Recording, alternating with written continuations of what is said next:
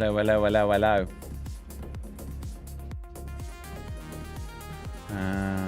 Where are we with that? Sorry, just getting links to post.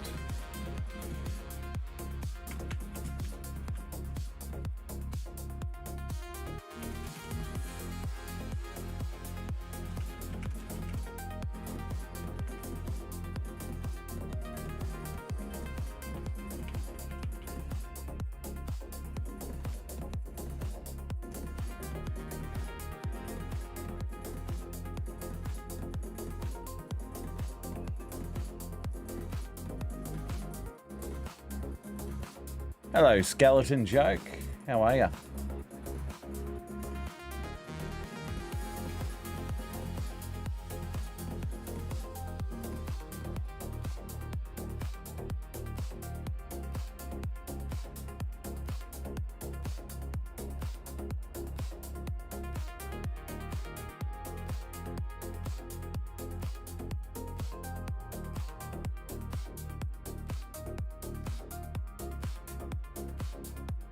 G'day, Riley, Raniel, how are you? How's everyone going today?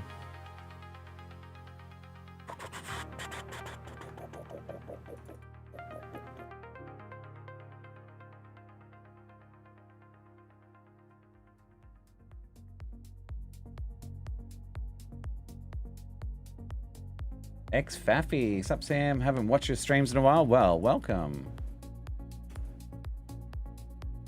Going to be a good little stream today, so by all means, get comfortable.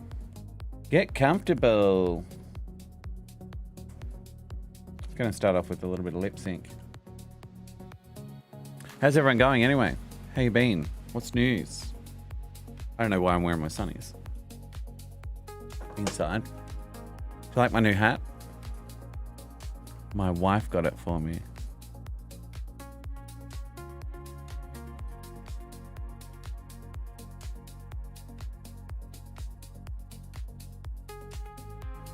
It was our 4-year anniversary of our wedding yesterday. How good.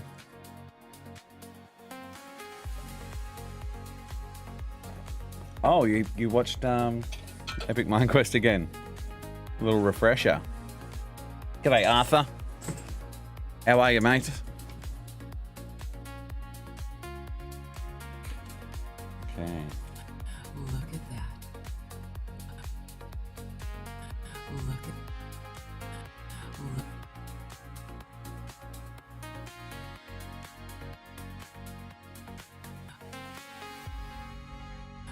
Look.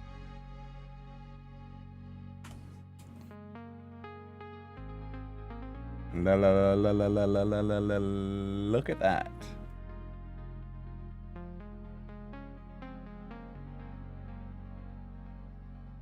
Hey, dogs, where are you going? Rocco?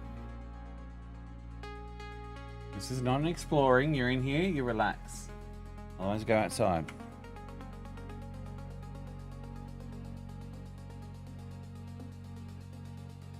Oh, Poppy's in here as well. I got 3 dogs in here.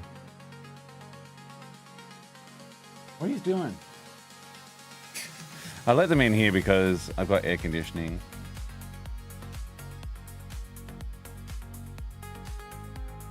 But they get a little bit too comfortable, you know, and start exploring.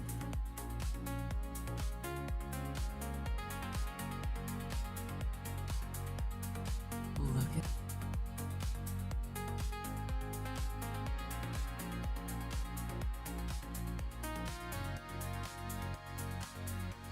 Hello, Rose. Danny Adams. Sam, why would you give up on painted backgrounds? What do you mean?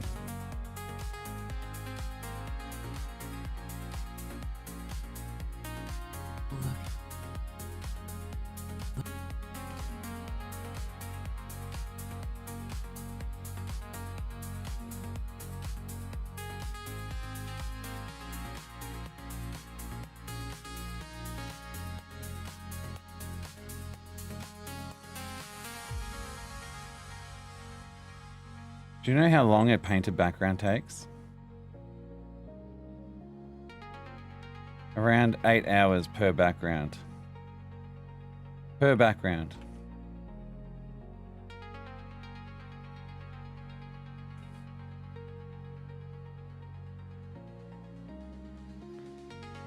Now, I either have to spend that time myself, or if I pay someone,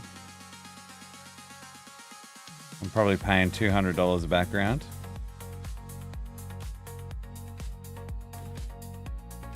And there are, what would you say, probably around 40 backgrounds.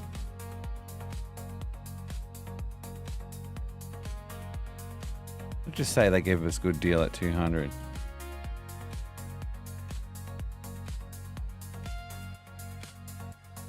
Do you have $8,000 I can borrow?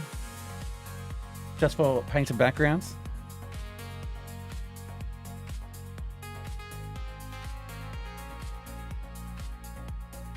Does that answer your question?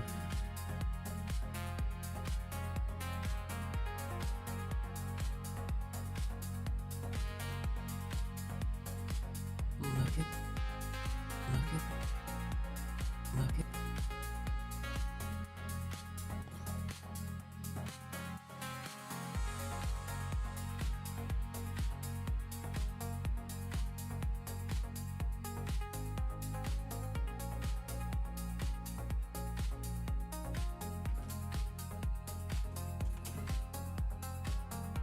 Damn, you have a whole team of animators, or is just you animating? It's me.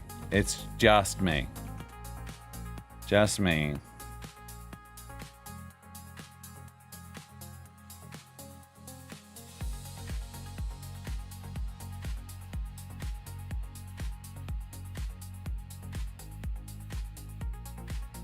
As far as the animation goes, I have had some help with this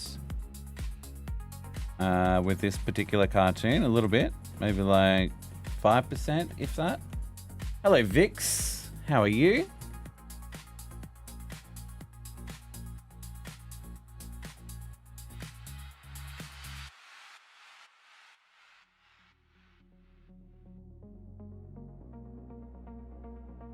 Anyway, by the time I'm done with the backgrounds, they won't look like they're screenshots.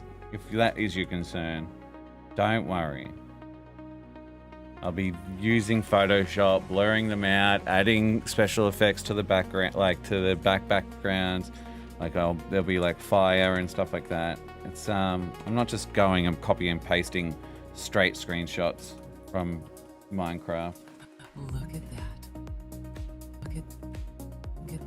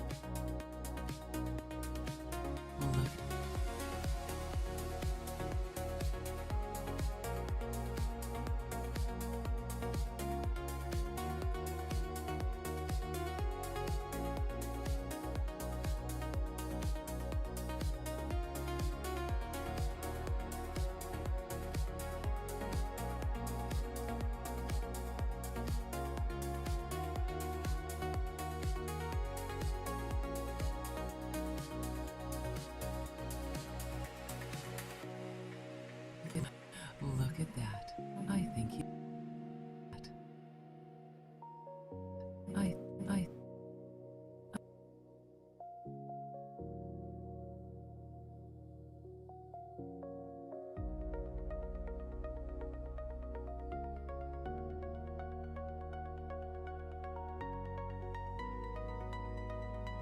Oop.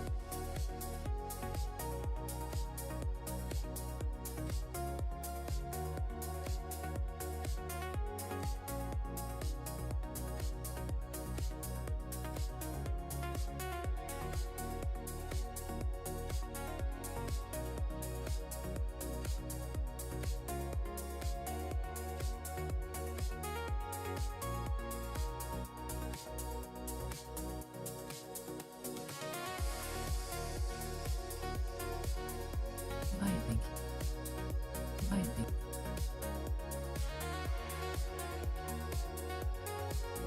Hello, Art Tail.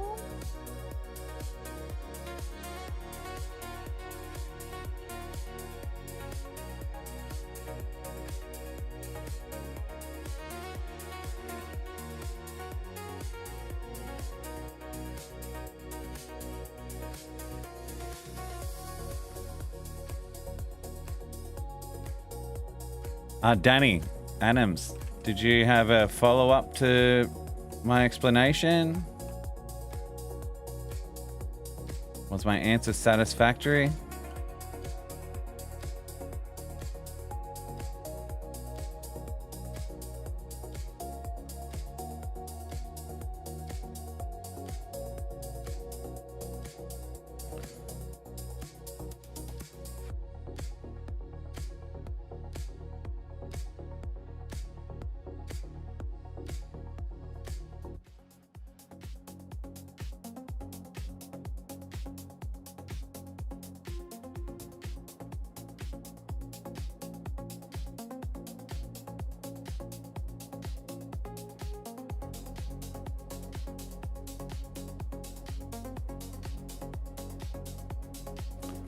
I could also do some more math for you if you like.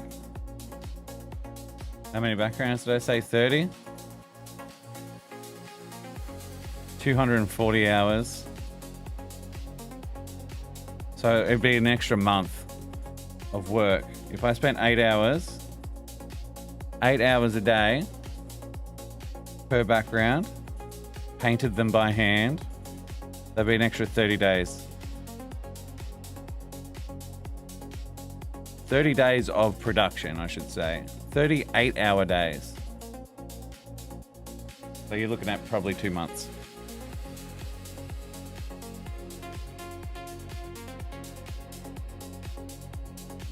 Well, I meant that you're using backgrounds from the game, and previously you drew by hand. No, I didn't. When? They're all being from the game, bro.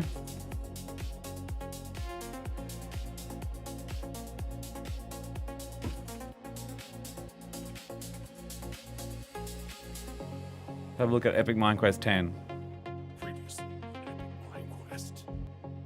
All right, so these ones were created in 3D by another artist, but that's all from the game. From the game. That's all from the game in the backgrounds. See, they're all blurry. You just can't tell. From the game. That's all from the game. All the backgrounds are screenshots from the game.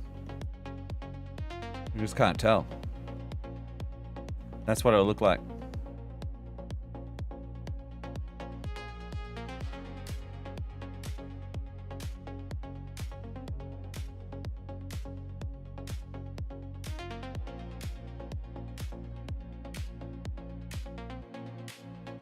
From the game. Screenshot, screenshot. That's a screenshot. I obviously put in my own effects, like the lens flares and everything like that, and I changed the lighting, so there's an overlay there with the light going up, and I changed the saturation around. Who knows, maybe today we'll get to some backgrounds and you'll see what I do to them. I just don't draw them from scratch. I'm not painting them from scratch. These are all screenshots.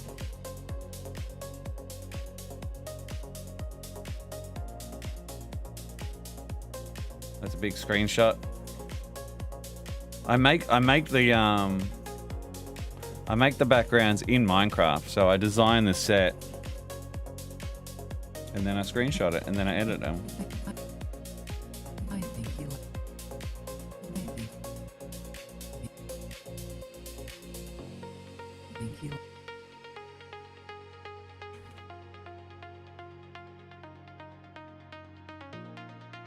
In the first season of Minequest, several episodes have backgrounds drawn or created in 3D and in 2D style. You're right. That was how many years ago? 10? 10 years ago? You want me to go back then? Each episode probably has a different standard. So Epic Minequest 8, I paid for a painter, someone to paint the backgrounds for me.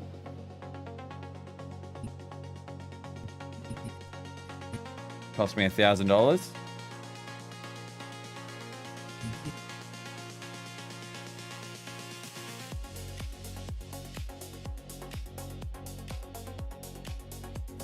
In Epic Minequest 1, I made the backgrounds in 3D and then I traced them.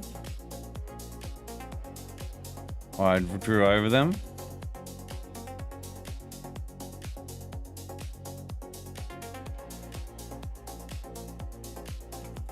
In Epic Minequest 4, I didn't even trace over them, they were just 3D. But again, made them by hand.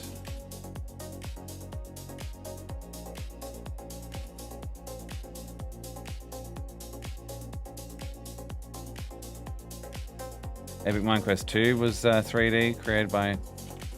And I think I traced over them. I can go through all of it if you want.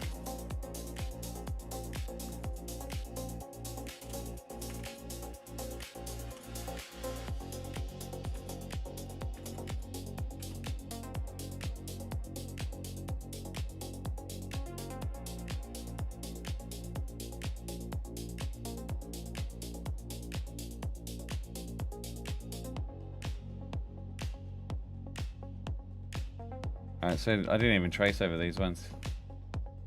Oh, I did actually. See, I used a little line tool over my 3D backgrounds. Look how boring and plain that looks. That I drew. That I drew. But very plain. I drew that. That's just 3D. No line textures. Very dark. Again, just a 3D background. Rendered shot.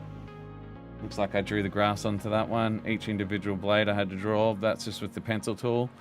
This was all just 3D renders. You can see there's not much to it. Just two colors. No shading, no textures, no lighting. I drew that by hand, just squares. I drew that tree in detail because it was a main shot, but otherwise it's just a 3D screenshot. Not from the game, but I made it myself, which just is more time. Made that in 3D. Look how fancy that looks. Very plain. It's also daytime, so it's not too bad. You can actually have those vibrant colors during the day. Another 3D background. I just shaded those. I might have drew those. There's another 3D screenshot. This is probably the episode I put the most effort in. Nighttime, again, 3D rendered backgrounds, pretty straightforward, very plain. This I had a lot of help in with James Lee, so this was all drawn, but it's more effects than it is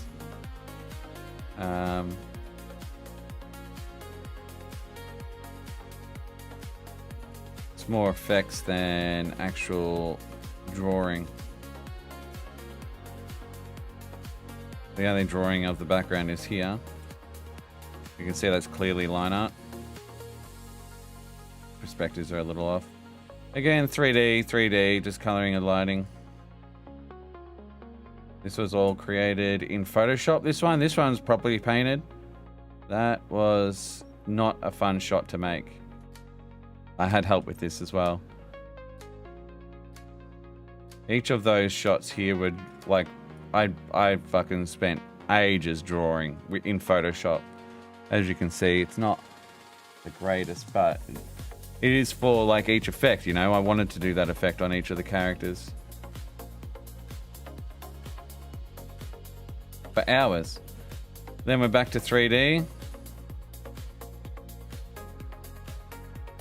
Just basic 3D. This one here actually got a 3D artist, so that was animatronic. I got him to create Ender Valley. This was because it was part of a music video, so I actually had a bit of a budget for this one. So he went and rendered all these shots for me, which was really fun. Like, it was like less control because I had to keep asking for different screenshots and stuff like that, but ultimately it was kind of cool. You can see it looks very still, like they're just their own screenshots, really. You can see like the blurriness and pixelation.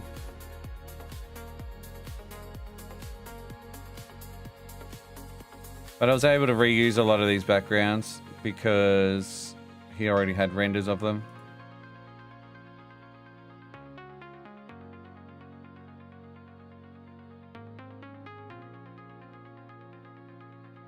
And then this one here was rendered by another fan, which I thought it was too textured and too repetitive. You see that, I don't know, don't like the patterns there. But we're easing into, like, you know, it was just, everything was shot in this room for that episode, pretty much. That's fine. And then they head to the Nether. Now these backgrounds were all hand painted. So originally screenshots I sent to someone and they painted those. I don't know if you like them or not. But again, it was quite expensive. And I tried to design the shots so I could reuse a lot of the...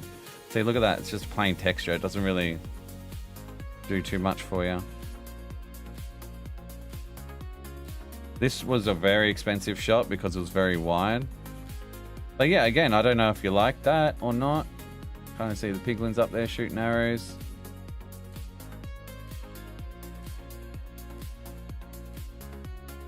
And then this was a screenshot, which I'm not sure if you can tell.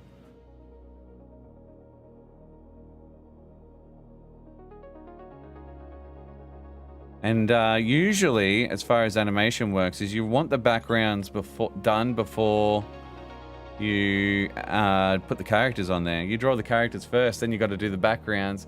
And it's just like, oh my god, you got to draw the background specifically to the animation itself, which is completely reversed. And I think that's what Hell of a Boss is it Hell of a Boss, I think, ran into that same problem because they didn't have the backgrounds done yet. A lot of the animation was just done on a white background.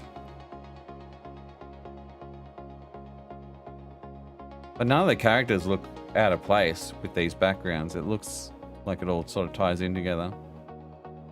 Like, that shot looks nice.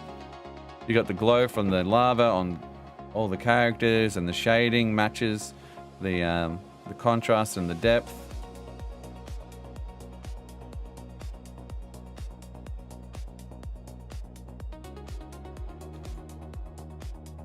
So anyway, that's why I don't hand paint my backgrounds.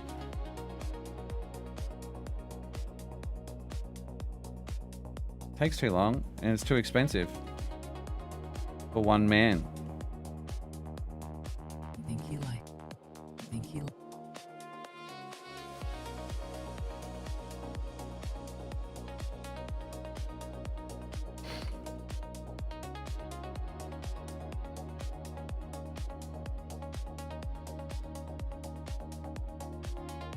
Hey, so like not forcing at all for you to answer, but what effects do you use for Herobrine's voice? It's a unique type of voice effect. Usually it's just a deep voice, but for him it's different. I can show you.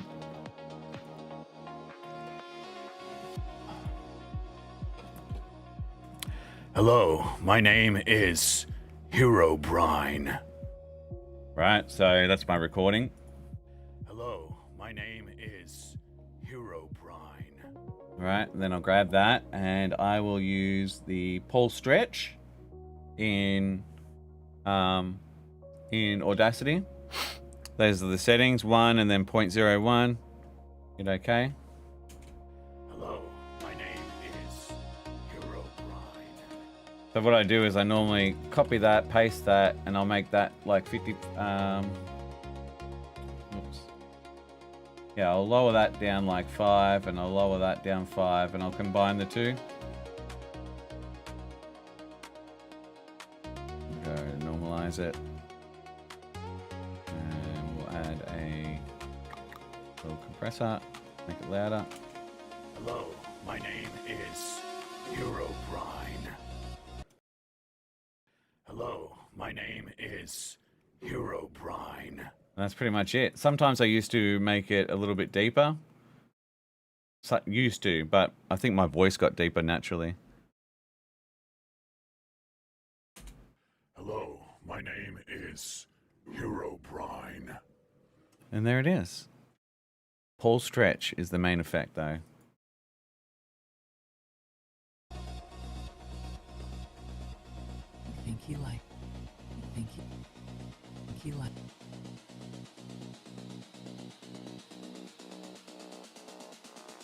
He like. La la la la la la la la la la la.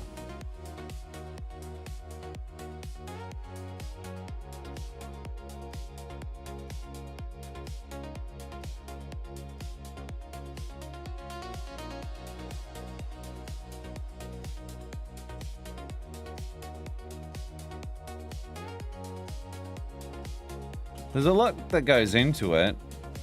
The voices, the writing, the drawing, the coloring, the shading, the animation, the editing of effects.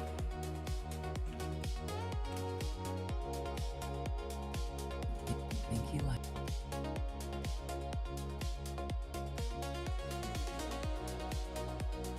He like.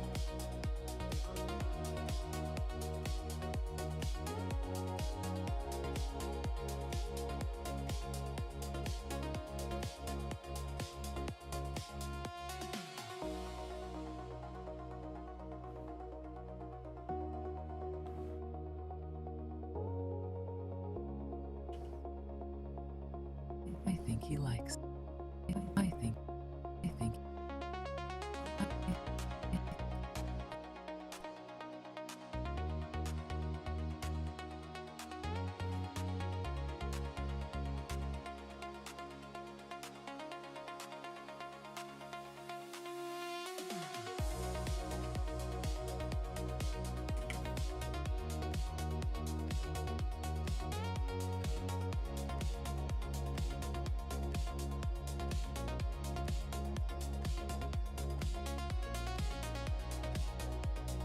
he like.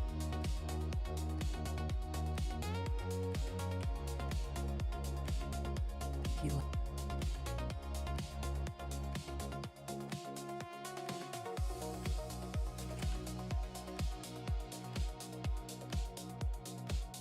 He like.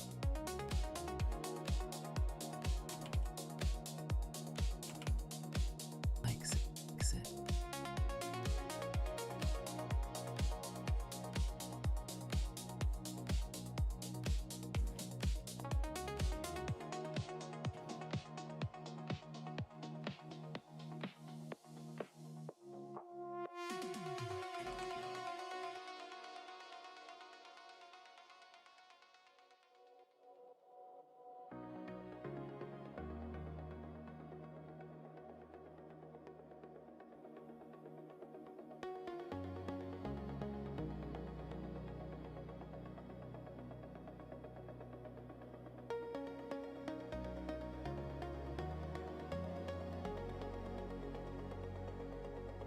Boom, boom, boom, boom.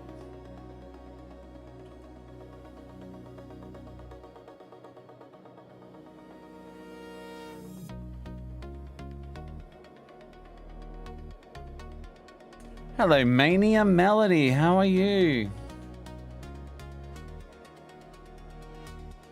It's been a hot minute. I'm glad I'm getting a few more people in the stream today. I am advertising pretty early. And it should be a fairly long stream. Fairly long. I hope. If it's long, it means I get heaps done. Look at that. I think he likes it. That's very rough lip syncing. Look at that. I think he likes it.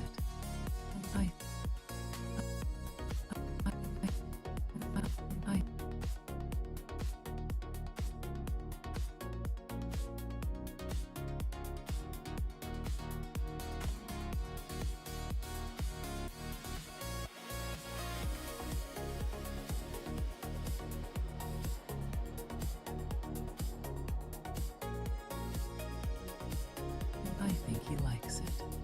I think he likes it. I think he likes it. Likes it. Likes it. So I would normally go in and add a bunch of in-betweens or through all these, but I'm just wondering how necessary it is right now. Having like something a little bit there does its job, right? I'll just add in between on the final frame.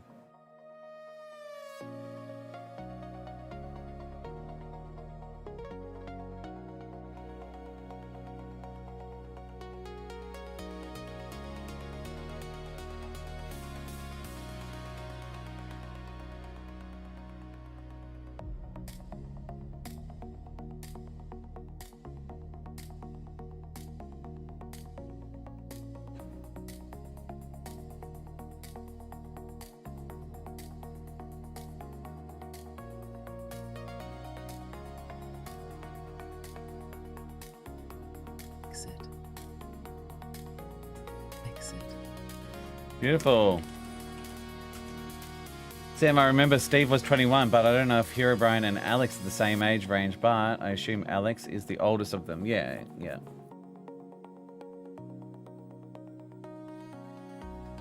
I don't know. I haven't really, like, age isn't super important in Epic Minequest. I'll say that much. But, yeah, be Alex, then Steve, then Herobrine. But I don't think, you know, age and time and all that sort of stuff works in the Epic Minequest universe. Like, that makes sense.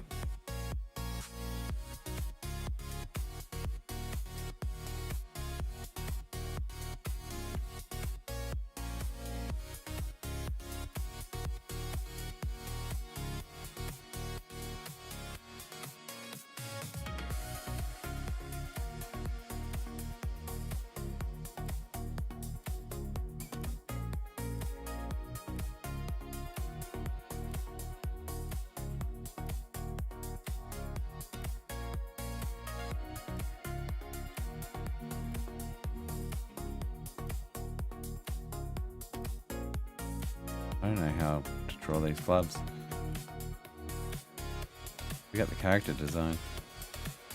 Did I use gloves in the earlier scenes? Really can't use that brown, I'm sure. Have to open up an old file. Let's go part 4. Just a guess.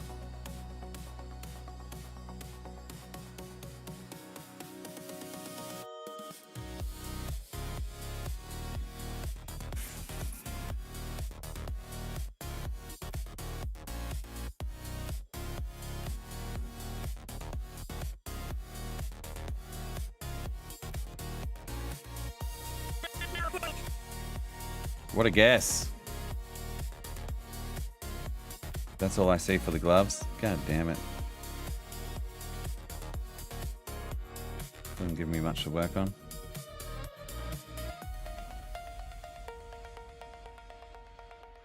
Yes, it does. Gives me enough.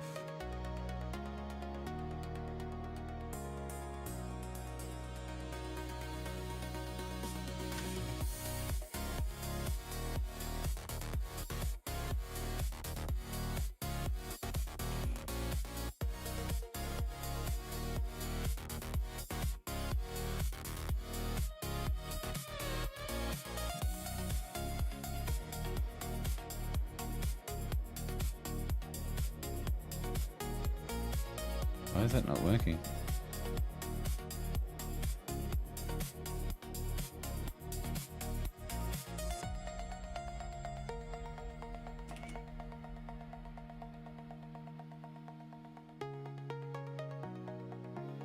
Could just keep them the same.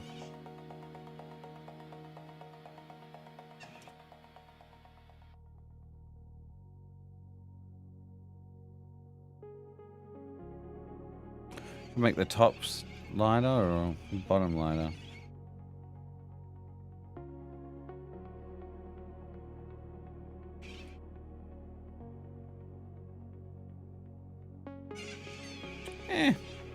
Doesn't really matter, does it?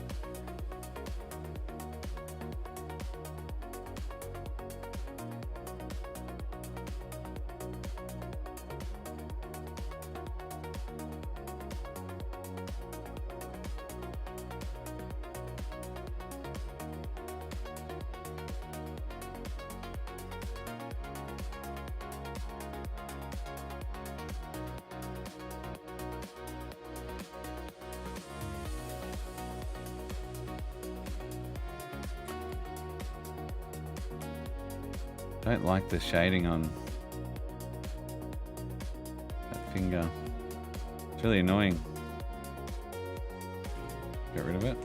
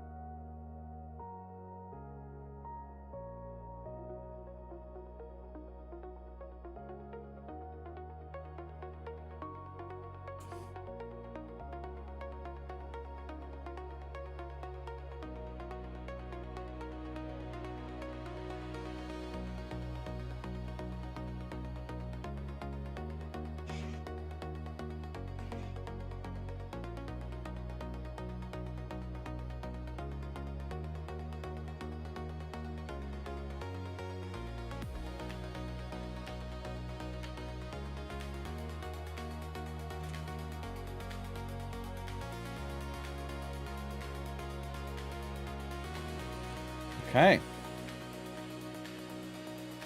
I think he likes it. I think he likes it.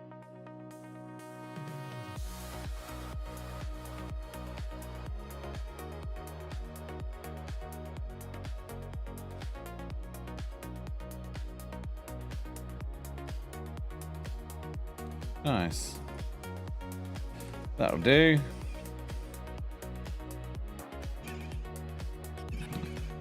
Got to color in this boar.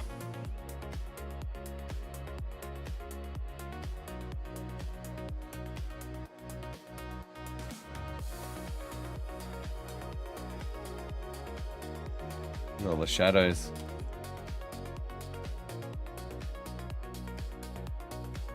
Afterwards, I'll do that background so everyone can get a bit of a feel of what goes into the background.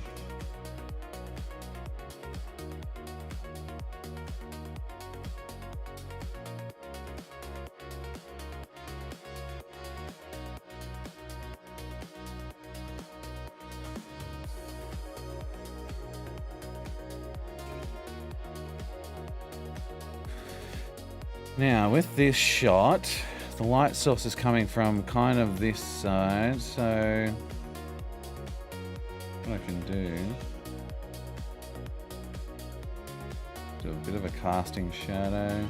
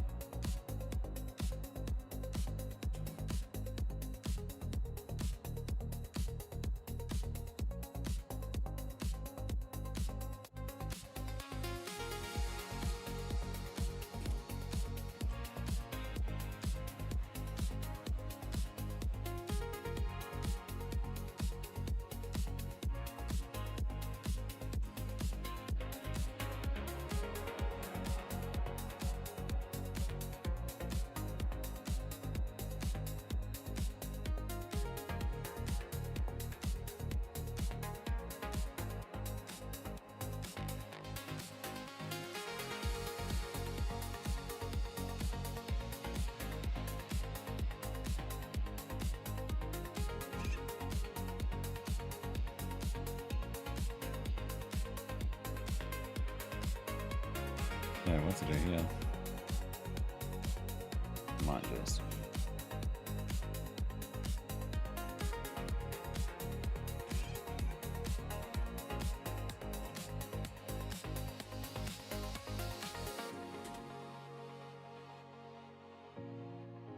I feel like I can probably do this. It will help out a lot. I think. Give that little bit extra depth.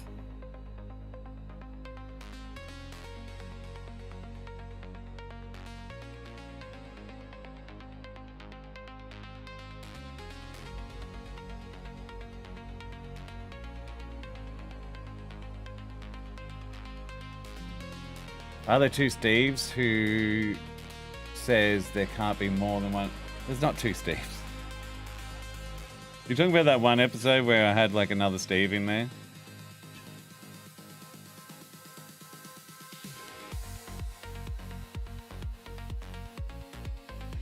That was purely like for joke reasons. Because it's from another animated series called Element Animation. An Egg's Guide to Minecraft or something. I forget, but yeah. It's more of like I collaborated with that artist and I got them to give me voices so I could like give them a shout out. But their voice actor for their Steve actually passed away years and years and years ago.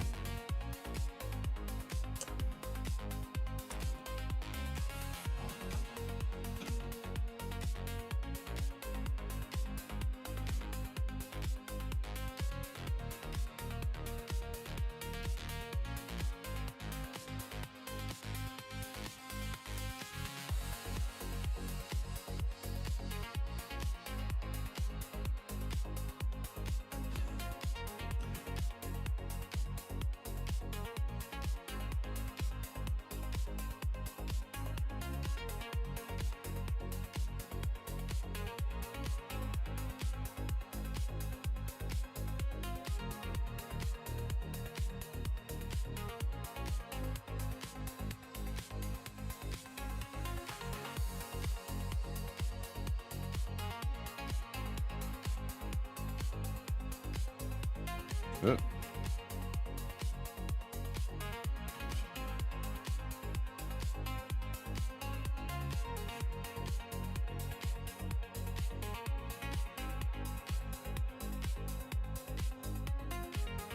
Isn't it crazy how much shading just changes the whole vibe?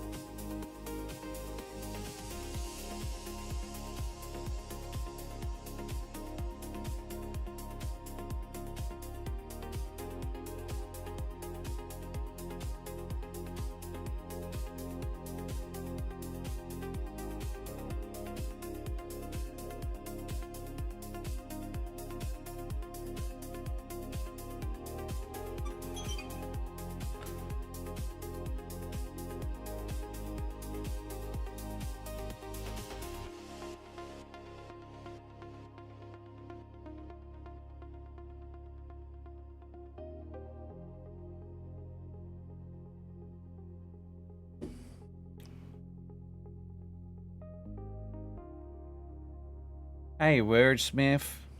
Welcome back. And you're right, it was sad, wasn't it?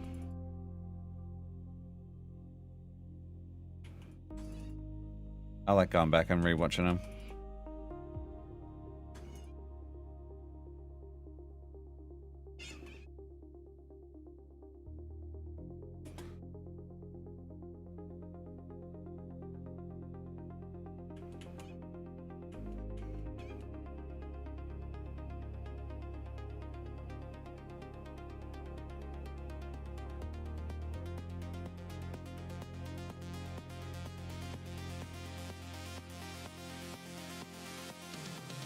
Anyone got anything exciting planned for the weekend?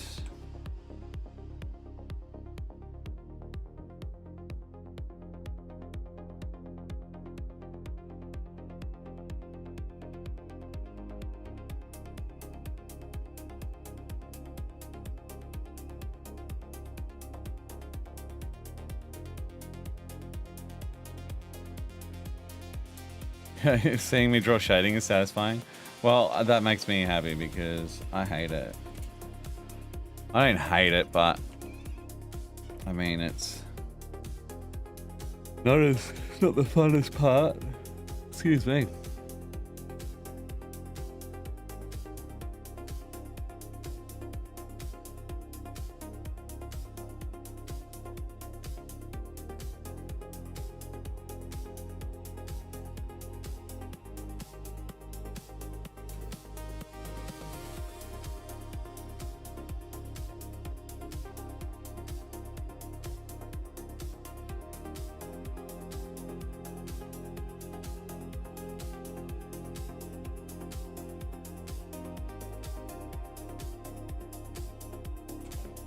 Yeah.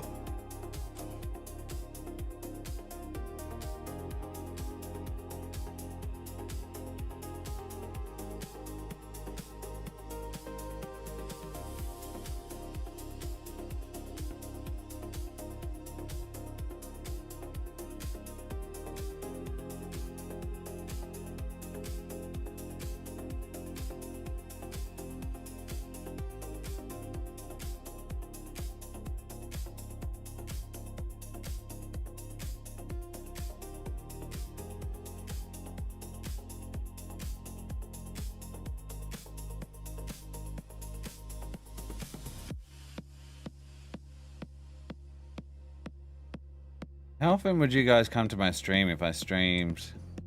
Like, what would be a good number of streaming? Every day? Every single day for 5 hours, at least?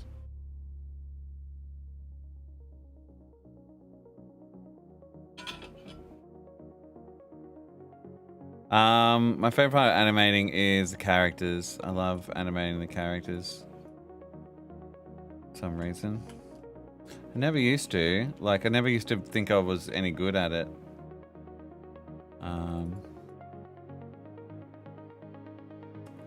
But practice makes perfect. Or close. Was it practice makes near perfect or something? I don't know. Forget the saying.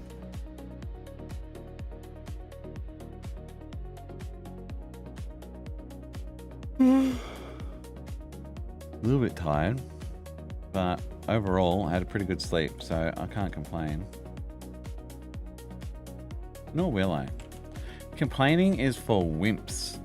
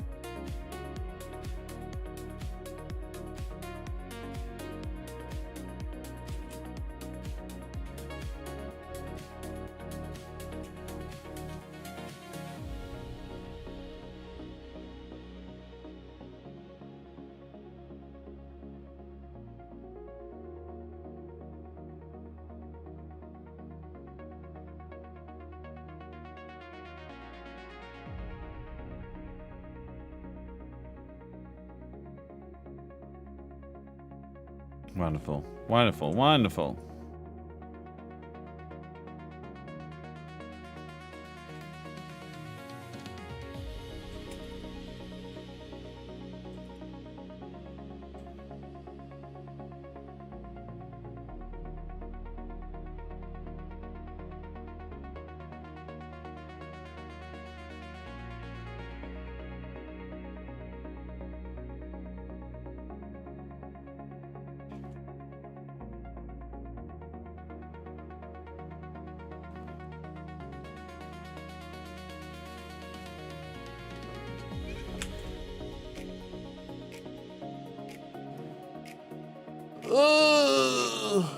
Oh, God. Come on, Sam. Wake up.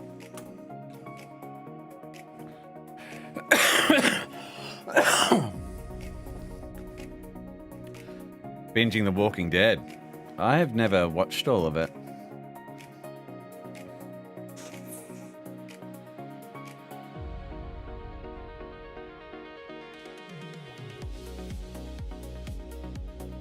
Is it good? I heard it's really good.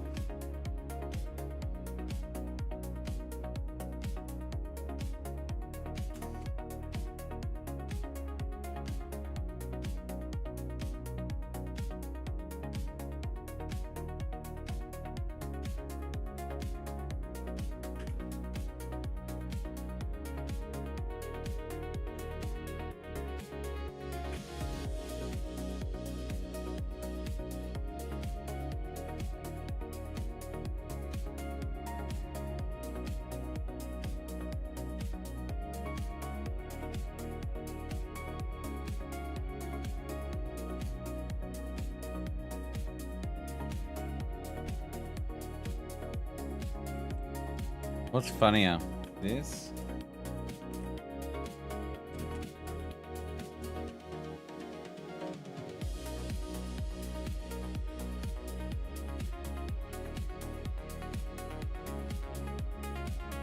Pretty funny. Pretty funny for us.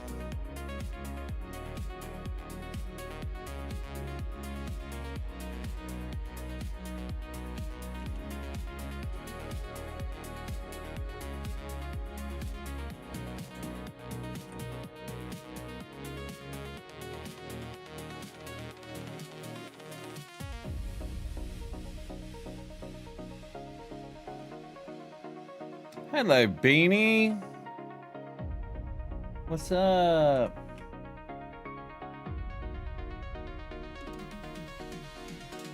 Nice, it's my friend Beanie.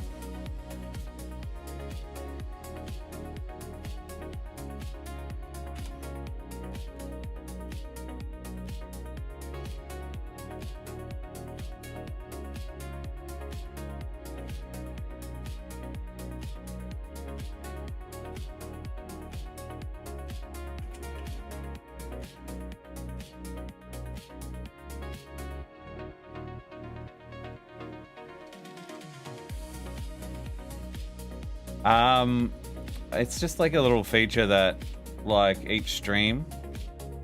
So if I lose track, I think it just like reminds me that, you know, someone like you've just joined for the day for the first time.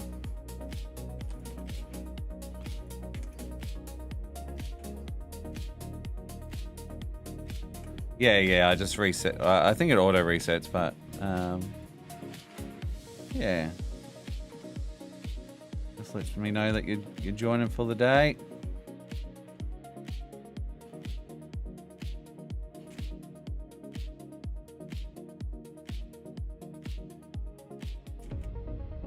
It's Beanie's first words. I'm so proud of you.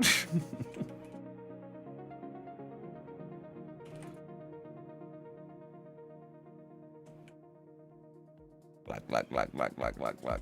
Okay, cool. Growing up right before our very eyes.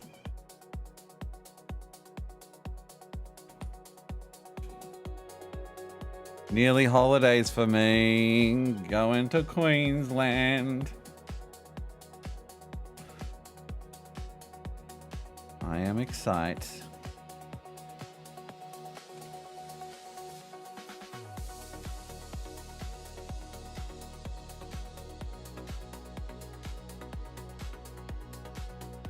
But I'm not sure about the weather in Queensland at the moment. That's a bit disappointing. We'll see. We shall see.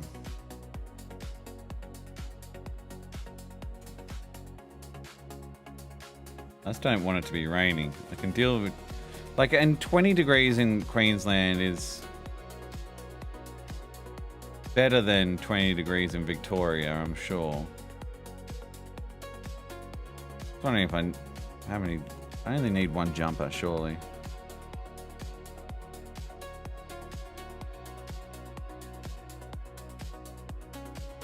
Nothing's cold compared to New Zealand, I will admit. Going for 11 days. It's like the longest holiday I think I've had in, like, I will almost say ever.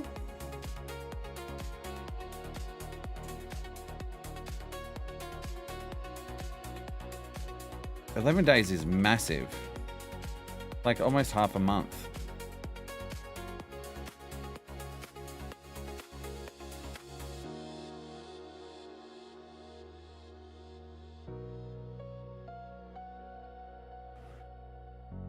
It's actually hot here, but different heat. Only reason is cause it's cold because there's sea breeze wherever you are. Yeah. Really a skinny little continent. Skinny in comparison, anyway.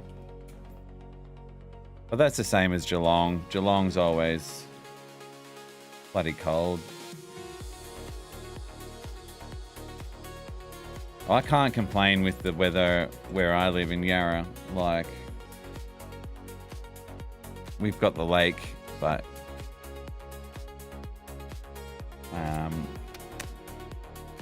yeah, no, it's pretty good. I actually welcome the colder weather in Yarrawonga, funnily enough. It's because BOQ is a darker colour.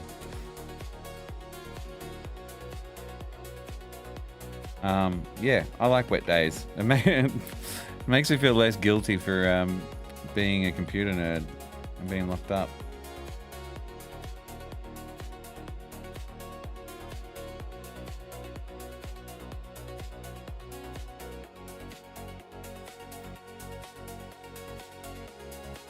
I don't feel like I'm wasting away the day or whatever. Alright, so what I'll do is I'll just take that a little bit down. And then I can do this. Almost looks like he's drinking vomit. Well, that's fine. It's brine, guys. It's brine. He's drinking brine.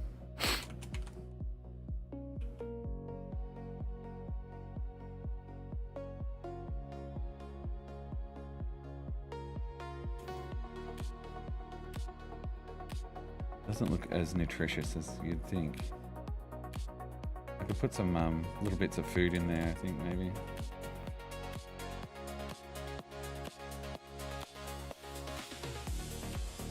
And also, you got to realize the whole background's red and stuff, so the only reason it's this color is because of the atmosphere of the scene. It will all fall in place. You got to trust the process. Trust. Aubrey was yuck. Yeah, I feel like Aubrey and like the likes of Wagga and stuff like that. Wodonga feels a little bit more green than Aubrey. But yeah, if you got too much concrete and you're a little bit too city-wise, I don't know. Like, because even down the main street of Yarrawonga would be pretty disgusting. You just feel the heat from the roads and everything like that, but got a bit of grass, got a nice lake. Do have the river in Aubrey if you can get down there, but yeah, I don't know. I think it makes a difference.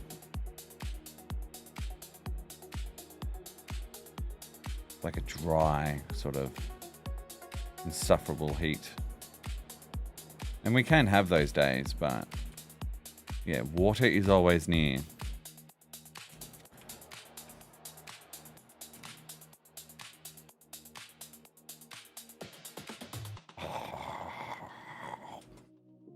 I love it. It works well.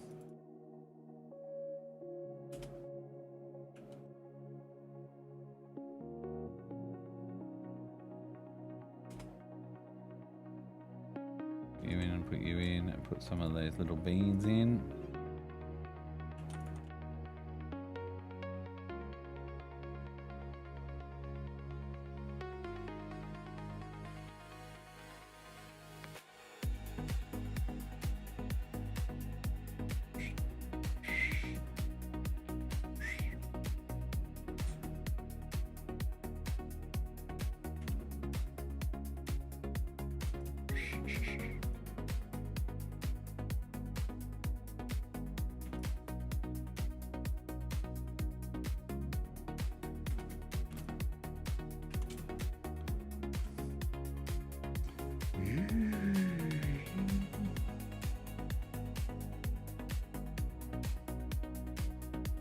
Oh.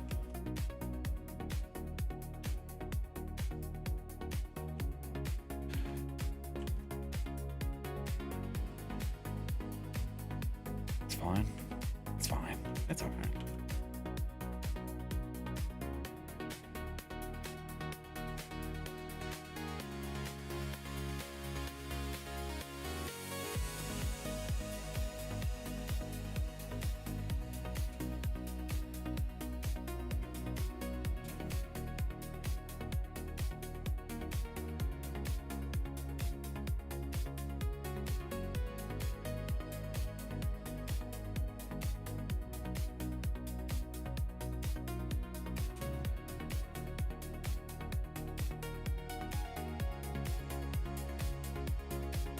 Oh no, it won't loop. Silly Sammy. Wonder if I can do it. Going to try to be a little bit clever here, guys. I'll put the beans in first.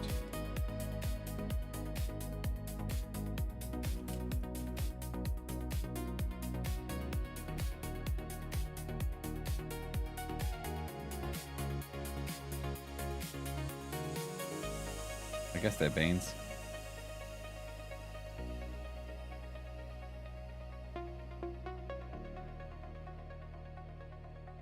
I'll do that.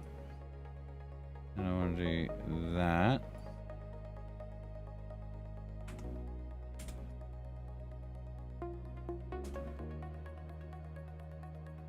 Watch this.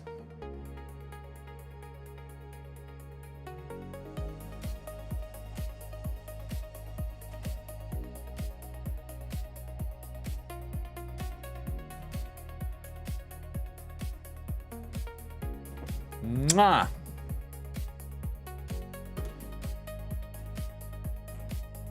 How to figure out what color things need to be when the background is different.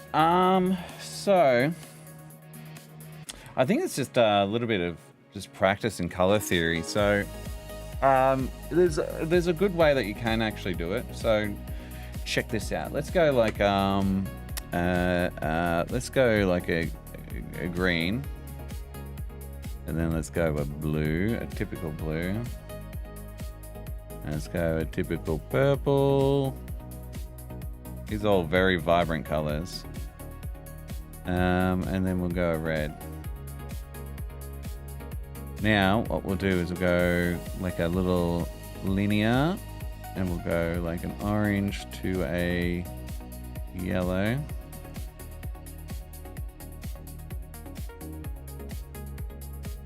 We'll go orange to yellow to transparent yellow. And then you go movie clip and put an overlay on that. Okay. Then you can drag that over. You can see how much. Oh no, that's a bad example. What about multiply? No. What about usually overlay, darken? What am I trying to do here? That one's not too bad. What's that? Hard light. There was a trick.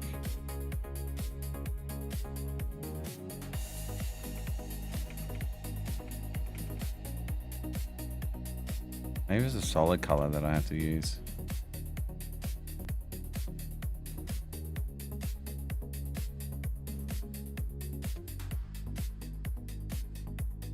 I think that might be it. Multiply or darken. Overlay. Don't really do too much. Oh, that's right.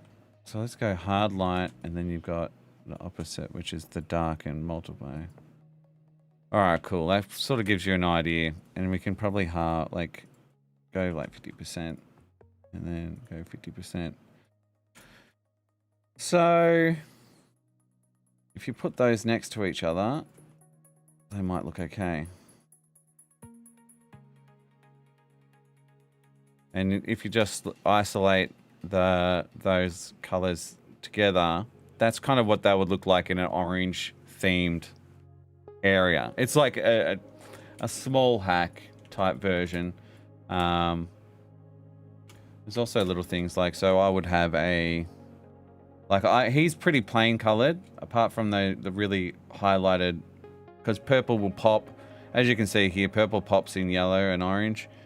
It goes really pinky. So I've pre-designed these colors. I've tested these out already. This is half the fun, like at the start, is like a little bit of color theory. So I go 50 on that, and I go 100 on that. Oh, that's backwards. That's backwards. That's backwards. I want that 100, and that 0, and that to be white. White. All right, so I'll drag him in there. Make that a movie clip. Right, so that doesn't look very good, but as soon as I go add,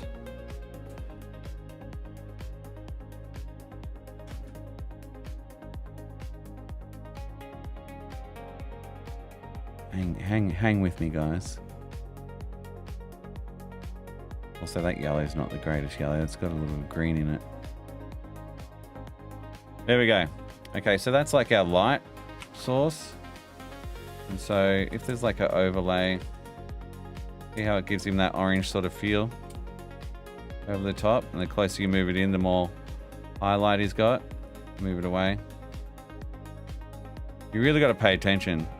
But you can get these really nice colors. Depending.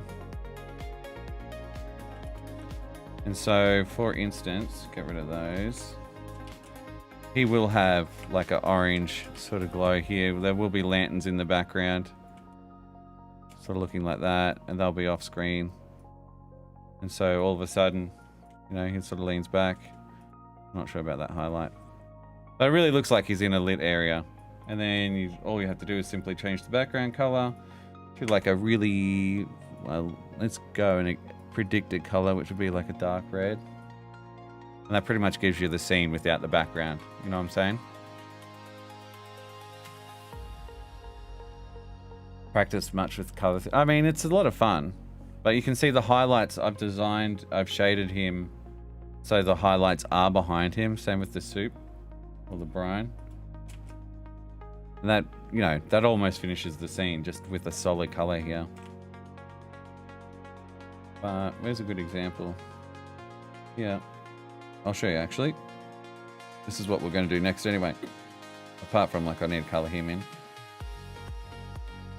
Get rid of that. I'll grab that. This is a really rough example of how you can change a shot. So I would go into Photoshop and edit this background here. I won't do it right now, but I'll just do a quick little show you how it's done type deal. So each, I feel like that yellow is just too much.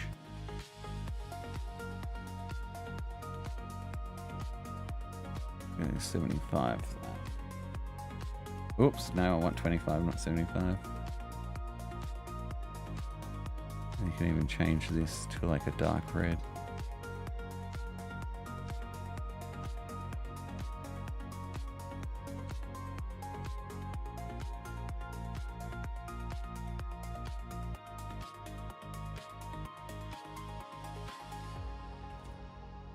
There's lots of things you can do, like depending on how you want to do your lights.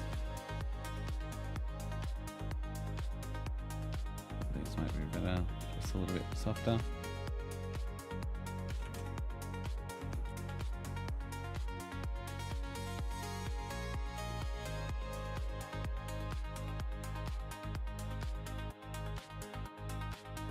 Can't be too much, but for example, one here, put one here. I don't like the diagonal lights. I like the more flat ones, and I'd probably get rid of the up and down light.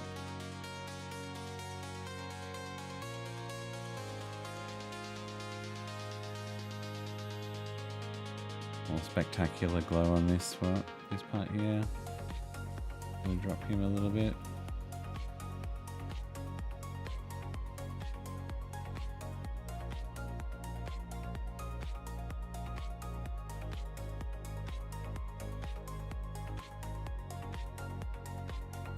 Alright, so that looks pretty cool. And you could even like, as he, see how he just about passes that? What I would do traditionally is for this shot here, you can actually kind of mellow it out a little bit and then make it lighter as he comes back.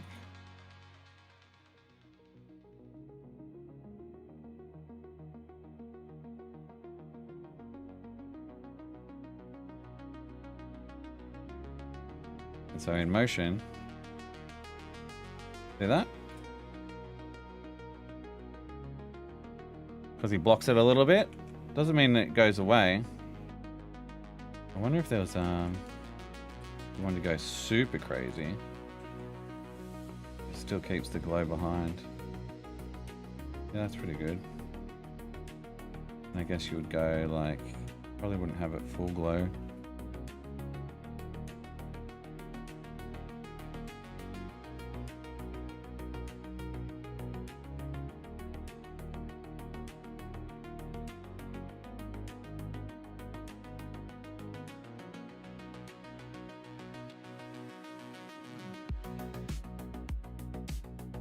It's very subtle, but you can see how you can see him more because he's past the light. He gets darker, and then it sort of comes back in front, and the glare just overpowers the shot.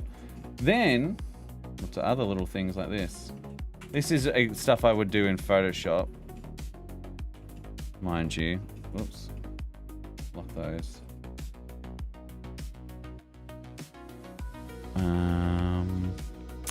Black. I'll go like a red. I'll go dark red. Make that 0. And I'll go that. Make that 100, just for argument's sake. Already, see that? Makes the glows look a little bit more poppy. But what you would actually do is make that into a movie clip, and then you put on a darken. Normal. See, that looks a bit better.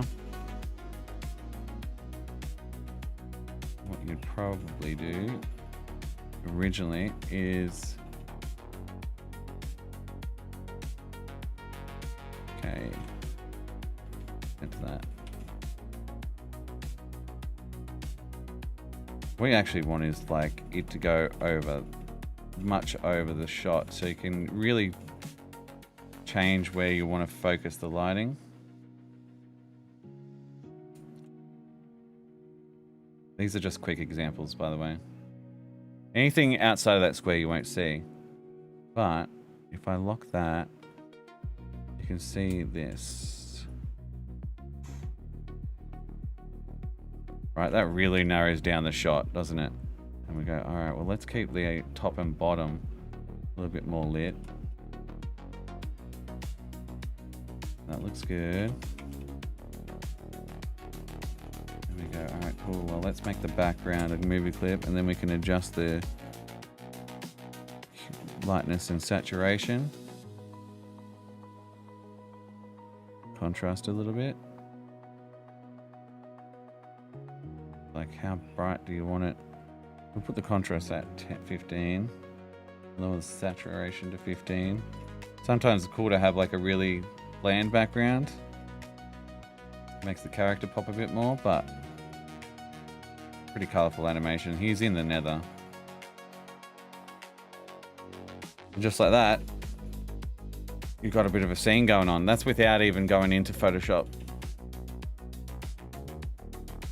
And to give you a comparison of what it looks like with and without.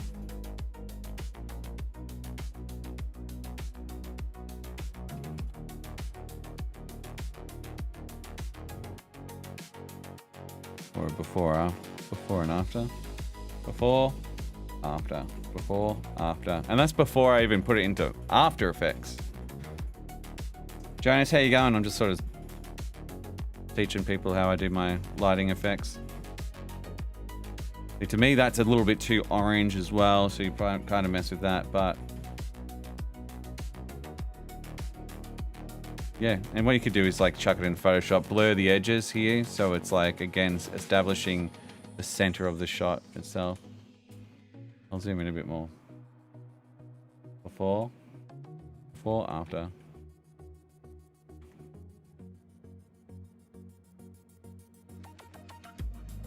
And usually I throw a filter over that as well. There are layers to it, but that's the reality of life. You know, you've got light, you've got shadow, you've got spectacular, you've got the general color, the base color. are blacks actual blacks, or, you know, what sort of mood you're going for. I would also do some like little fiery effects over the top of it as well, but it is layer on layer on layer and layer and layer.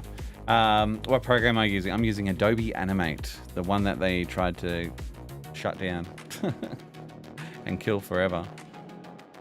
I might quickly go get my water, if that's okay with you guys. Stay tuned.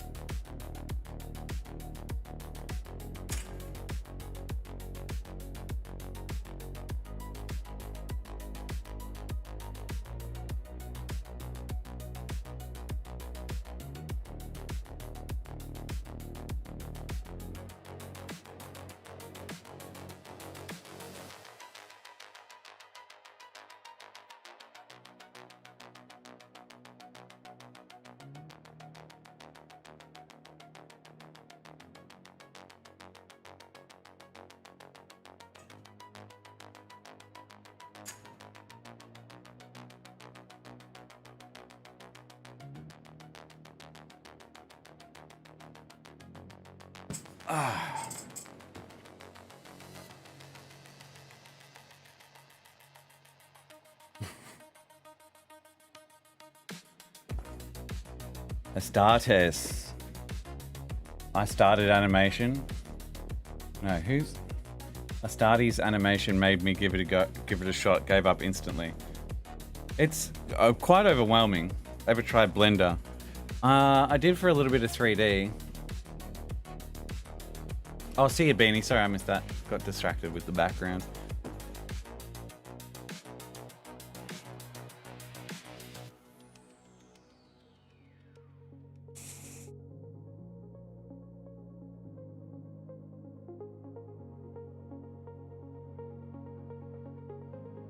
Hi, Bella. It does look like YouTube's fixed. Yeah, but anyway. Anyway. What am I doing? That was the art pass scene. I wonder, did the colors change much?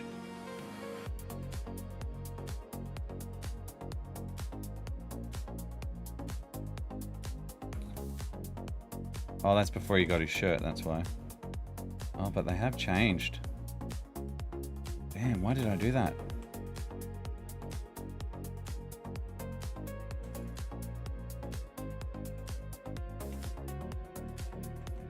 It's darker.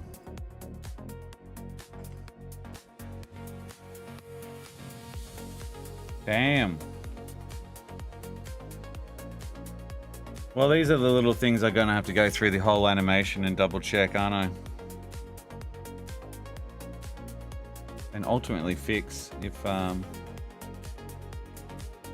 problem persists.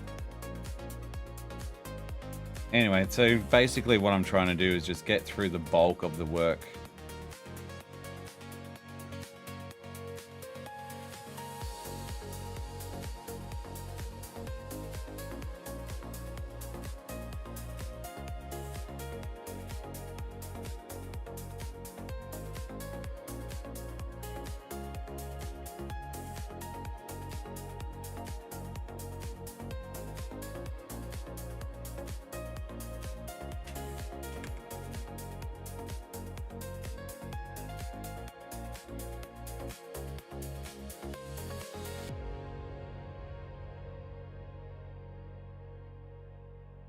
He'd obviously have his body on there, but it's fine.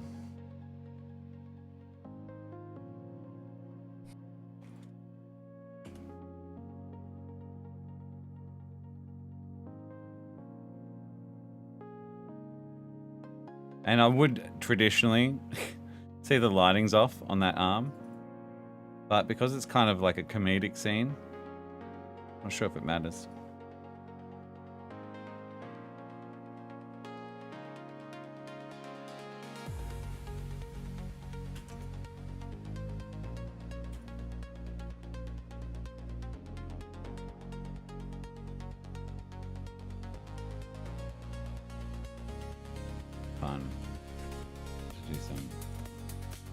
To do some fun bloody shading now, don't I?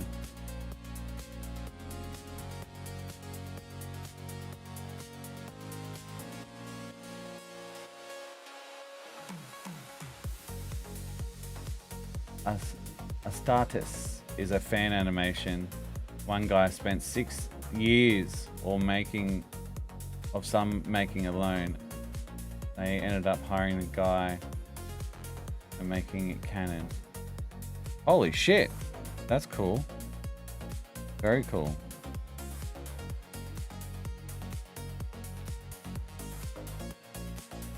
Okay, so he's mostly lit.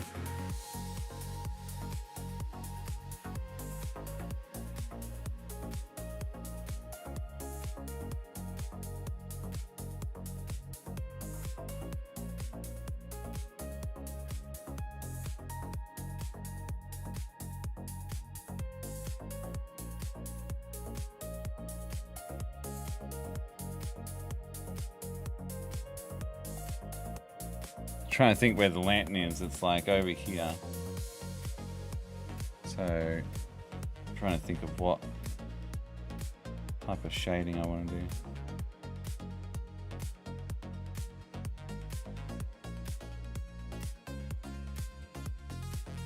That's kind of cool.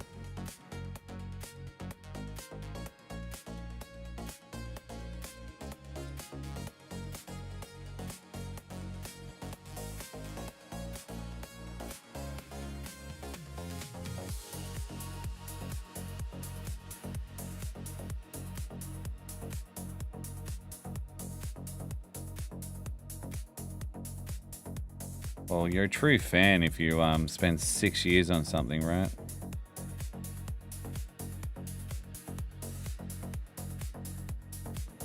But God, you would just improve so much throughout that six years that I'm sure the animation doesn't look the same all the way through, which is kind of cool in its own right, you know?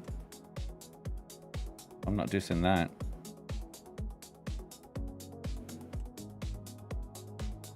Art itself should be very subjective in regards of, yeah, who's to say that an animation needs to look consistent all the way through? Especially if he animated like start to finish instead of like different parts. That's very cool. I like it. The more I think about it, the cooler it is. Kind of like watching Epic Minequest 1 through 10. You can see the art style change throughout it. I like it. That's why I've sort of don't mind updating my characters as I go through. And that's over 10 years, I think. When did Epic Minequest 1 come out? Ages ago, right? 2013? That's scary.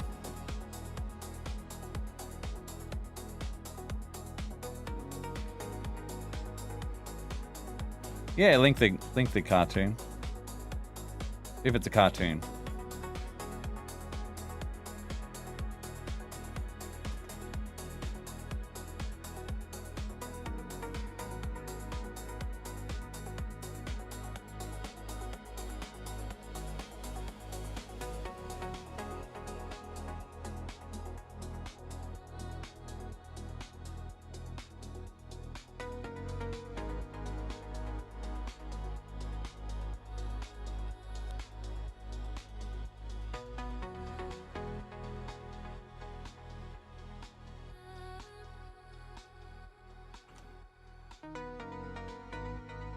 What we can do, I should be able to watch it.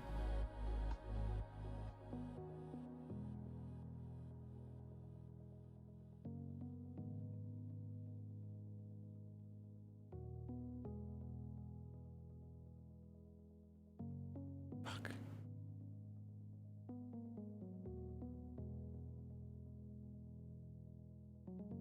I'll keep his username in. If those of you that want to watch it, link is in the chat, or you can just YouTube that. Then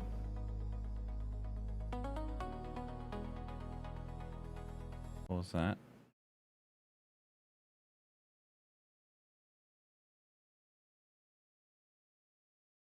It's upscaled by AI to 8K. But kind of best vid there is. Yeah, right. 8K, holy shit.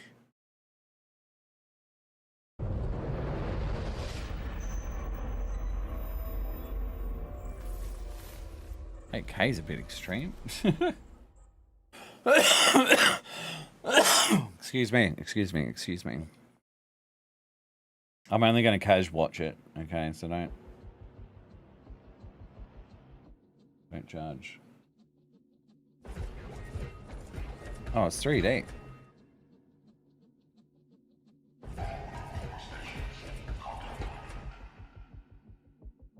G'day, nervous bat.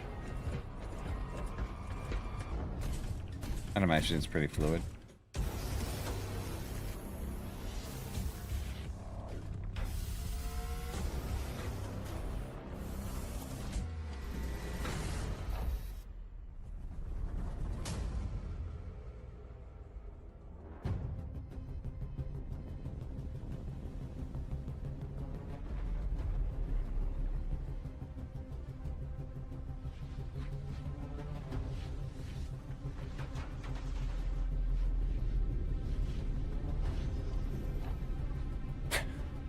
That top comment is pretty good. It says 8K. It looks more like 40K.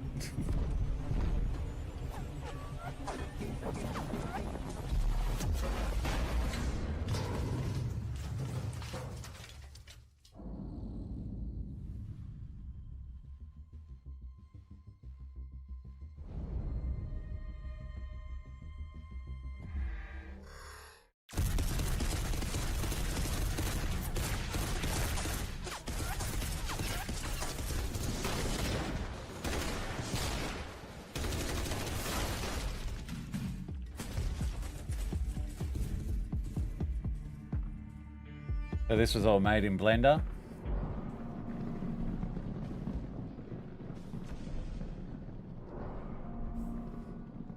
Oh god, I like that.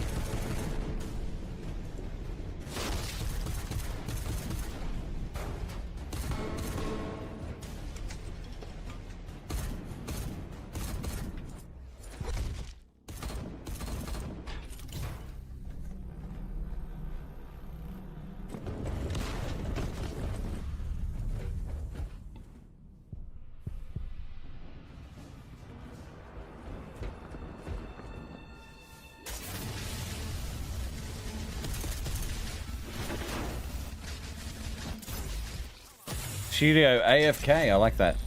I like that name. Thanks for the follow.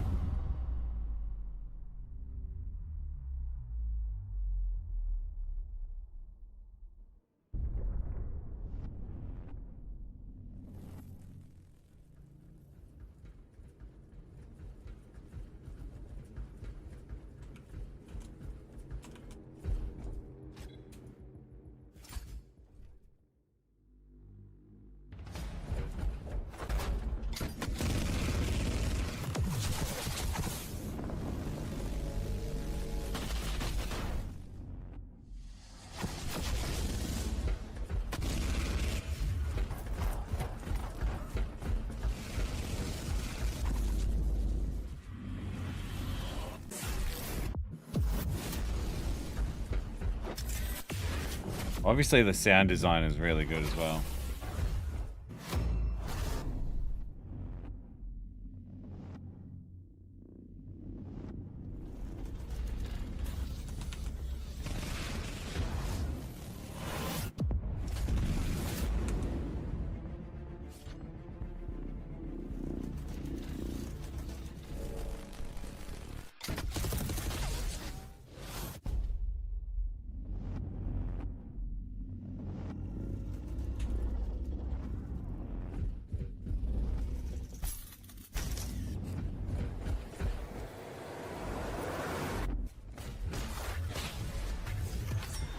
Oh.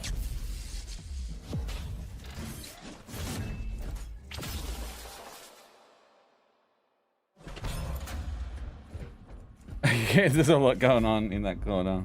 This is a fan-made animation, not a fan of mine, but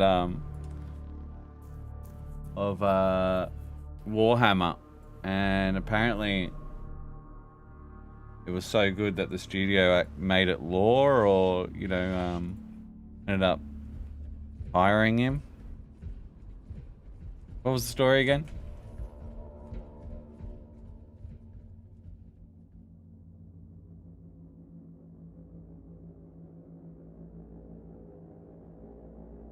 Thanks. That the creeper playing the keyboard or the piano or whatever is fan made. Very talented young individual.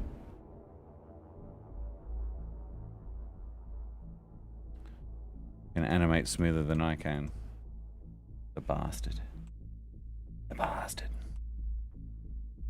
How dare he? Shows me up on my own stream.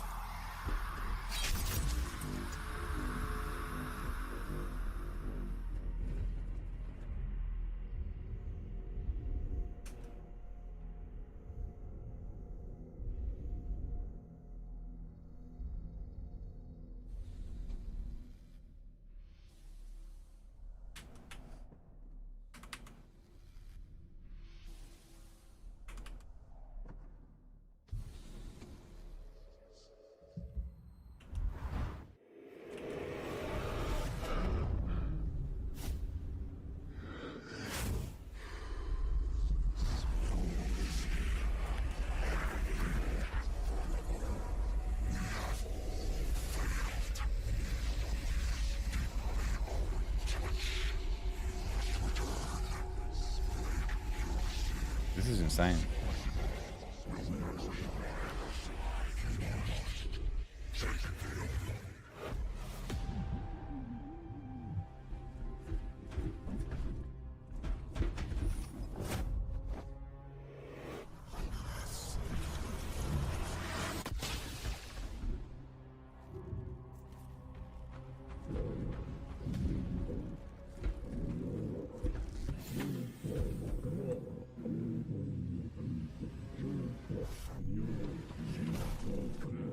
You gotta tell me when I should be watching. I know the whole thing is pretty full on, but you said the last scene is your favorite. Might be this one coming up.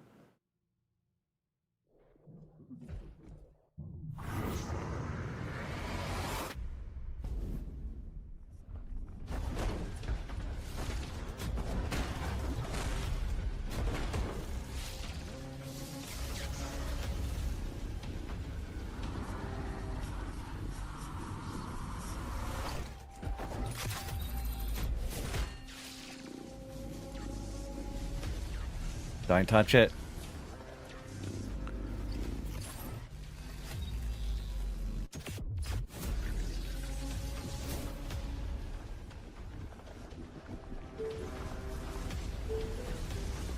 I probably should run. I've got someone at the front door. Be right back.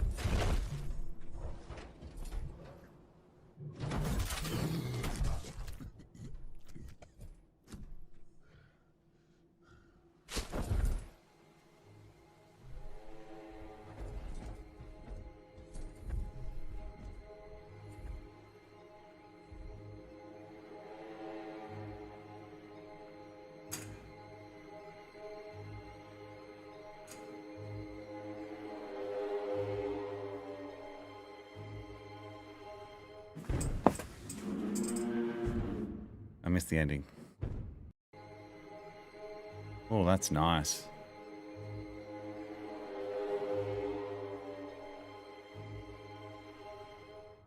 That will be pretty amazing to watch on an 8K TV if anyone had one.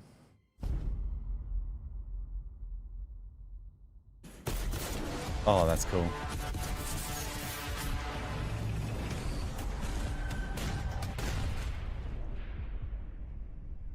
I might sub to him, them,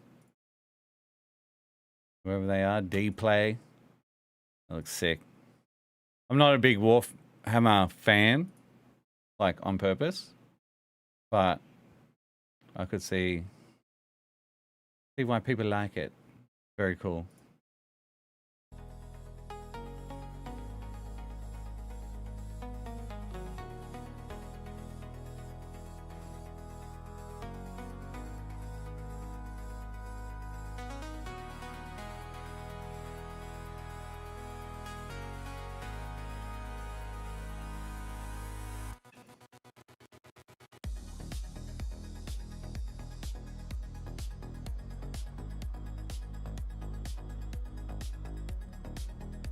Well, thanks for sharing.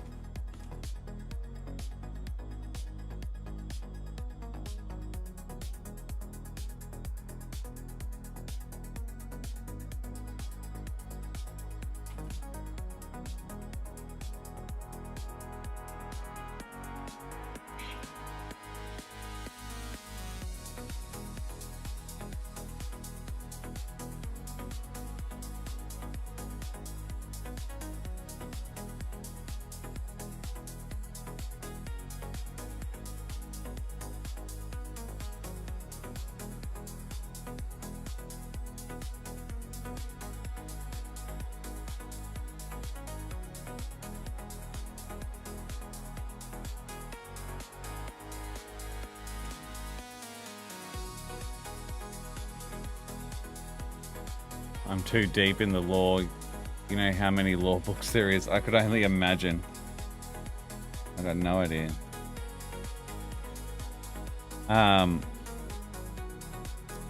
Surely you would have heard of the animation team duo of Flash Kits. They love their 4K.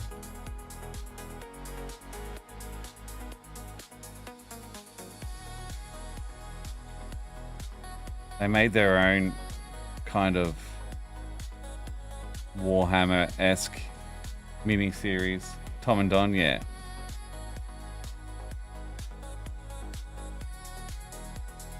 Years ago, I stayed at Tom's house for a Newgrounds meetup. Tom was there as well. He was. It was before he moved to America. We were in America, obviously. But yeah, because I'm from Australia, I was like, "Can I stay at your house?" It's like, "Sure, man."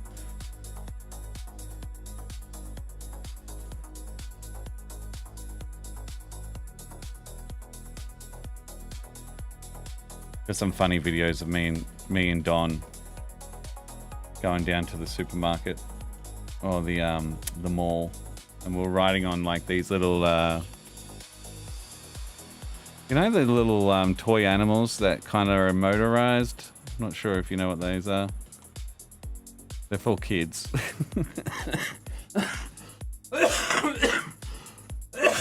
Excuse me, sorry, I'm still getting healthy. But yeah, so Don and I hired some of those out as adults, and we were filming ourselves as riding around the mall on those like idiots. But it was fun. It was very funny.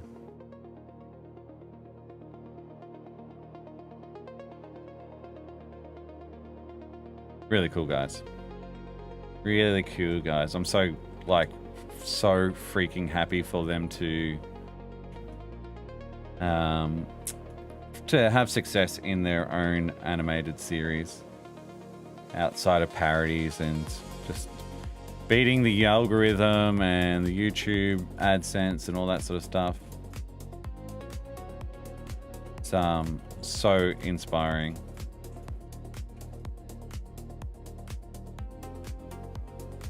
They work so hard and deserve every penny they make. And I'm like sure everything they earn goes straight back into production. Incredible. Inspirational. I actually wanted to get Tom and Don to do some cameo voices, which I'll reach out again. I didn't put too much pressure on them because I just had so much more production to go. So when it's all done, I'll ask them properly. I'll send them the scene and say, hey, because I would love to have them. It's like there's two pigs in the scene, and I want to make sure the comedy is good enough for them.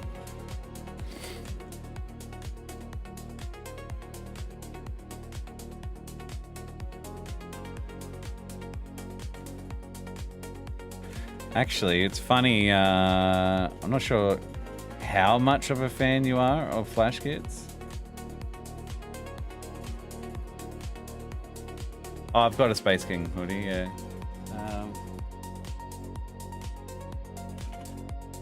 They might have unlisted a bunch of their videos, but let's have a look.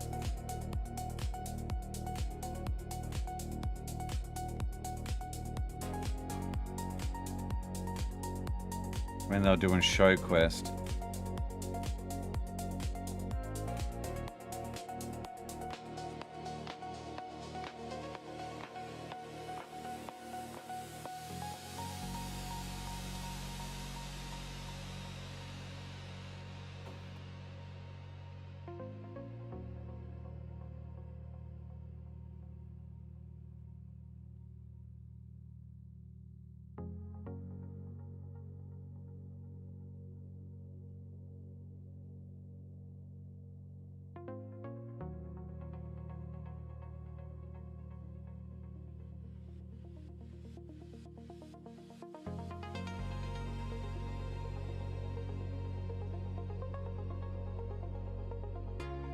Yeah. I wonder if they'll have a playlist of it. Showquest, the beginning. Oh, actually.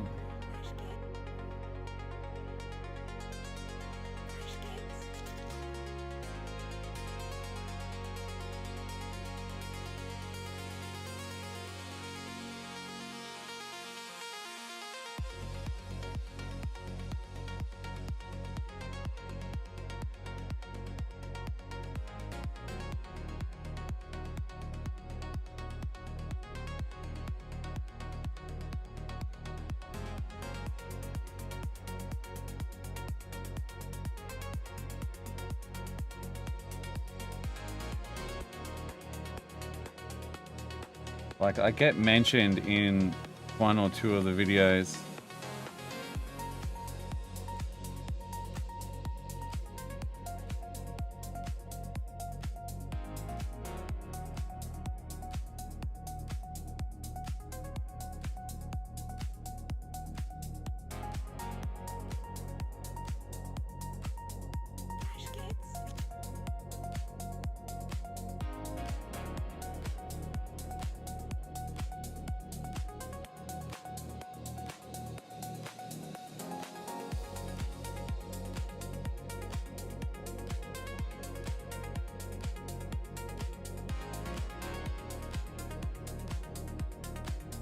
God, it's like literally 8 years ago.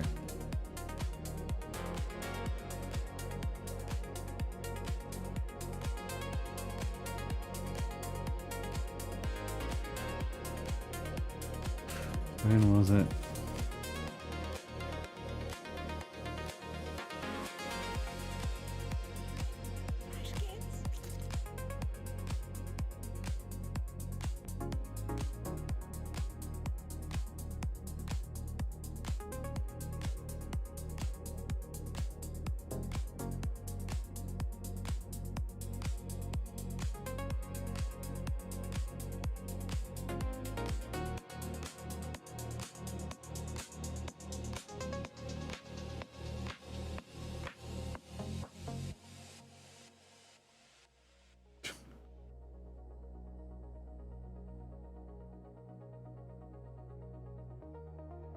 Jesus, Sam.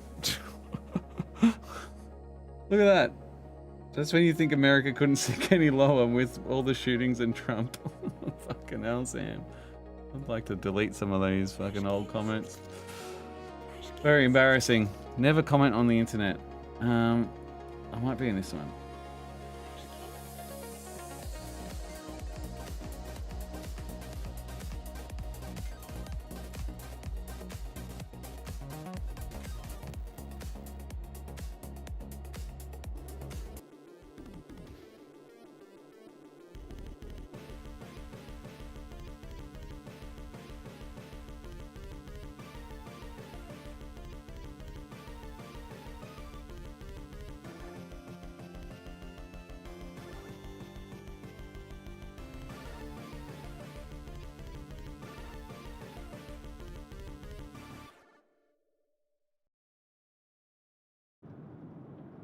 I'm shooting this next piece in my car because gotta keep the shit in.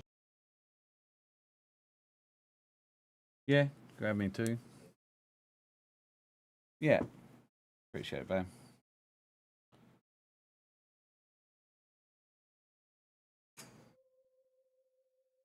I'm obsessed with fighting this now.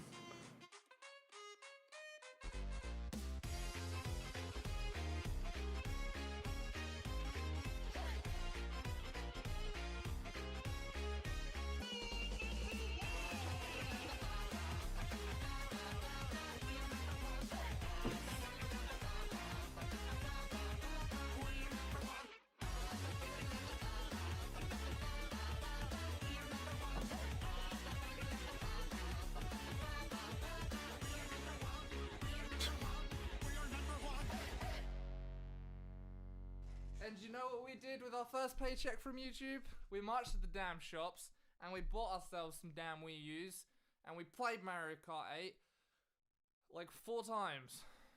Then YouTube turned into a bunch of Puritans, and When you're ready, but we still need a third. So, here's our question. Can you write a show with your YouTube subscribers?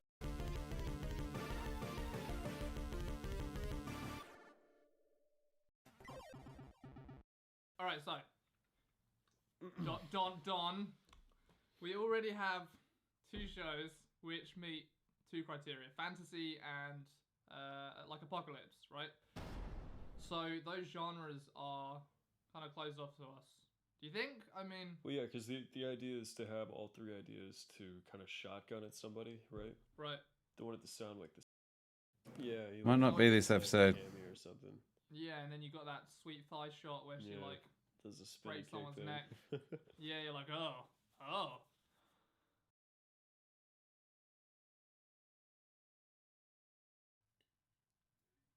Maybe he could want something really... God, I'm not going to give up until I find it now.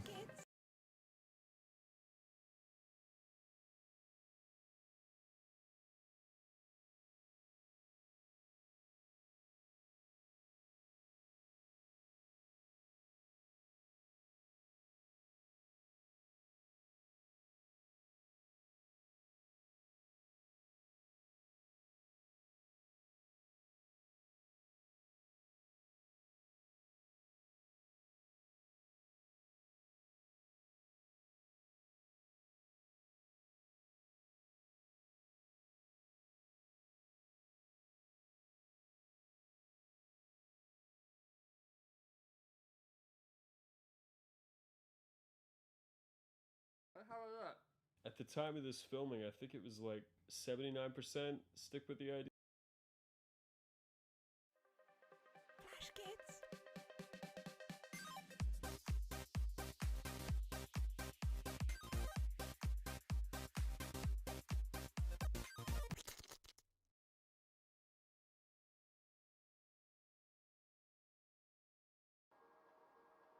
Super quick recap for all you damn normies that haven't watched Showquest yet. We're Flash Kids. We make cartoons. But we're out of work because YouTube is f***ing gay now. YouTube is now more conservative than Nickelodeon. We can't get by with cartoons on YouTube anymore. So we're gonna try to write and sell. Flash kids. I don't know, I'm getting distracted. I'm about to give up.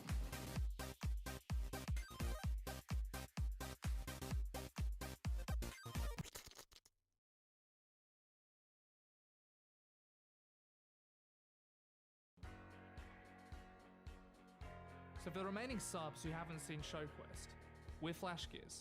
We make cartoons. But with the apocalypse threatening us with getting real jobs, we have to adapt or die. So now, we're gonna make a cartoon show to pitch to networks, and we want your help to create it. We're Tom and Don, and you're joining us. Flash kids. Alright, let's do this. Turbo speed. We're Tom and Don. We make the best cartoons ever. Hard work. YouTube disagrees. YouTube thinks we should starve. Draw like Guile and stuff. So we'll start with his face.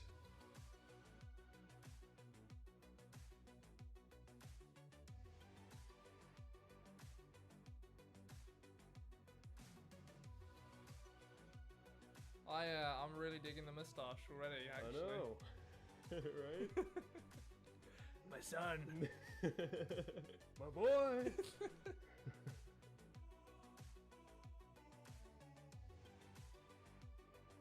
Why does everything keep going so right? I know. He doesn't look like crazy enough though. Right now? Yeah, I gotta work on those eyes a little bit. Just give him more bags under his eyes. That's how you make someone crazy.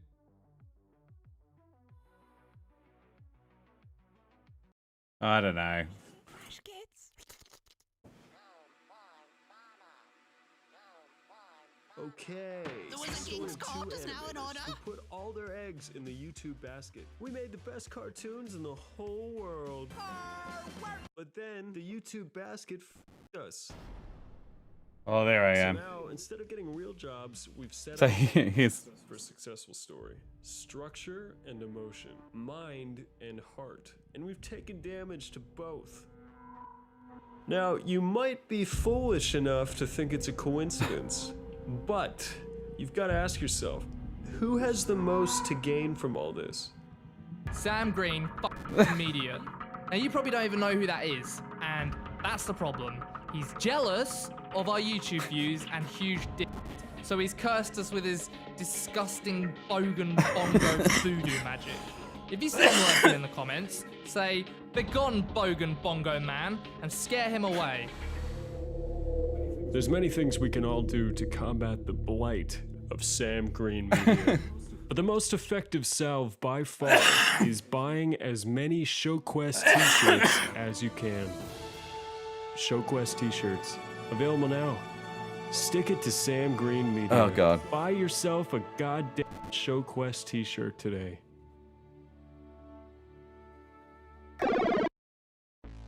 After last episode, we got a lot of Anyway, feedback. that was worth it. Let's remember episode 6. Anyway, those guys are great. Oh God. Oh. I slapped myself awake. Where was I? Making Minecraft cartoons. I'm alright. I've still got like a small chest infection.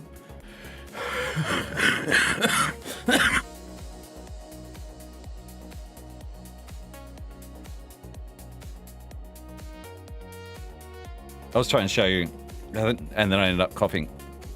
Ah. Anyway, I'm dying. I'm dying. I'm alright. I'm fine.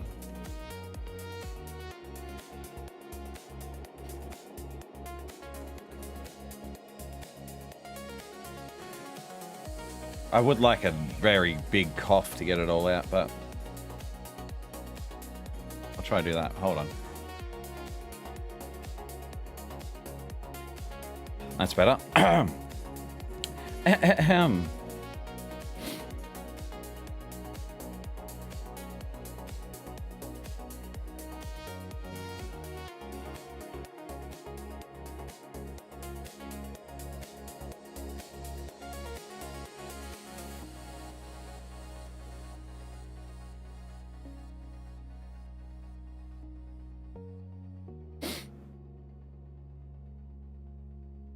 That looks good.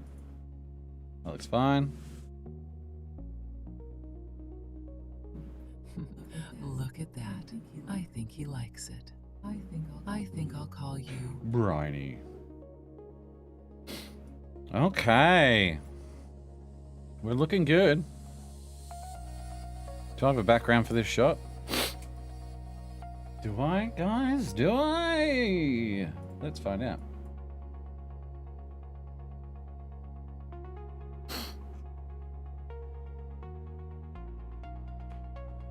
Not imported yet.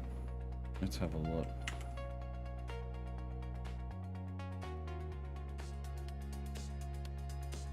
Videos. Epic Minequest Season 2. Backgrounds.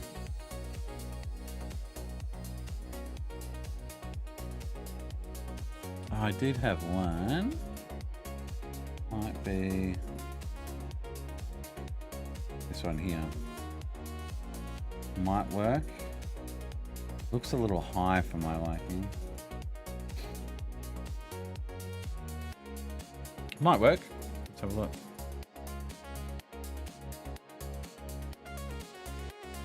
Yeah, it is a bit high. So what we do is we go into Minecraft. Who's some well-known Australian people? Like YouTubers that I know.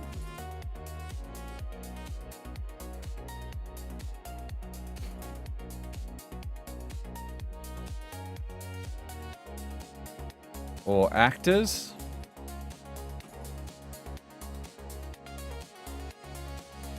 Hugh Jackman. Chris Hemsworth. Margot Robbie.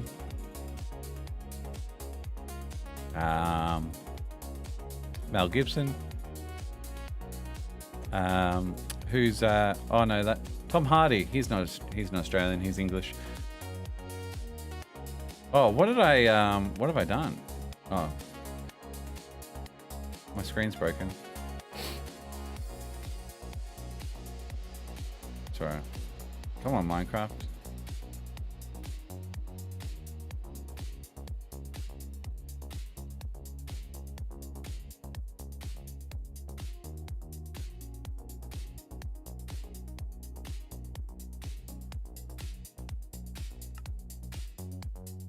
Crocodile Dundee. What's his name?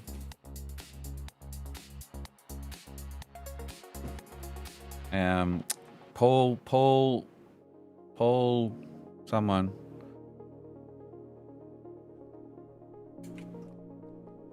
This is how I take my screenshots. So I have to destroy the room. So I want a shot probably about there, because he's sitting right Sitting right there.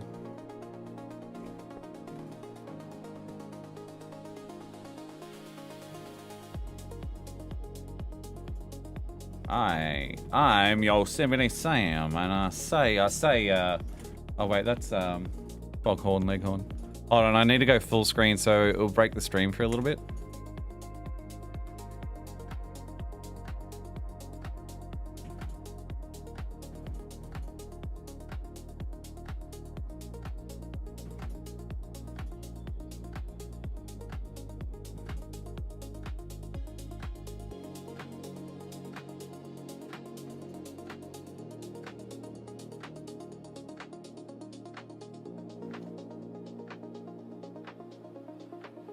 Screenshots. Copy.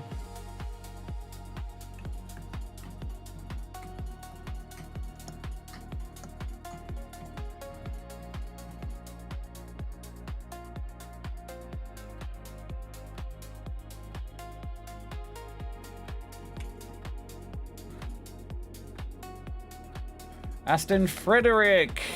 Hey mate, glad to see you stream again. Congrats on the 4-year wedding anniversary. Wish I could stay, but it's late and I've got work tomorrow. Have a great time, alright? And have a great vacation. Thanks, mate. Good to see ya. Australian artists. There's James Lee, who's like, used to be my housemate. He's always my go-to for absolute talent. Also known as Nox on the interwebs. Then you've got Jazza. Draw with Jazza. Surely you guys know Jazza. Who else?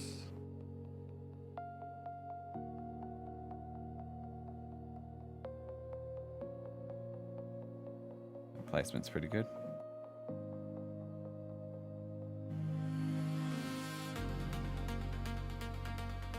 Oh, the EDM artists? I think this is just AI.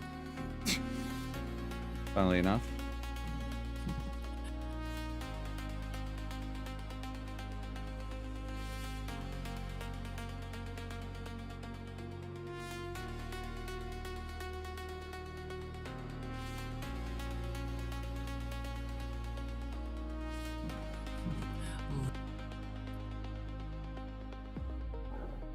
I can't play copywritten music, so I just play AI.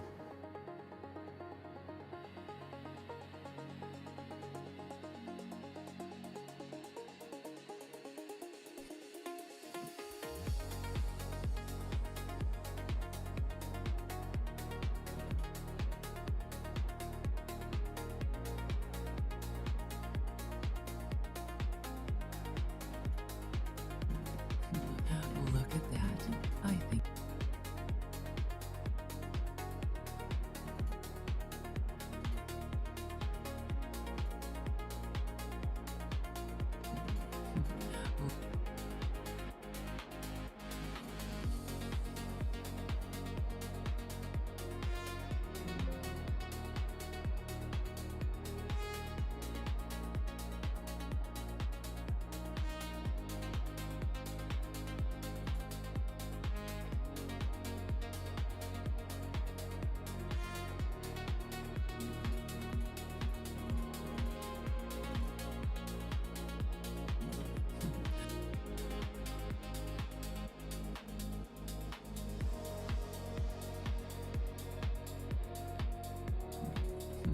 Look at.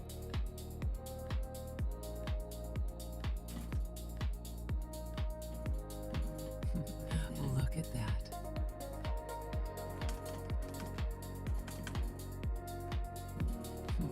Look at that. I think he likes it. I Cool.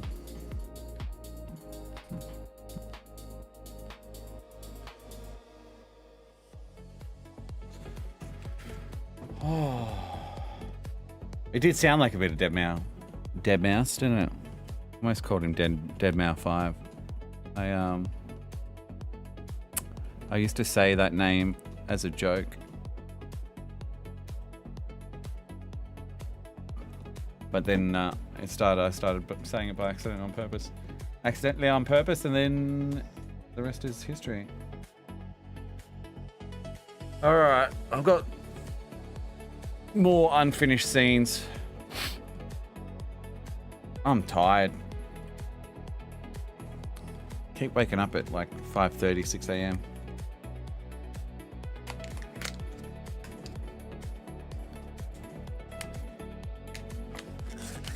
First song you puked to. Ah, that makes sense. That makes sense. Remember when I was drinking underage, and for one of the first times, I think I had 12 beers. And why is the program not opening? And I was doing like little lines on my arm, so I didn't forget how many drinks I had.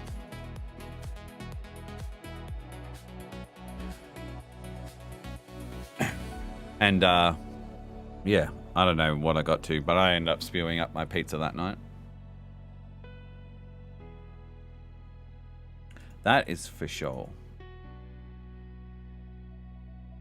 Alright, so I'm gonna go, I think it is part 9.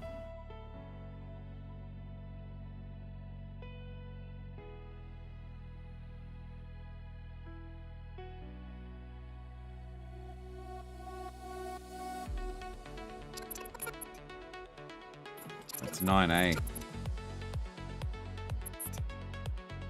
This is where they keep the good stuff.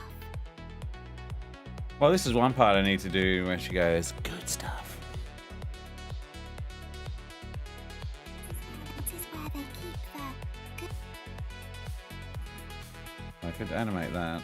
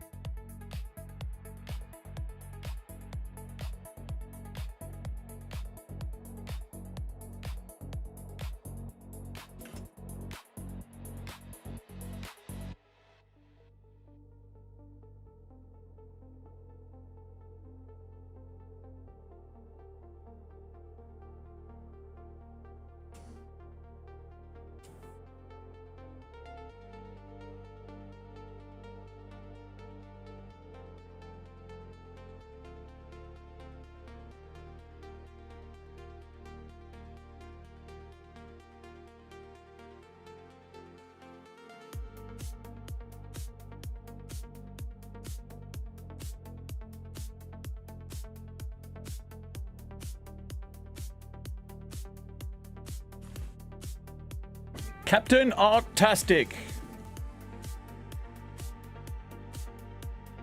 Willie shitted out.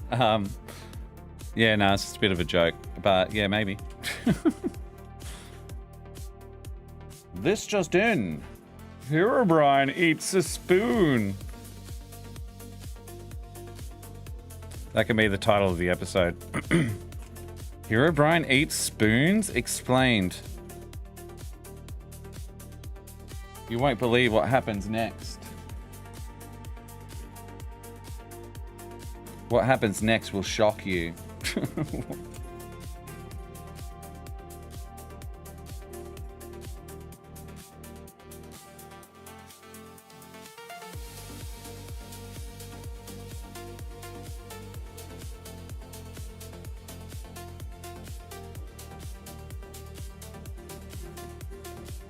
Is mashups copywritten? Are you talking about like songs? Like to play on YouTube? Probably. I'm pretty sure it listens. So as I'm streaming, it's listening to the music content.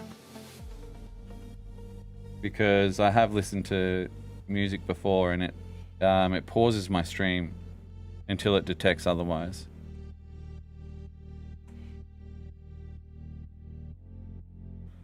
Like it does it in real time.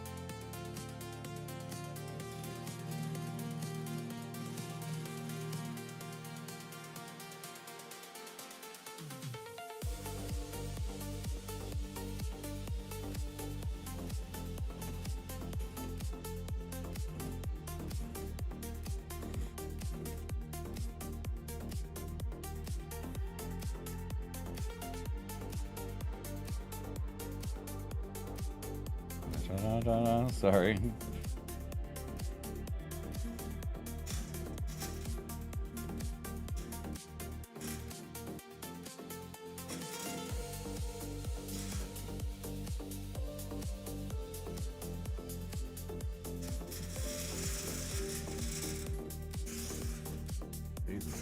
Neighbors. Whippersnipping. Loud as fuck.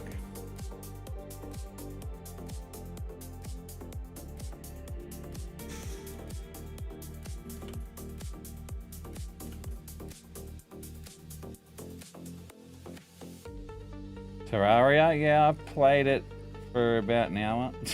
Tops.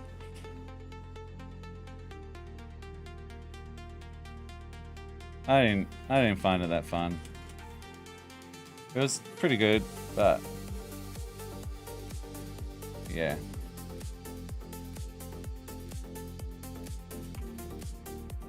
Obviously, I just love the crafting side of Minecraft more than anything else.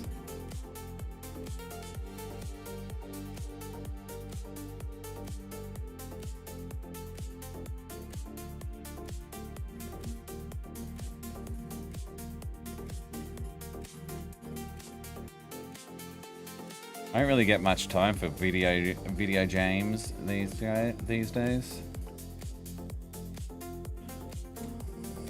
It's another problem with you know, being a one-man studio and there's no real downtime. I would have downtime, but I'm also a dad of like 3 little girls, so they take up any of my free time.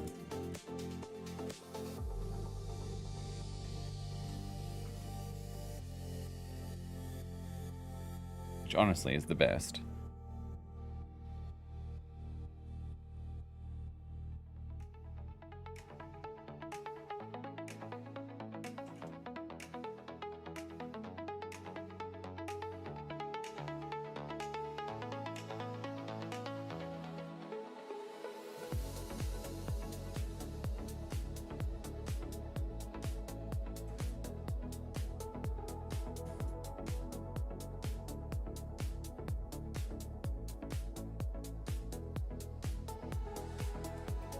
What is Skycraft? Oh, like SKYcraft? Skycraft?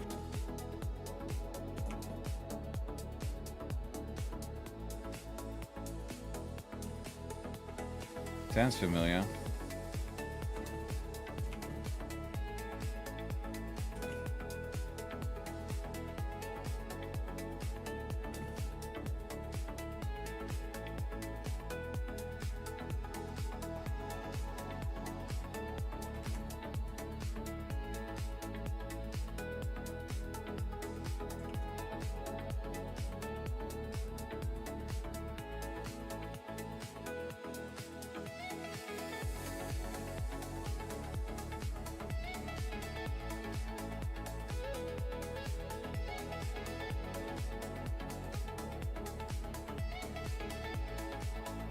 Insane Minecraft. Whatever happened to Dream? Wasn't Dream like one of the biggest Minecraft players there was for a long while? And he made music or something and he died? IRL? Really?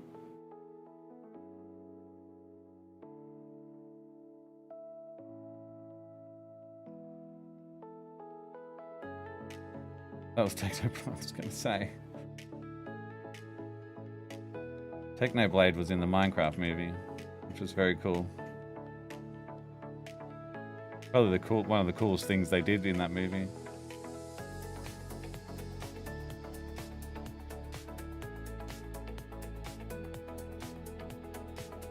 Dream died in Minecraft. Hey Moika, what's up? Welcome back. You missed it before, so we were talking about Tom and Don. So Moika came to stay with us as well at Don's house. And I spent probably about 20 minutes trying to find that one reference in their Showquest. I think it was episode 6 when we finally found it. They've unlisted the videos, but they've got the playlist still up. But where they were talking shit about me to help sell their merch.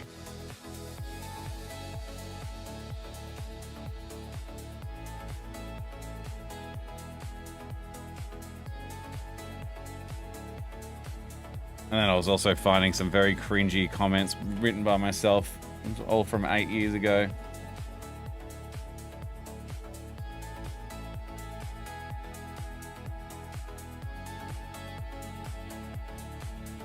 Yeah, evil bongo bogan or something. I was jealous of their views, and so you had to say, "Stay away, evil bongo bogan" or something like that.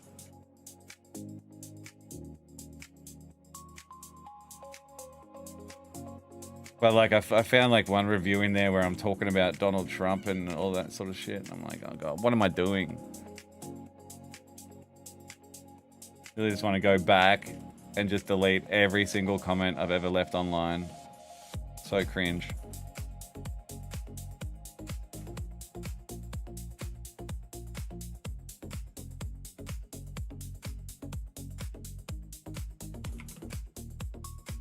Remember at the Newgrounds meet, I was chatting to Jeff, like Johnny Utah. And we're sort of like chilling on his computer in the office. And he goes, "Do you ever do this?" And I'm like, "What?" And he goes, "Go to your profile on Newgrounds and go to comments and then click on your comments, and you can go through like years and years and years of all the comments that you've left on Flash cartoons and stuff like that. Oh man, that is cringe. I remember mine not being so bad, but there were some pretty bad ones.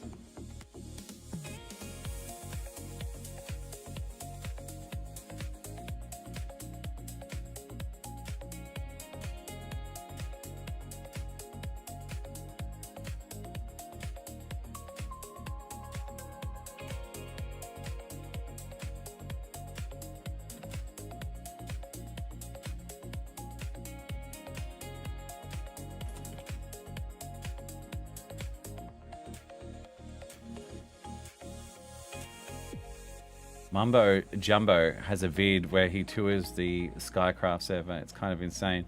The worst thing ever was Modern Warfare 2 game chat, where boys turn to men. Yeah, I sometimes go back to an old DeviantArt account.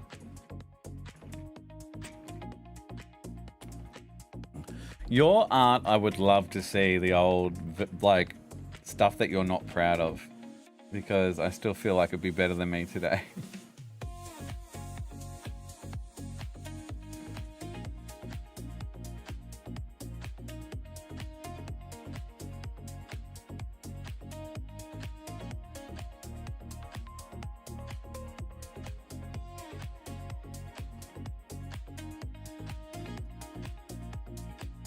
Would have been 15 years and I still haven't caught up to you. 15 years ago. Hey Riley, what's up?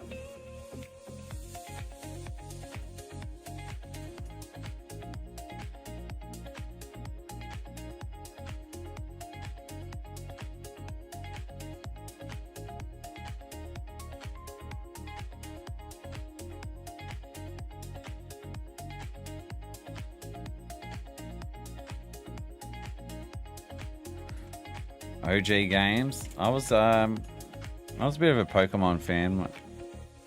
Pokemon Red, pretty OG.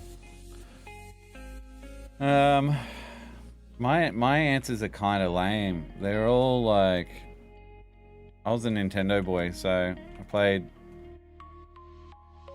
I love Super Mario World, Super Mario 3, Super Mario 2.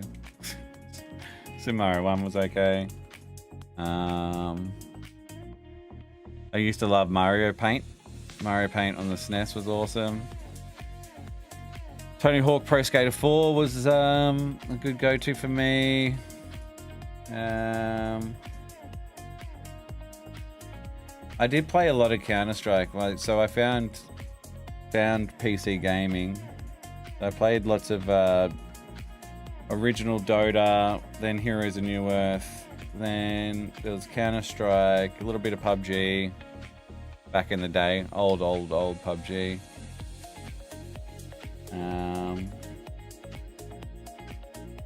But mostly Counter-Strike, you know. I spent hours on that. Hours.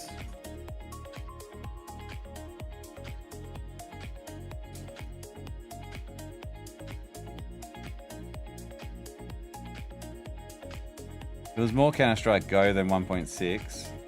I didn't, took me a while to, I never got into 1.6. It's a bit before my time.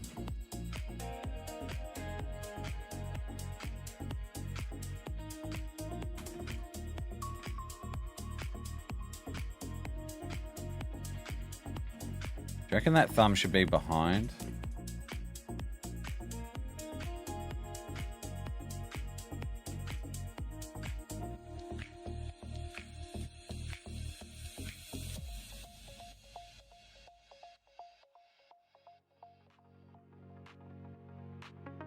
Maybe up a bit more.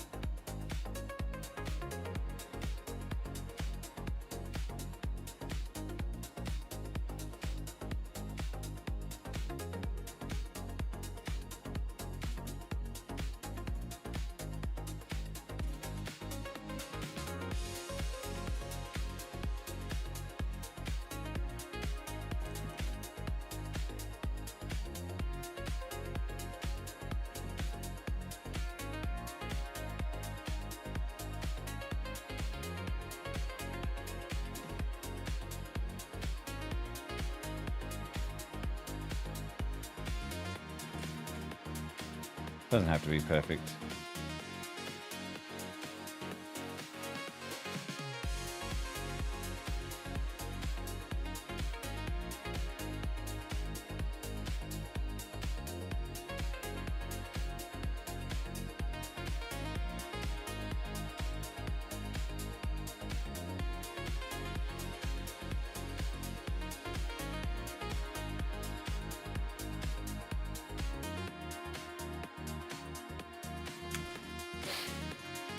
Is it CS that has expensive as hell knives? Yes, it is. I didn't really care about that shit though. All the loot boxes. I probably like at most, like entirely for the entire game, I probably spent maybe $500 over like literal like decades. I never bought specific items, but I spent money on loot boxes. Do I hate those eyes, or are those eyes okay? I think they're okay.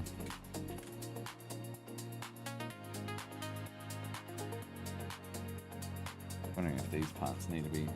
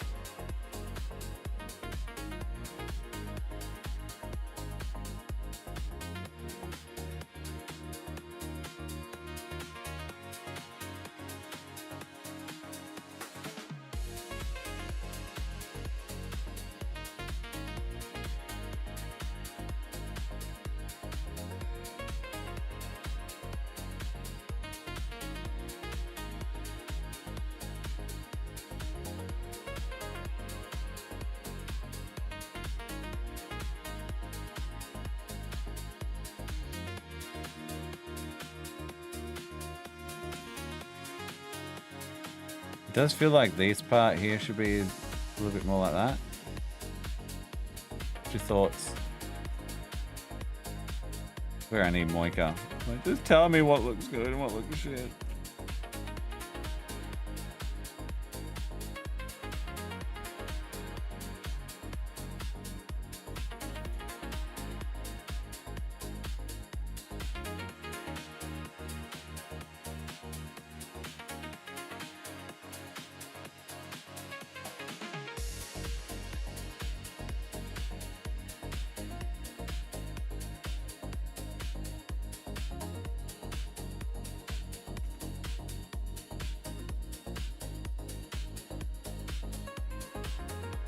Woodwork. What are you working on?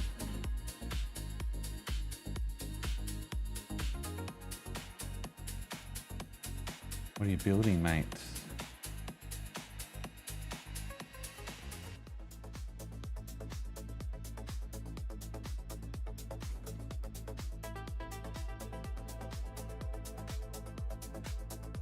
I'm working on wood. New office. Oh, / wood shop.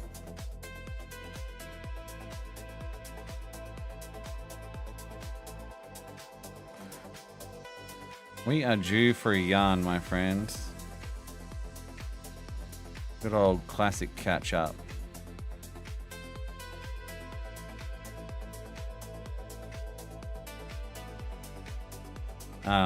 I will say though, I'm pretty fucking exhausted today. Better at rambling than being a friend that can actually ask some honest, not honest, stuff. See, can't even think. Hey, Aaron Blue Tie, what's up, bros?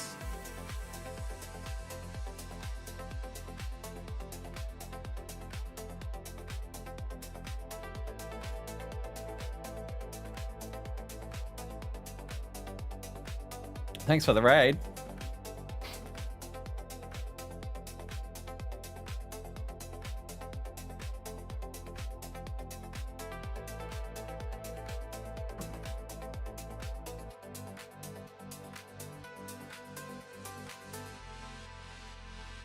How are you going, my friend? It's been a while. It's been a while.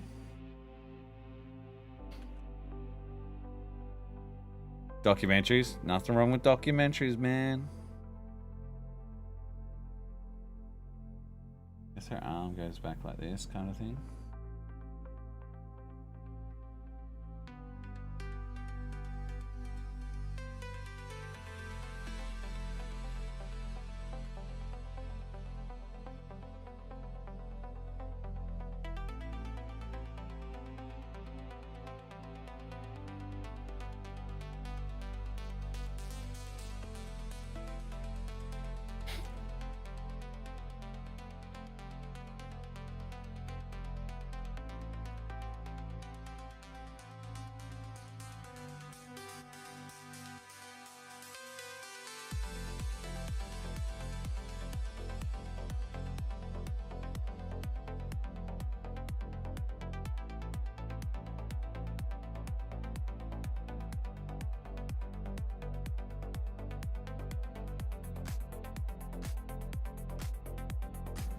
Good, just rocked out for a few hours. Exhausted.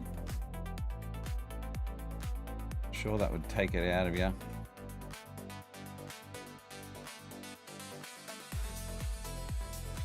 But yeah, no, I'm good. Just working. Just watched a doc about a plane. I'm getting close. A doc about a plane. I want to be a good plane.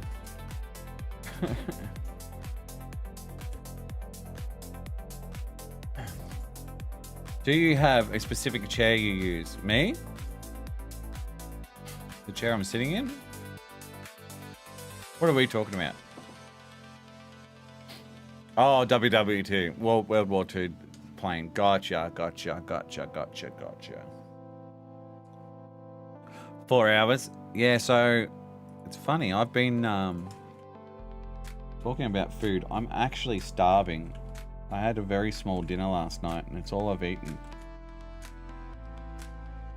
But I have lost like 2 kilograms in 4 days. So that's pretty good. Trying to get a little bit skinny because I'm going on holidays. A little bit skinny. Going swimming and stuff. Got to take the shirt off. I think the smallest type of shred won't hurt.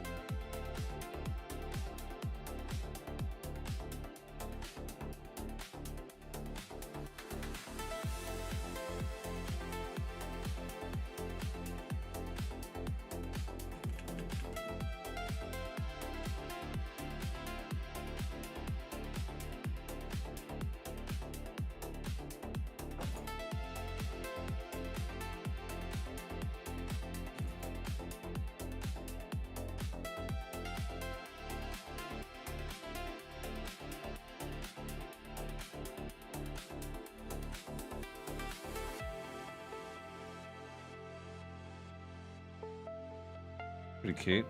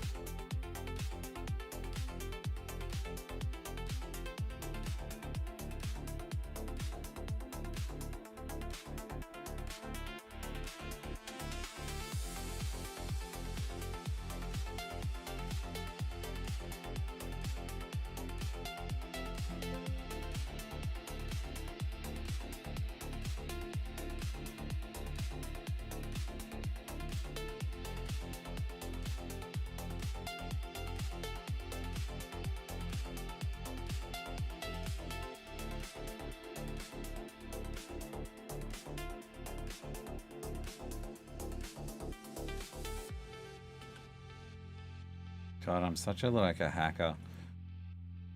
Could redraw the hand. But what is the point, you know?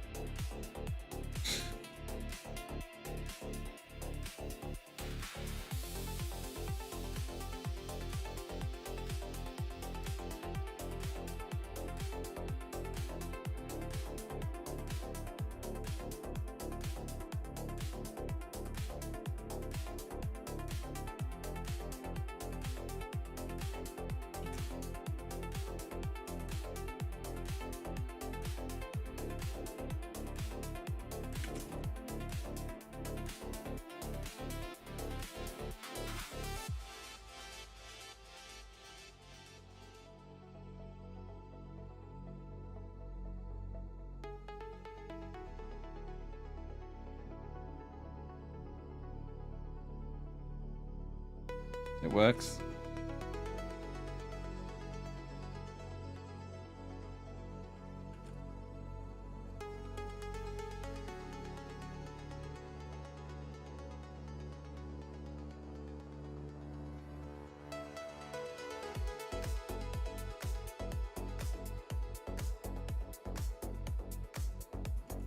Welcome back, Melly. Animators since the beginning have had the mentality of don't draw it twice if you don't have to. Yeah. Sam, do you collect anything?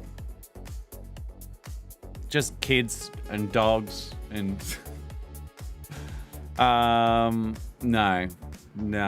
Outgrown it. Can't afford it. I don't possess anything really. Bit sad. Hey, Artail.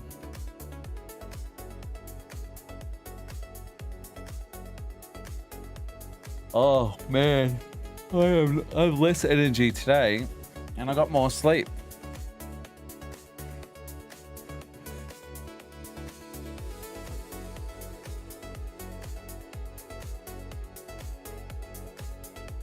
Might be coffee break soon. had one not long ago, I would have thought, but maybe it's not enough.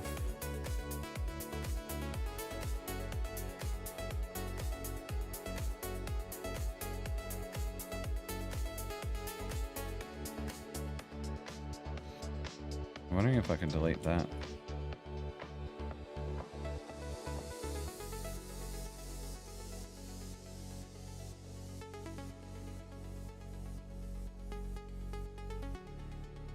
Thanks for subscribing to my YouTube.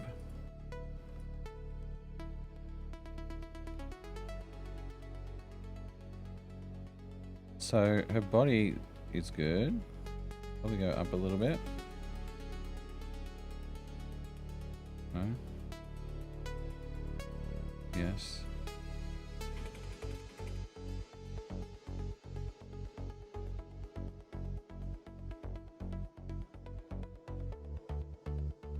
Thank God.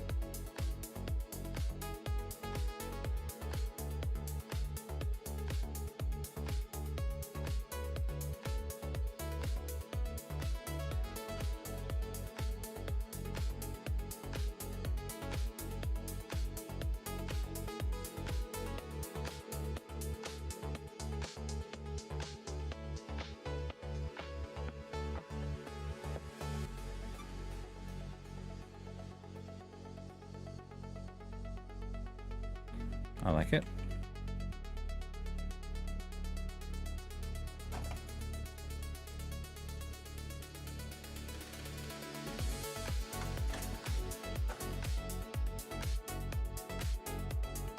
Seeds in gardening.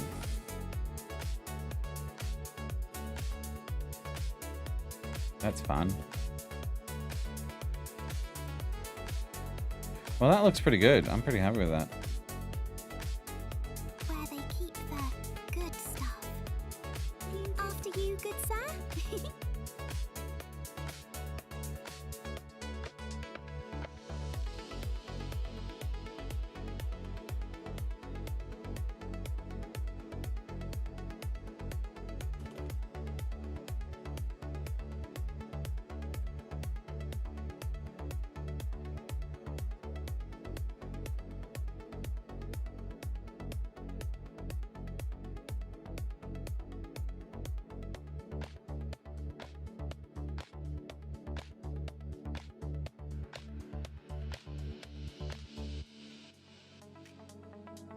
After you, good sir.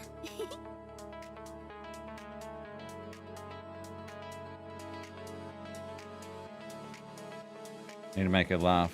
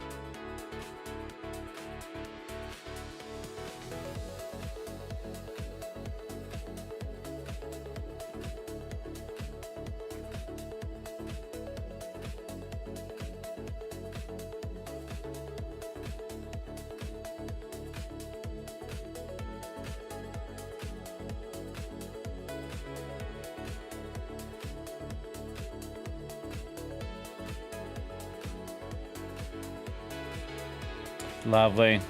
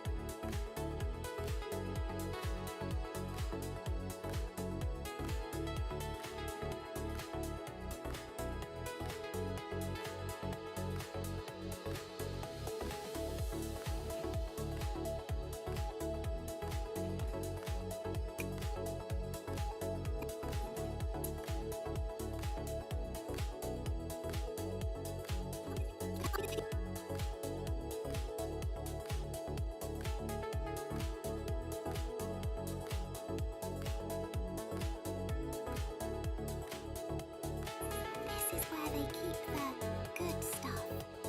After you, good sir. Sir?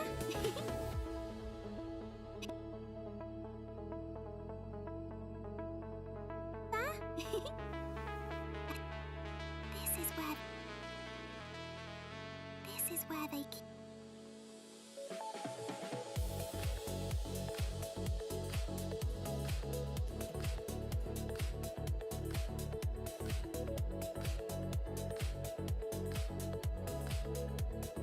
Hello, Mucky. Bark, bark. I think I do need to go stretch my legs, make a coffee.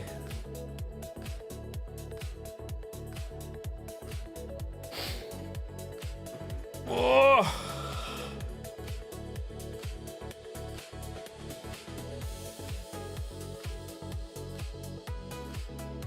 This is where they keep. This is where they keep the good stuff. After you, good sir.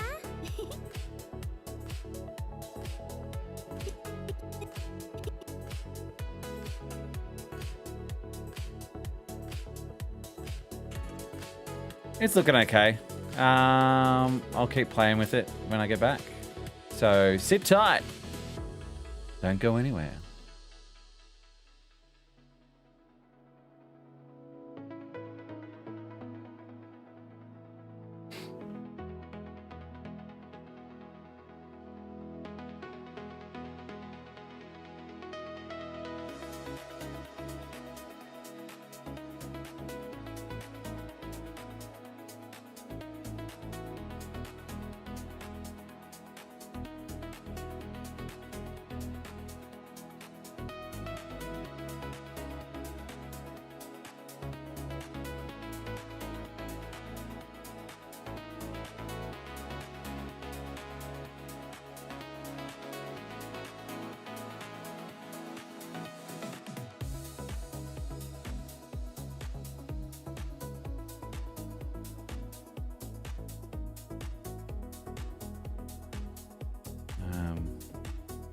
All right, be right back.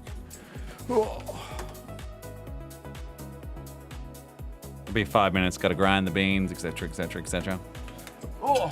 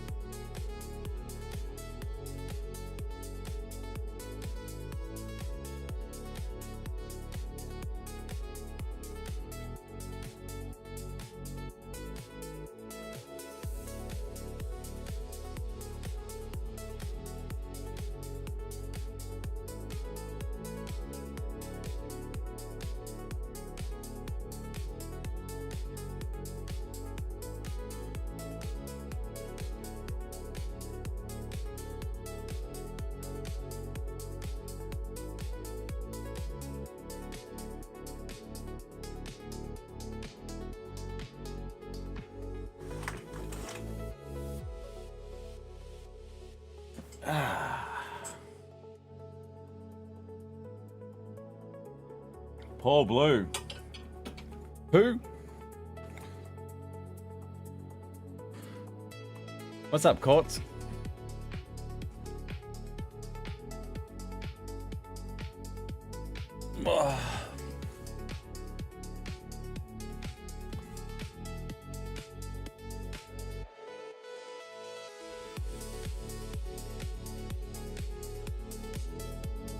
For some reason, Herobrine's so far your favorite character in this episode. He's like the only character. Alright, there's a few characters, but still. He's the main character.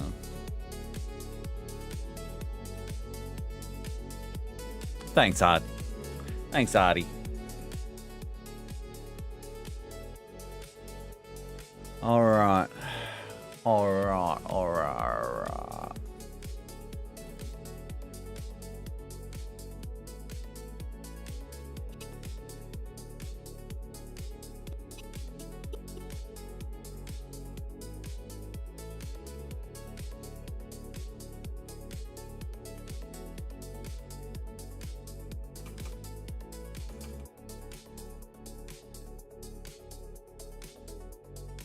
This is where they keep the good stuff.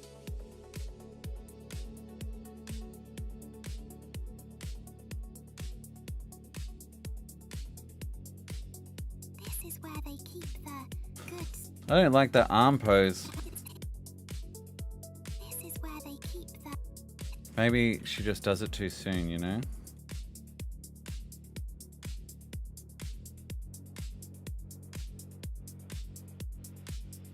This is. This is.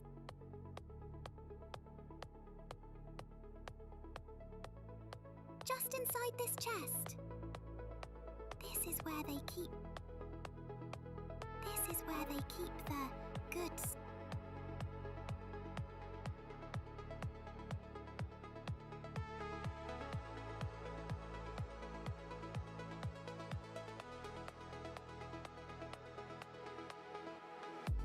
This is where. I think she can probably talk a bit sooner. Let's go 1, 2, 3, 4, 5, 6, 7, 8, 9, 10, 11, 12, 13, 14, 15.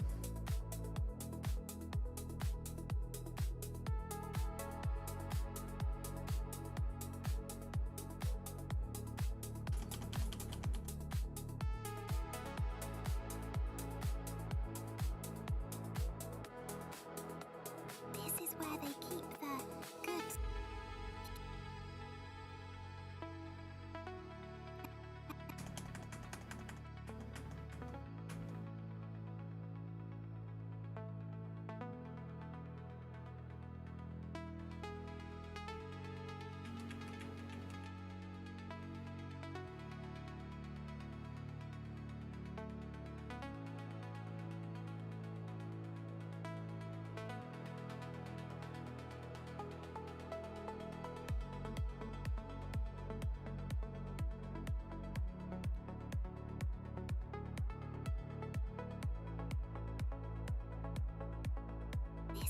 they keep the good stuff.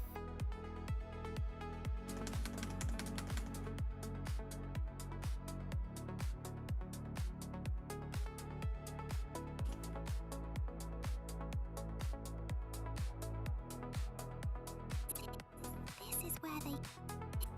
This is where.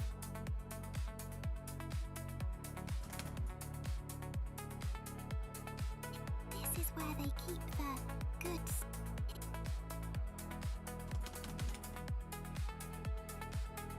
This is where they keep the good stuff. After you, good sir? Chest. This is where they keep the good stuff. After you, good sir?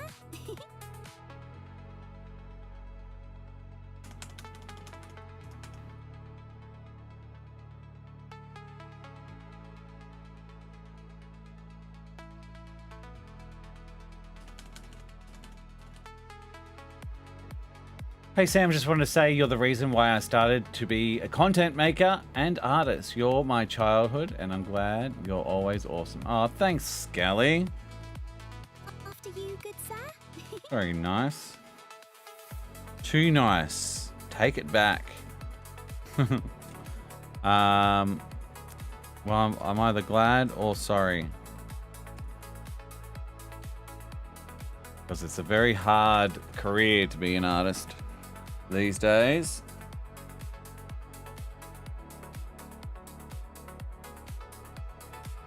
Just inside the. So there's a part here. His shading should definitely change to be opposite to that.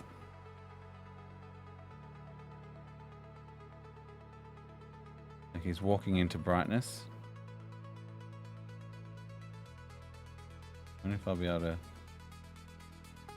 change all that.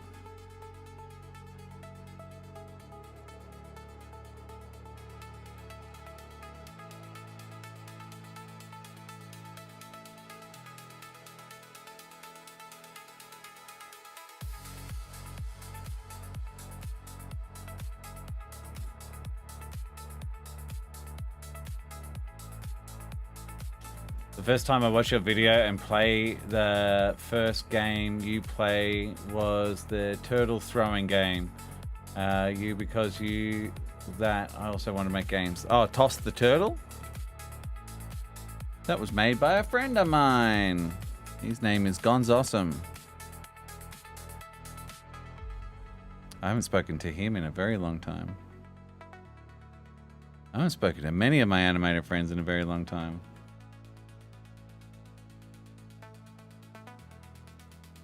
I didn't make Toss the Turtle, I wish.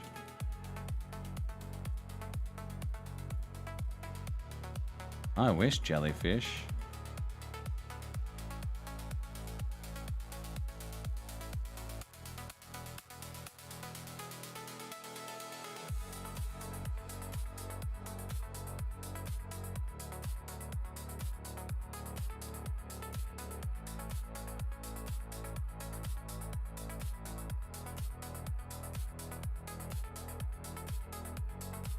Alright, I think we're onto something here, guys.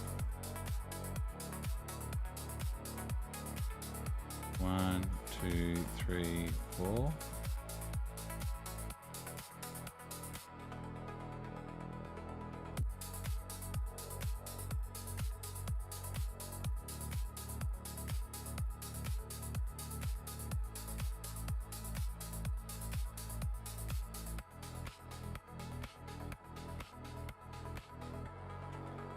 Actually, funnily enough, there was a guy in the chat who helped Gonzo animate certain parts of that game, if I remember correctly.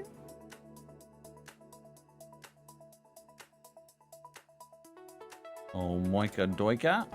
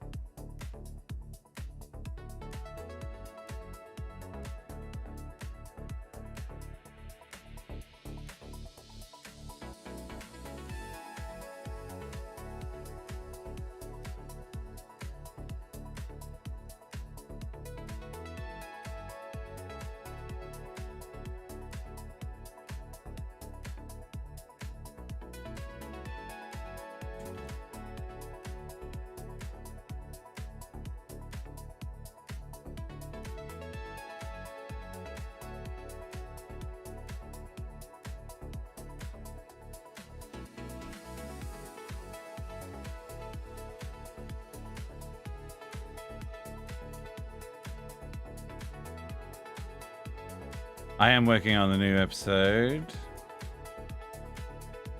Coming along.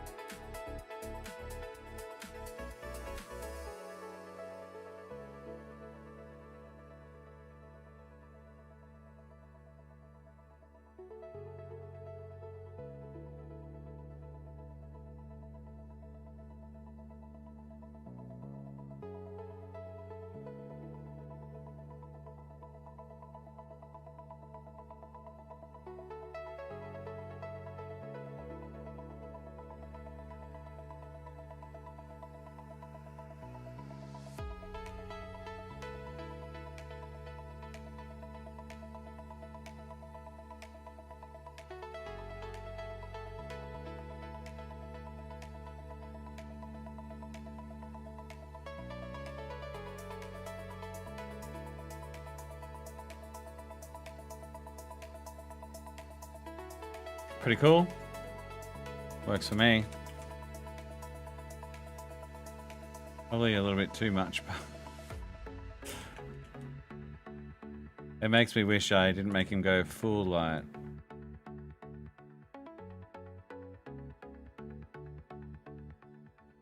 That's alright. We will survive.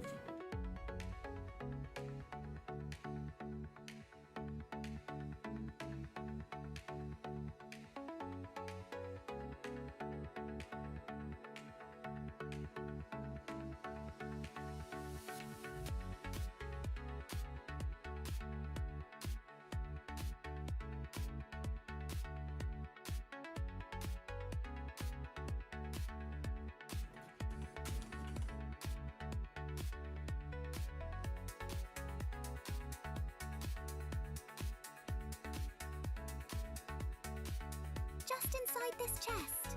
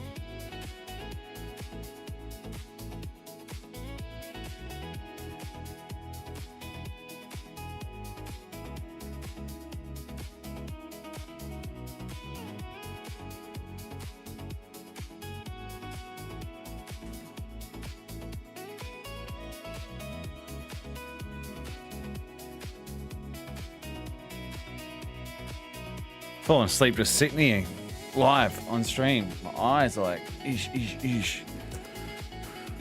Oh man.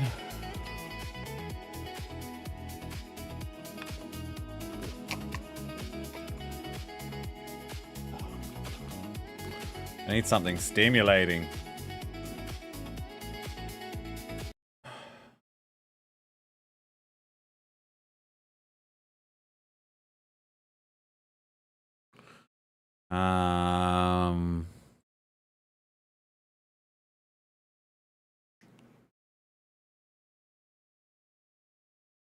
Why don't we watch this? There are people who've given up their jobs. There are people who have broken up with their partners, who have tried to use AI to make money and lost fortunes because they've overbelieved the abilities of what this thing can do. When you start to use technology to address really human questions, there's an incredible fragility to it all. We should be worried about this. I don't think I've just drunk the Kool-Aid on this. The next 5 to 10 years are going to be, we're going to see really seismic changes. Let's learn about AI.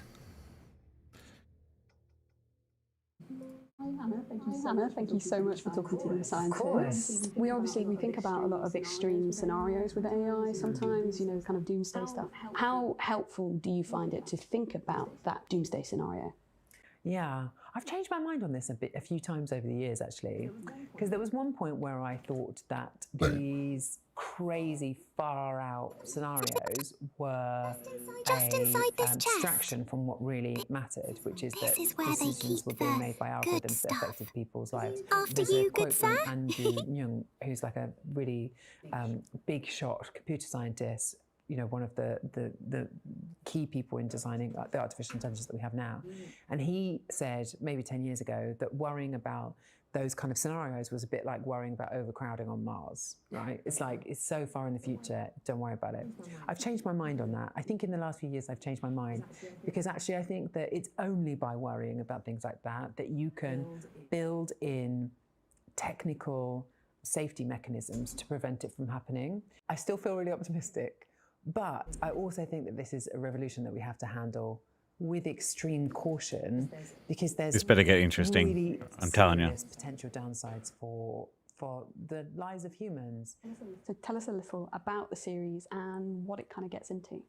Okay, we have lots of stories of people whose lives have been really profoundly impacted by artificial intelligence.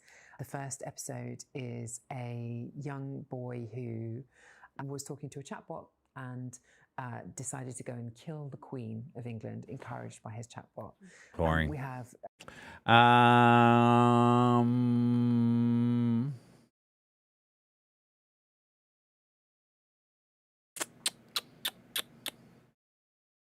Bluey's sound world.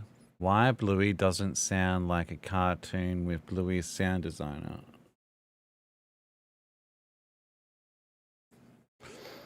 Why I'm betting against AI. AI art will set you free. AI art will set you free. Being an artist in the age of AI part 2. He's only got 900 views.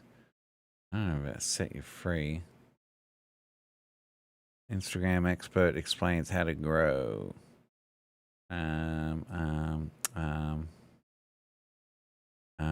AI Adobe, the AI takeover that almost destroyed indie animation. Let's have a listen to this.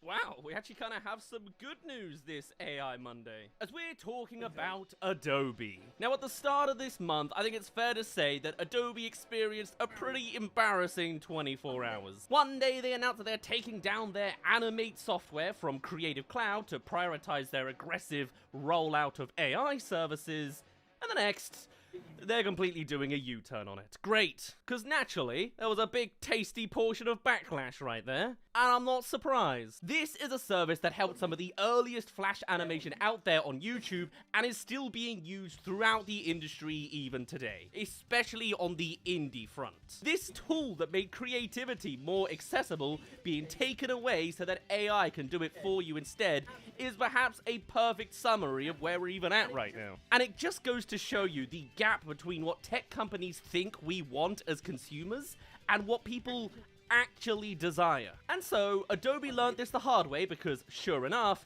creators were quick to make their voice known that they weren't at all happy about this. Obviously. When news came out on February 2nd that downloads of the service would be discontinued on March 1st, that decision didn't even live to see February 3rd, because this program has continued to be a foundational tool for a lot of users across the personal and professional landscape. For those of you who don't know by now, Animate is used for animation in television series, online animations, websites, web applications, game development, and commercials. Still, from Among Us to more recently Smiling Friends, it's at least partially played a role. And its proposed unaliving at such short notice would have had a major impact far beyond casual hobbyists. And it has been around a long damn time under multiple names, starting out as Future Splash Animation back in 1996. So basically, they would have been killing this guy off on their 30th birthday. Charming. A lot of us may know it more from its Flash animation era, which really played in a big role of making several corners of the internet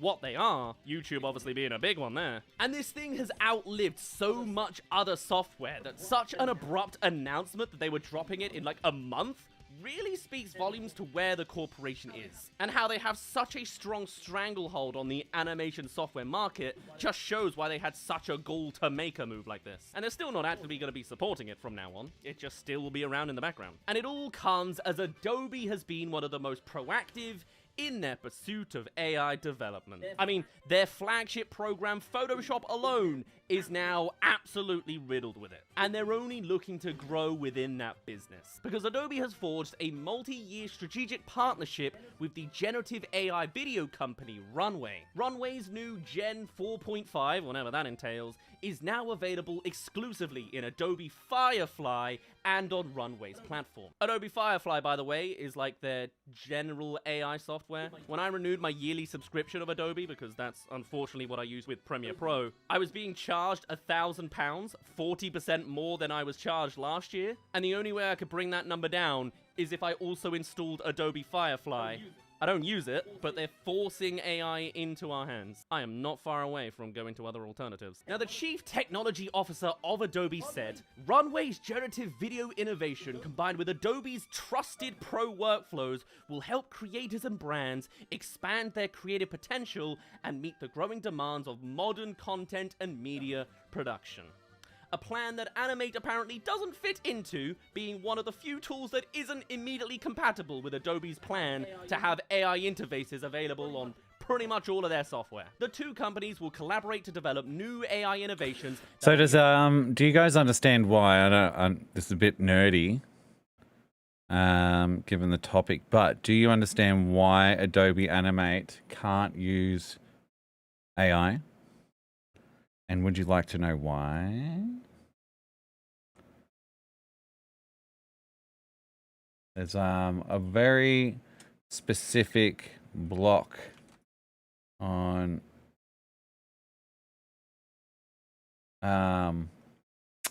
Adobe Animate, and that is purely based because it is a vector-based program. Now, that's not to say it can't change in the future. Excuse me. But yeah, so vector being it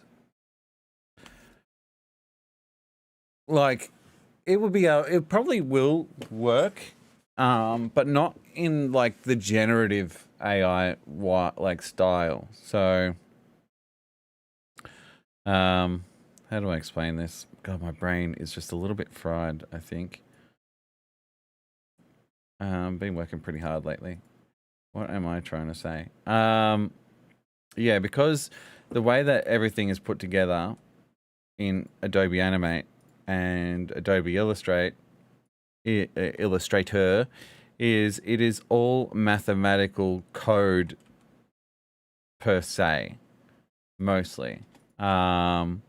So when I draw a line, I've got 0.1 solid 0.1, which is a vertice right there, to 0.2, which is vertice right there. That's why I'm able to pick it up and move it around, because it's really just 2 points, And if I snap that in half, I create a third point, or a fourth point, and a fifth point, and a seventh point. You get my point. Did I skip 5 to 7? I don't know. Doesn't matter. Anyway, what I'm saying is, when it comes to Adobe, when it comes to AI generation, it attempts to recreate something that kind of looks like the thing. Now, in order for it to work for Adobe Animate, it would, instead of just it looking like the thing, it has to learn how to use the tools of Adobe Animate to do so, which already by itself is pretty hard to learn for a human. Like, you kind of have to think outside of the box. Like right now, oh my God, so many puns. I'm literally drawing a box, but I am imagining each color segment on this thing, I'm imagining it opened, and I'm going to be coloring in, like, this is just the outline of the box right now. So I'm just trying to imagine what that might look like. Where's the spacing between it? I'm just drawing the outline, then I'll draw the shapes, etc., etc. Then I have to imagine what looks like the inside of the box, which I'll just do like some glowing lights anyway. But I've just got to essentially make it look plausible and pass the eye test for this. Anyway, I don't know if that made any sense. I'm sorry, I'm tired. Available exclusively in Adobe applications, which is just the latest example of a tech giant partnering with an AI company like this. Again, if it's not Google, and it's not Disney, and it's not YouTube, it's Adobe. All of the ground beneath our feet. They are taking big swings to be a leading player in the AI business, so the timing of this attempted cancellation of Animate felt like no coincidence. Essentially streamlining customer options away from those few programs that don't revolve around AI. A well-loved and heavily used program? Doesn't matter. We've got to gut all that to roll out the slop instead. These companies don't want people to make their own organic work anymore. They want anything made to be tangled into their AI strands. But I don't think they realized to what extent that people weren't just gonna suddenly go along with that. That's been the running theme with these huge companies and billionaires. They fundamentally overestimate the conformity of the average person. Don't get me wrong, there's a great deal of stuff we do go along with blindly, which kind of led to how we've gotten into this mess in the first place. But in the case of AI, it hasn't been as smooth an acceptance as maybe they would have liked. And the vocal backlash to this particular incident just shows what that backlash can actually lead to. Here's the good news side of things. Hey there! Thank you for making it to the halfway mark of this video. Come subscribe if you haven't already for more AI animation news. There is so much to cover, we're practically doing one weekly now, usually on a Monday. And don't worry, I'll always be criticizing it. But for now, let's get back to the second half of Adobe AI. An actual reversal of decisions like this. And it's not just on a morality stance either, as the arguments made focus on the immediate logistical ramifications of businesses that revolve around it. The amount of production that still uses this software doesn't make describing this as a potential industry destroyer seem out of place whatsoever. And then there are people who have just signed up for another year contract of Adobe specifically for Animate, only to then be told that thing will no longer be available. All of these legitimate complaints led to the following statement from Adobe. The very next day, Animate will continue to be available for both current and new customers, and we will ensure you continue to have access to your content. There is no longer a deadline or date by which Animate will no longer be available. These are changes from what we shared in our original email. And at this point, one of the more significant parts of that statement for me is new customers. Because there is a different scenario here where Adobe just continued it for a few more years for existing customers. Actively keeping the service around for everyone, on the other hand, at least feels like the service has now become a much more secure predicament. There is one part that may initially seem like a negative for Animate, but in actuality, maybe a pretty good thing ultimately. Maintenance mode means we will continue to support the application and provide ongoing security and bug fixes, but we are no longer adding new features. Animate will continue to be available for both new and existing users. We will not be discontinuing or removing access to Adobe Animate. Because sure, the service will sadly not progress from here on in, which, let's not forget, has probably been a large part of its longevity since 1996. And in the next 5 years, its makeup may seem archaic compared to others, but the big thing to consider here is that this cease in updates means no AI intervention or crowbarring of features into the program anymore. Sure, it has been pointed out that it would inherently be difficult to apply any AI tools in Animate in the first place, but at least this move This is now what I just secures said. the fact that they won't be looking to even try to do that, which should leave users a lot happier than they may have been 24 hours beforehand. What's going to be interesting now is whether this gesture is enough to restore the very publicly damaged trust of their user base. I'm still considering deleting my Adobe. And there will be all sorts of others already planning their exit strategy from Adobe Animate now. And understandably so, as this felt like a fundamental misread of a significant division of their customers, with many left feeling that Adobe can no longer be trusted or cares about them. Although, to be fair, if they've been paying attention, they should know Adobe already doesn't care about them for a long time. Their subscription service is predatory, it's overpriced and monopolized, and it's constantly making jams you have to work around rather than be boosted by. This is the customer company equivalent of when a partner apologizes for cheating, but the person impacted now can't look at that relationship in the same way. You know, a cheater is a cheater, and an AI-hungry megacorp is an AI-hungry megacorp. So who's to say the outcry will be the same when they try this again in just a few years' time? If not weeks, knowing by how fast all this AI news is coming at us. Because maybe by then, the customers that once relied on it have thought better and found an alternative. I'm sure some creators and businesses could come together to develop that alternative. I wouldn't be surprised.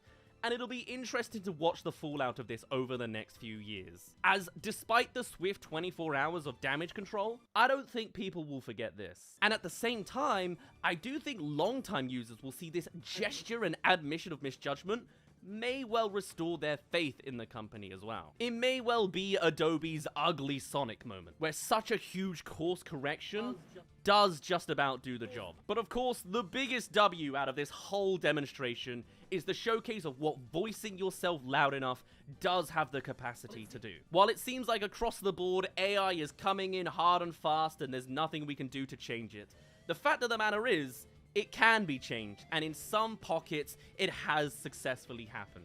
You can change the game plan of a giant corporation within 24 hours if you just shout about it loud enough. Something to remember across many contexts. For at least this example, it's a victory. But it is hard to ignore that this incident exposed just how many people rely on the services of these companies, and how they really can just suddenly pull those services away. As the user and or customer, they need us for their revenue streams, but they are still the gatekeepers of those giant revenue streams. But at least for now, I think we can celebrate that on March 1st, coming up soon, thousands of people will not be losing their entire livelihoods and canvases for their amazing work. And we'll just have to see what the state of animation is in a few years, when maybe an alternative has already popped up because of this first bump that may very well turn into a ripple. We'll see. For now, though, I'd best finally end it off there. My name's been Daz. Thank you very much for reaching the end of this video. Do tell us your thoughts on the Adobe AI debacle. Do you use the service? You considered an alternative? Are you already gone? I'd love to hear all of your thoughts and more. It's nice to hear AI Interesting. But nothing there that he didn't really tell me much. The internet was weeks away from disaster and no one knew. Ooh, I want to hear about that. In 2021, a hacker uncovered a fatal weakness in the world's most important operating system. What would you do with a key that gets you into any server on the internet? Is this live to the public right now? Yeah, it's live on the server. Look, I'm not pleased. I would like you to change it back. At the time, just about everyone believed that hacking the system was impossible, but they were wrong. Well, I can tell you how many systems would have been compromised, which would have been millions. Actually, I'm still surprised the mainstream news outlets haven't really covered this very much. How close did we come? We were weeks away from millions of internet servers being accessible to whoever crafted the backdoor. Anything from spying to ransom to taking down entire countries. You could have done it with this backdoor. This hacker had realized the entire operating system rested on a single part, maintained by a single person, and that by compromising that one part, they could infect almost any server on the internet. So how could we ever let ourselves get this vulnerable? Well, the story begins with a jammed printer.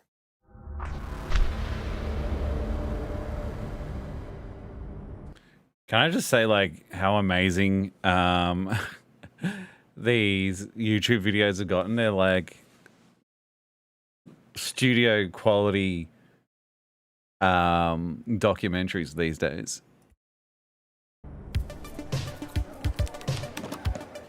The AI lab was buzzing. They had just installed the Xerox 9700. It was one of the first ever commercial laser printers. It was a pretty big deal. The only problem was it kept jamming. You'd wait an hour figuring, I know it's going to be jammed, I'll wait an hour and go collect my printout. And then you'd see that it had been jammed the whole time. Frustration of the wazoo. Richard Stallman, a researcher at the lab, thought that he had a solution. Years earlier, he had solved a similar problem by coding a simple program that sent an alert whenever there was a jam. Now, it didn't fix the problem mechanically, but it did make sure that a jam wouldn't go unnoticed. He thought he could do a similar thing now. The only problem was that Xerox hadn't provided them the source code for the printer, and without it, Stallman couldn't write his code. So he tracked down the original developer. And I said, hi, I'm from MIT, could I have a copy of the printer source code? And he said, no, I promised not to give you a copy. I was stunned. I was angry. All I could think of was to turn around on my heel and walk out of his room. Maybe I slammed the door. And I thought about it later on, because I realized that I was seeing not just an isolated jerk, but a social phenomenon that was important and affected a lot of people. This social phenomenon had slowly invaded the world of computer research. In the late 60s, engineers at AT&T's Bell Labs invented an operating system called Unix, which they shared widely across universities and research labs. This was a time of freedom. But by the 80s, AT&T started going after Unix clone developers for copyright infringement. Later, they even sued the University of California at Berkeley. The tech landscape had shifted. They wanted to close off software development. Companies were now making their employees sign non-disclosure agreements, prohibiting them from ever sharing their code with other programmers. See, this was my first encounter with a non-disclosure agreement, and I was the victim. And the lesson it taught me was that non-disclosure agreements have victims. They're not innocent. They're not harmless. Stallman wondered, maybe he could adapt to this new world. But I realized that that way I could have fun coding and I could make money. But at the end, I have to look back at my career and say, I have spent my life building walls to divide people. And I would have been ashamed of my life. So Stallman chose a different path. He quit his job at MIT and in 1985 established the Free Software Foundation. And it worked to promote 4 basic freedoms. You should be free to run software for any purpose, free to study it, free to change it, and free to share it. Now, to ensure those freedoms, he created a legal license that developers could attach to their code, called the General Public License. And to stick it to AT&T, he started work on a project based on Unix, but built from the ground up, so AT&T couldn't sue. He called the project GNU, a recursive acronym for GNU is not Unix. Now, to replicate a Unix system, the GNU project had to recreate 3 layers of functionality. They needed the utilities, which were the everyday tools and commands, the shell, which is the terminal that people use to interact with the machine, and finally the kernel, which is the core that talks to the hardware and manages memory. Now, over the next 7 years, the GNU project made much of that from scratch. They created the GCC code compiler, the bash shell, and a host of other core utilities. But they were always missing one key component, the kernel. That changed in the fall of 1991 when Stallman visited the University of Helsinki to give a talk promoting the project. In the audience was a young computer science student who just happened to be building his own kernel from scratch. His version wasn't free, but after hearing Stallman speak, the student changed his mind and adopted the General Public License. At first, he wanted to call it Free Unix, or Freaks, but his friend thought that sounded terrible. So he renamed it after the student himself, Linus Torvalds. Linus, Unix, well, that's how we got Linux. That kernel, combined with the other components from the GNU project, became a full operating system. Now, technically, Linux only refers to that kernel, but a lot of people use it to refer to the whole operating system. So GNU and Linux and whatever else. Because the code was open and free, and the projects built on it were too, a new model of software development took hold. Anyone could inspect the code, improve it, fix flaws, and generally just push development forward for everyone. So software split into two competing ideologies: proprietary closed source systems controlled by companies, and open source projects where the code was free. Is free in two ways. It's free as in you don't have to pay for it, but it's all free to change it in any way you want, and that seems to be the much more important aspect. People are happy to pay for technology, but so often do they run into some roadblocks where you have to file a support ticket with some large company, they may or may not get the help they need, and engineers are just itching to just fix it themselves. Developers could take that basic code, which was freely available, and then add on their own features relevant to their specific device. They didn't have to reinvent the wheel every time. So that's why Linux spread into all sorts of different applications. Hello, I'm a Mac. And I'm a PC. No one else? No one. Hi, I'm Linux. There are an estimated 30 million Linux users out there. How long have you been standing there? Long time. And it's not even just limited to computers. Your electronic vacuum is definitely Linux. Your camera is definitely Linux. Most TVs, most electronics are Linux. Linux even runs some of the most sensitive machines on the planet. You can assume that Linux is pretty much used in anything of high security need, not necessarily because Microsoft, for instance, couldn't build something equally secure, but because usually there's secrecy involved in building, let's say, a new weapon system, and you don't necessarily want to have to work with some tech company. You don't want to involve more people than absolutely necessary. Of the top 500 supercomputers in the world, every single one runs Linux. It's used in the Pentagon and on US nuclear submarines. Every bank you can think of, really, manufacturers, hospitals, governments, defense organizations and things like that. They're all running Linux servers. Today, Linux is everywhere. Most people are familiar with Windows and Mac OS, but they are not the most popular operating systems in the world. No, they are dwarfed by systems running a Linux kernel. Android, with over 3 billion devices, is built on Linux. And it also powers the majority of internet servers in the world.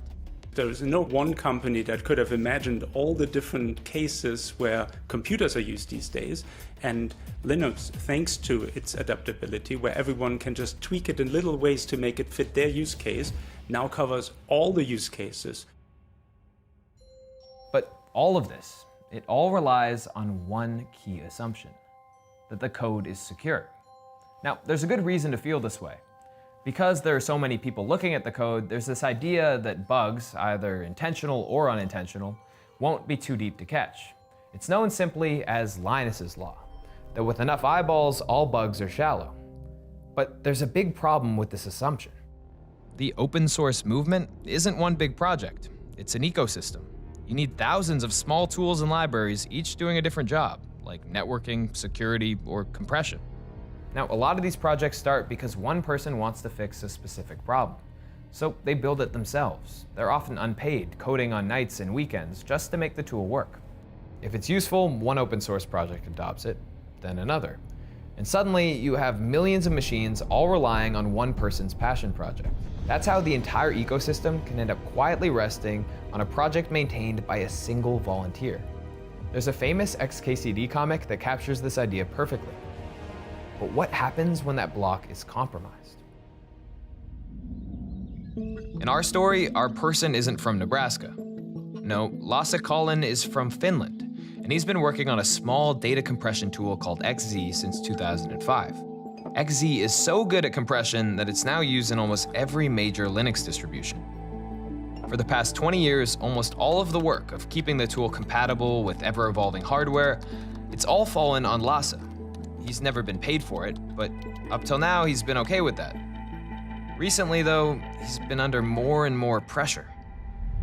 Over 1 month and no closer to being merged, not a surprise. Progress will not happen until there is a new maintainer. Submitting patches here has no purpose these days. The current maintainer lost interest or doesn't care to maintain anymore. Lhasa responds, I haven't lost interest, but my ability to care has been fairly limited, mostly due to long-term mental health issues, but also due to some other things. It's also good to keep in mind that this is an unpaid hobby project, but it's not enough. I'm sorry about your mental health issues, but it's important to be aware of your own limits. The community desires more. You ignore the many patches been rotting away on this mailing list. Right now, you choke your repo. Lhasa is burning out, but just when he thinks he can't handle it anymore. Nice job to both of you for getting this feature as far as it is already. Just trying to do my part as a helper elf. Signed, Gia Tan. For months, Gia's been taking some of the load off Lhasa. He's been incredibly helpful. Now he offers to step up and take over as maintainer of the project. To Lhasa, it sounds almost too good to be true. As I've hinted in earlier emails, Gia Tan may have a bigger role in the project in the future. Finally, Lhasa can step back and breathe after 20 years of hard work. But Gia is not who he appears to be. And he's identified Lhasa Collins' XZ project as a weak link in the Linux ecosystem, one that could give him access to almost every computer on the internet.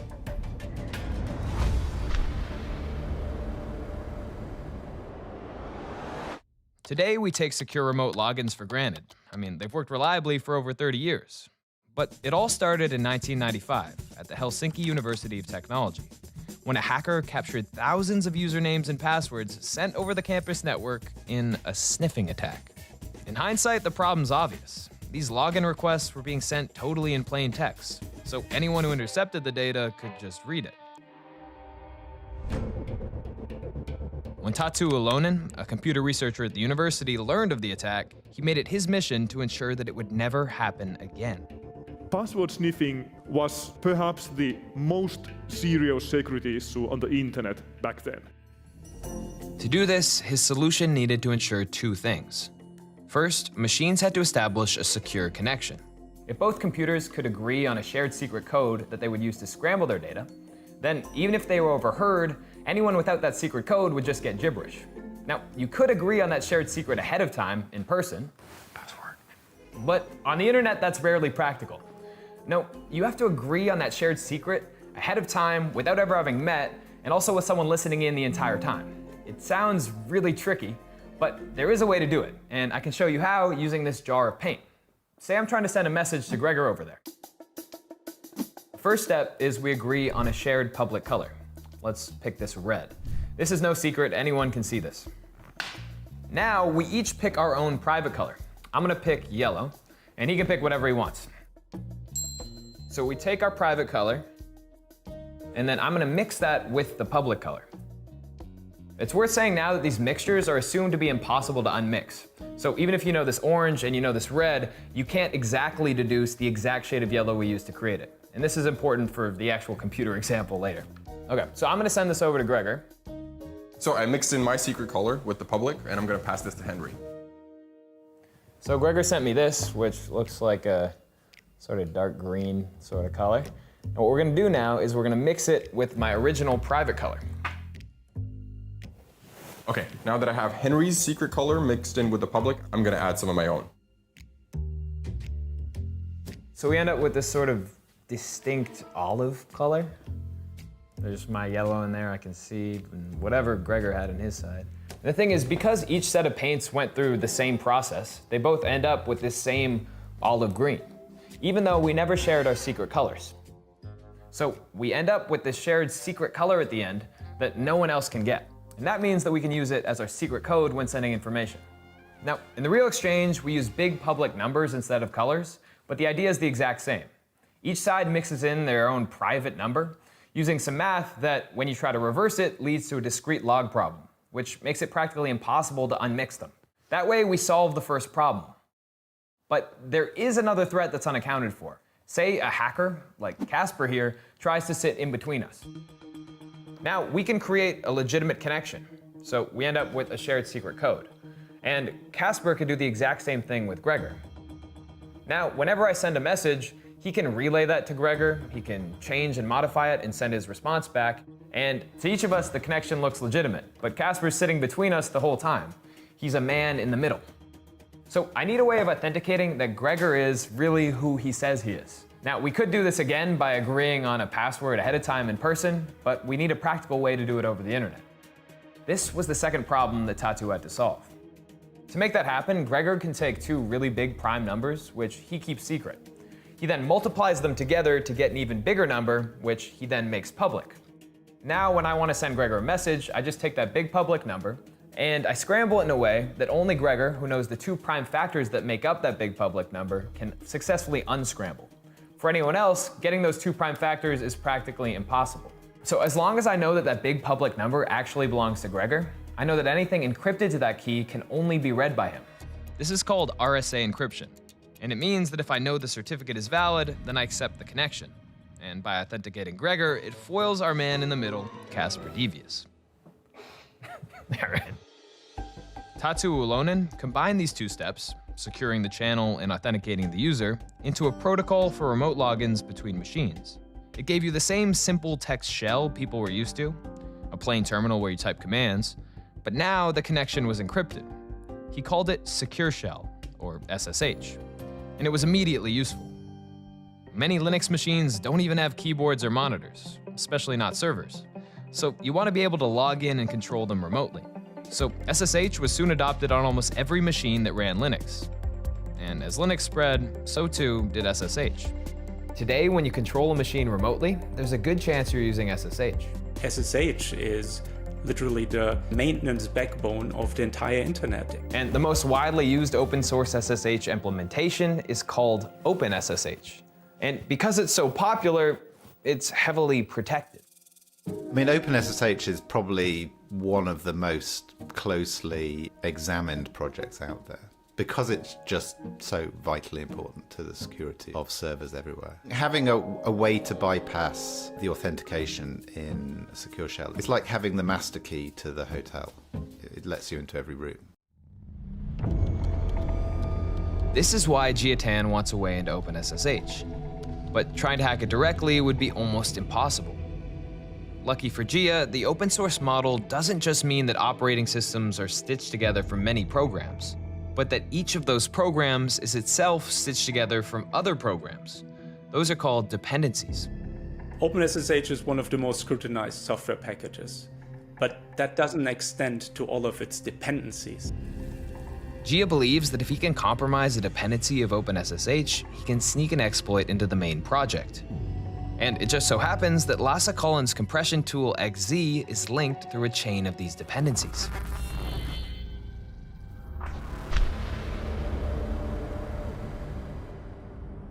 Now, Lasse's original goal with XZ was to find a better way to compress data on Linux. That data could be anything, code, an image, text. But what was important to Lasse was that once you compressed and decompressed it, it had to come back exactly the same. The method had to be lossless. Let me give you an example. We're gonna take the lyrics to Rick Astley's hit, Never Gonna Give You Up, and we're gonna try to compress it. Now, say we take this and we represent it as a stream of characters, and each one gets a fixed width 8-bit code. Now, that works, but it's inefficient. If we go through this stream and just count up how often each symbol appears, you'll notice there's a pattern. Some appear more frequently, like N with 430 uses, and some barely at all, like J with 1 use. To save space, why don't we give the ones that appear more frequently shorter codes? And the rarer ones, well, they can afford to be long. But how do we do that? So let's start by counting up how often each symbol appears, and sorting that from most frequent to least frequent. We take the two least frequent symbols and join them together into a pair. We then treat that pair as a new combined symbol, whose frequency is the sum of the two it represents. We can then reinsert that back into the list. Then we do it again. We take the two least frequent items, combine them, and then reinsert them back into the list. And we do that over and over again until we get this massive structure called a Huffman tree. Now, to get our codes, we just walk the tree. A step right is a 1, a step left is a 0. So for example, to get R, we just go right, left, left, right. So the code is 1001. So what you'll notice is the more commonly occurring symbols naturally appear at the top of the tree, so they get shorter codes, while the ones that appear less frequently are at the bottom of the tree. The system works well, but it also has a weakness.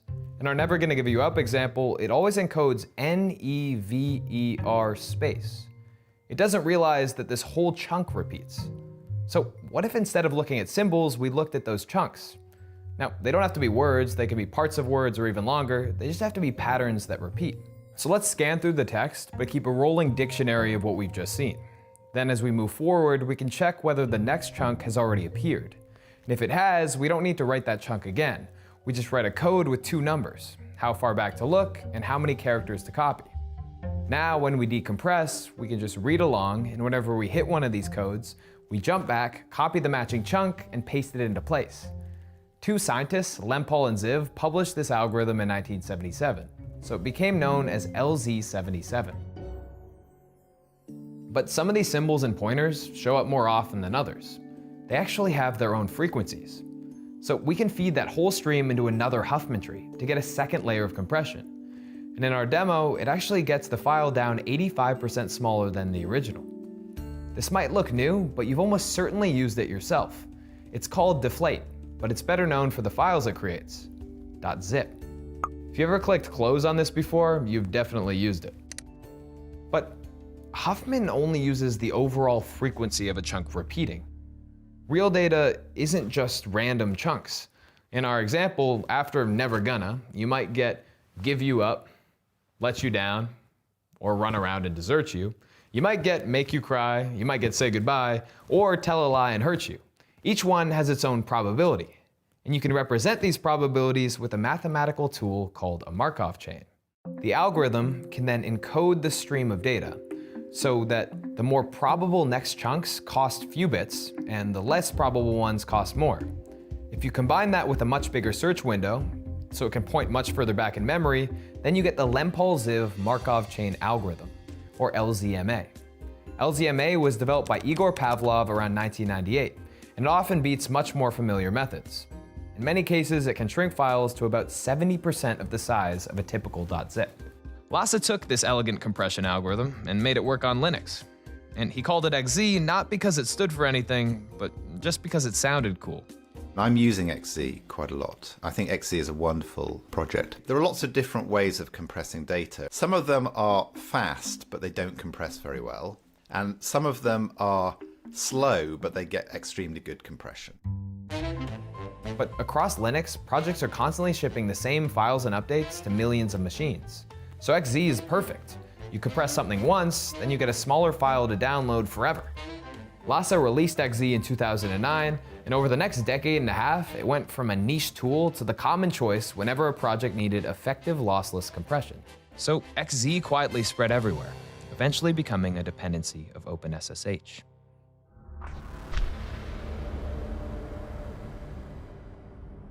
So it was some point in about February 2024. And Jiatan, he emails me. He's got all of these new features in the new version of XZ. He wins Rich over almost immediately. So I get to talk to hundreds of contributors all the time, and I do get a feel for them. I feel, you know, are they good coders, which is what I really care about? Are they conscientious people? Are they helpful? Do they respond to bug reports quickly? And in all of the dimensions, Jiatan would be a very good contributor because he's obviously a good coder. He's very responsive. He's very keen. And I love all that.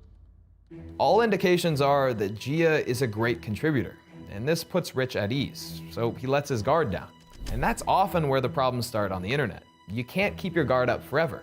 But lucky for us, with today's sponsor NordVPN, you don't have to. NordVPN's Threat Protection Pro blocks dangerous websites before they load. It stops malicious downloads, and it strips out trackers and intrusive ads automatically. And it works even when you're not connected to the VPN.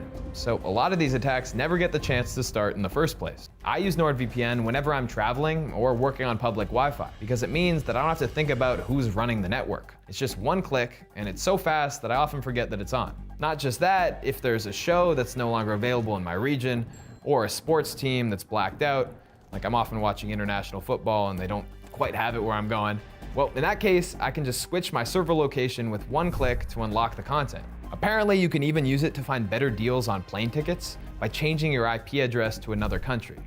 I haven't tried it yet, but that sounds fascinating. So if you want to try it, you can get the best deal by going to nordvpn.com/Veritasium. When you use that link or this QR code, you'll get a huge discount.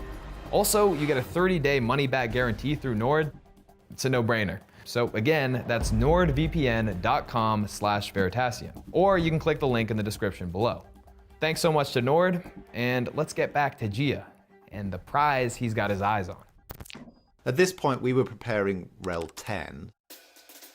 See, Red Hat ships two major flavors of Linux: Fedora, which is free and publicly available, and Red Hat Enterprise Linux, or RHEL, which is available through a paid subscription. This one has to be stable and secure because it's widely used on the most important machines, like in governments and hospitals. Gia wants his code in RHEL, but RHEL only has a new major release about once every 3 years. So there's definitely a deadline. That deadline was around sort of March, April in 2024. Gia has to act fast. He wants complete control of any compromised machine. And to pull it off, he has 3 steps in his plan. Step 1, the Trojan horse. The code for XZ lives on a website called GitHub, which tracks all edits to XZ's code using a tool called Git, which was also developed by Linus Torvalds. So Gia starts by making small changes. He changes the primary contact for bug reports to his own email. He tweaks small tools that will help him later. But he can't sneak in the payload this way. I mean, it'd be too obvious. So he needs a way to sneak it in without it ever appearing as normal source code on GitHub. So when you're writing compression software, it's very often the case that your software is full of these binary blobs, as we call them, so just lumps of binary, which are used to test the compression or the decompression is still working. Nobody reads these test blobs. They're included without ever appearing in the human-readable source code. They're assumed to be garbage data. But for Gia, this is the perfect place to hide his payload, inside something that at first glance looks harmless. But in reality, it's a Trojan horse. But with the Trojan horse inside of XZ, it's still just a lump of data in a binary blob. He has to unpack it. So in the code that builds the project, he slips in a small, easy-to-miss change. It hides among all the automatically generated code and quietly unpacks his payload, inserting it into the XZ library. But now that it's inside of XZ, it still has to pick the right time to act. On to step 2, Goldilocks. Gia's end goal is to compromise a very specific part of the SSH connection process, the RSA authentication step. He realizes that if he can slip a small malicious component in there, let's call it the payload, then every time SSH checks for a key, his code will run first. It will quietly look for a special master key that only he knows, and if it sees that key, it'll let him straight in. If it doesn't, it'll call the real code and no one's the wiser. So he will have his backdoor entrance to open SSH. But he can't just go in and rewrite RSA decrypt, the function that verifies the client's identity during the login. It's not that easy. See, when you build an application, you could take all the code you need from different libraries and bundle it into your application. But there's a big drawback to this approach. If 10 different applications on a system all bundle the same library, you end up with 10 separate copies on your machine. So it's redundant. That's why modern systems mostly use shared libraries. When an application starts, the linker fills in a table of addresses. These addresses point to the functions and variables it needs from the libraries it links to. That table is called the Global Offset Table, or GOT. Now when it wants to use something from a shared library, it just checks the GOT and jumps to the right spot in memory. RSA decrypt doesn't belong to OpenSSH at all. It comes from a shared crypto library. So to hijack authentication, Gia can overwrite the GOT entry that tells SSH where it is. And to do that, he can use a little-known tool called an ifunc resolver. The ifunc is used where, let's say you want to optimize your code to run on Intel hardware and AMD hardware. Now, you could write the software just for Intel, and it would run very fast on Intel, and it probably would run very badly on AMD hardware. Instead, you keep multiple versions of the same function, and the ifunc resolver picks the right one for the hardware you're on. At first glance, that sounds like a way for Gia to trick the system into thinking it's running hardware that needs its own compromised version of RSA decrypt. But there is a catch. A library can only define ifunc resolvers for its own functions. And since RSA decrypt doesn't belong to XZ, it can't use an ifunc resolver to override it. But ifunc can still help him. So it will, very, very early on in the running of the program, it will do this sort of determination of what hardware is available. And crucially, it does let you run your own code in the library very early on. Now, at this early stage, from within an ifunc resolver, Gia could try to directly rewrite the GOT entry for RSA decrypt.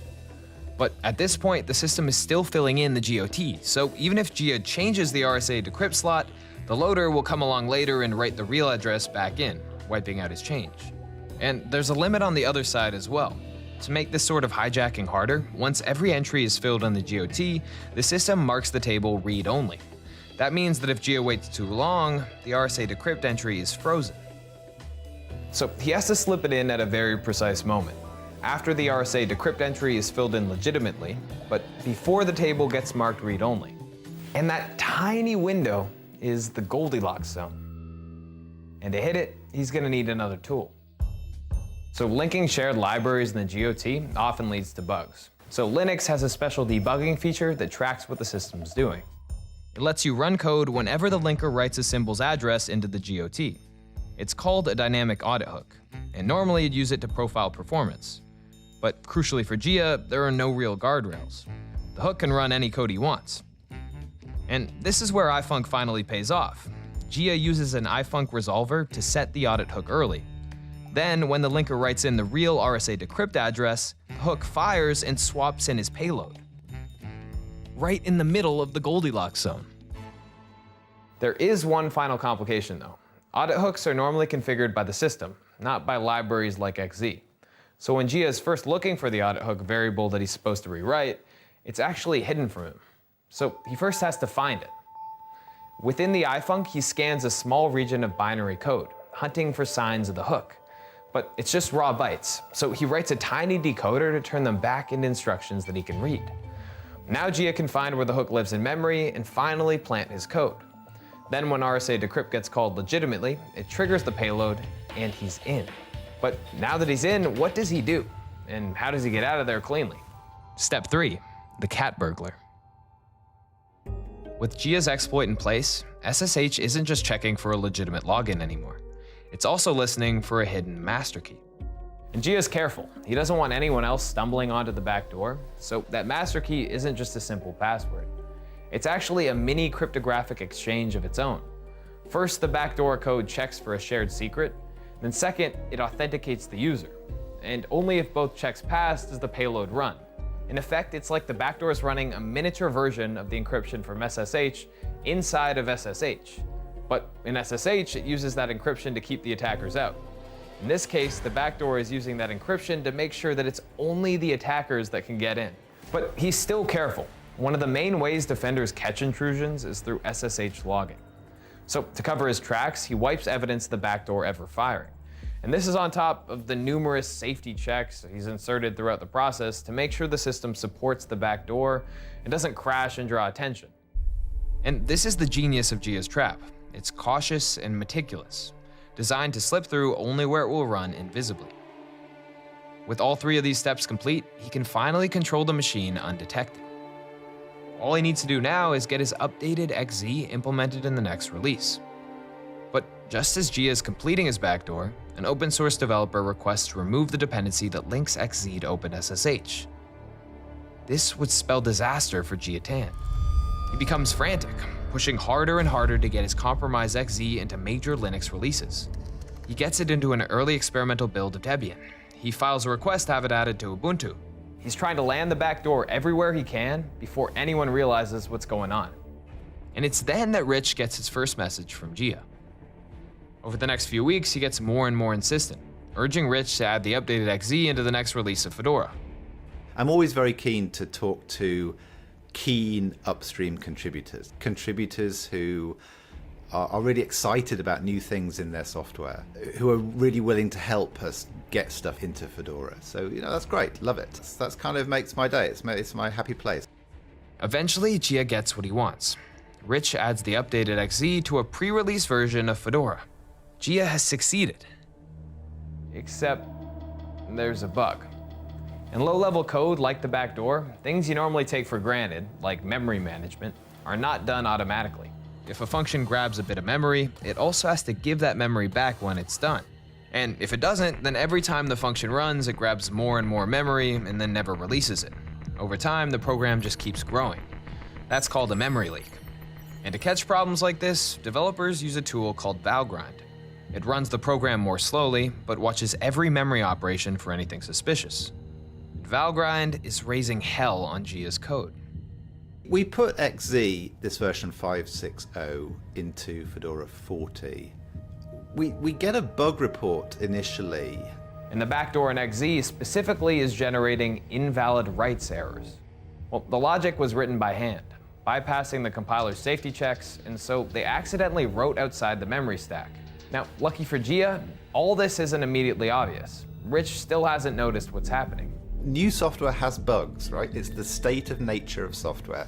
Software is absolutely full of bugs all the time. Now, the real problem is inside the malicious code in the test file. But Gia can't just go and fix that. That would completely expose the backdoor. So he invents a cover story. He claims that the random data he used to generate the original test files, well, it's not reproducible, so he's replacing it. And in this updated code, he fixes the memory error. It's a very convincing and plausible explanation for why this test blob has to be updated. But of course, it's not the real reason. All right, so now the real fix is in, but if the bug just magically went away, it would look a bit suspicious. So he has to find a way to cover it up. So what he then does is he changes the ifunc code in a way where he adds like a whole bunch of comments and changes to the code around it. That doesn't actually change the code, but is plausible enough to look like he's changing how the ifunc works to fix the Valgrind bug. It does. Listening to it, I'm like, I know that this is the evil hacker Gia Tan, but I'm like, ooh, that's clever. You know? Yeah, I mean, look, the guy is obviously not an idiot, right? But none of this is suspicious. This is what we expect from compression software. And as a packager, it's not really my job to fix every bug in upstream software. As soon as it gets to a certain level of difficulty, my thought here is, well, Gia Tan has actually been writing this software, right? So he's got it all in his head. He knows how it works. It's easier for me to just give him the problem. And I send the bug over to him, and like a day later, he sends the fix back. From my point of view, it's problem solved. You know, it worked. System worked, right? I made the right call. I don't see... at that point, knowing what I know then, I don't see that there's any problem. So we downloaded Gia Tan's version of XZ, which was available on Fedora publicly. But we made a slight modification. Instead of using Gia's secret code, we're using our own. And that means that we can take advantage of Gia's backdoor. In this case, we're targeting the Veritasium.com website. And once we get control of it, I got a little trick in store for Derek. Now, to make sure I don't mess with any real traffic too bad and lose my job, we actually cloned the Veritasium website and put it on a very similar URL. But it will work the same. Of course, Derek doesn't know that I've covered my bases. Oh no. Man, when you guys do these things, I start to get more and more scared now. I want it to work for the video, but I also don't want it to work because I don't want to screw stuff up. So, yep. It's the risk you take, I guess, letting us run rampant. It is a concern. I'm gonna execute a script here, which is gonna opening up a port on the Veritasium server. And then on this side, I'm gonna execute a little script. Uh-oh. Henrytasium. Who is this goof? On the main photo, you spent time getting all suited up there. Of course. Looking sharp, sir. Thank you, thank you. Videos Derek would never approve of. Uh-oh. The concept was, over the years that we've worked together, you've said no to a bunch of my ideas. And I figure now with control of the website, it's about time the world saw it. Surviving 7 days living underwater. How do saturation divers live at minus 1,000 feet? I mean, you wouldn't be outside, right? So I don't know why you need goggles there and like a respirator, but you're not underwater. Why it's almost impossible to shoot 4,000 meters. It's a sniper video. Yeah. The CIA lied, exposing how the CIA lied about torture. I feel like that still goes into tough territory for us. How xenon gas replaced oxygen. I attempted to climb Mount Everest on xenon gas. That sounds like a terrible idea. This is what this whole video was about. This whole video is just about trying to get me to greenlight your projects. You know, if people like these video ideas, they can feel free to let us know in the comments. We can actually make them. The top uploaded comment one, I will greenlight happily. Let's go. Is this live to the public right now? It is live. Yeah, it's live on the server. Yeah. If anyone's on the website right now, that would be very strange for them. Look, I'm not pleased. I would like you to change it back. It doesn't seem like this should be possible on a Linux server. So the big question is, how did you do it? The address is the server. The seed is our code to get in. And then the command is what we're doing to essentially open up, in this case, NC, which is like opening up a port on the machine that we can then access from this second terminal. Then what we're doing is, on this side, we're running a script that's connecting to that port that's just been opened up, copying our files, and then by the end, we're gonna have root access on the server. That means that it thinks that we own the thing. That's so crazy. This is a very scary hack. I do not like it. Another thing is that this is a very obvious way of demonstrating this attack. Like, I've changed everything on the website. You immediately know that I've gone in and hacked the server. If we were doing this for real, we would do it a lot sneakier. I mean, as you say, right? The thing to do would not be to totally rework someone's website so everyone notices, but to change it subtly so nobody notices, so you can skim data or, yeah, like get credit card details or take payments to a different location and stuff like that. So you can copy anything you want, you can change anything you want, you can delete anything you want. So if there's any interesting documents or crypto tokens, any files you're interested in, those are yours now.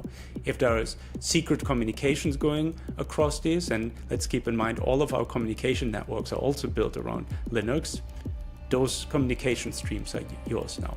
If you wanted to encrypt something and ask for ransom, that's possible now. The possibilities really are endless. After 2.5 years of hard work, slowly infiltrating the XZ project and weaving in this ingenious backdoor, G has done it. He now has free reign on any machine that installs the new Fedora pre-release.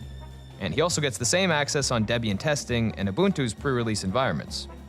And with RHEL 10 coming up, his code could infect some of the most important computers in the world. Now he should be able to relax, wait for the release, and he's got his backdoor key. But just when he thinks everything's going right,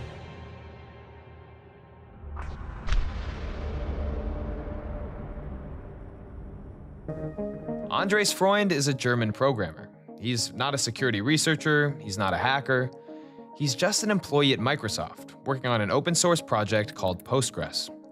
One day in March 2024, he tries out the unstable release of Debian to make sure that Postgres will run smoothly. But while checking the server connection times, he notices something odd. A slowdown.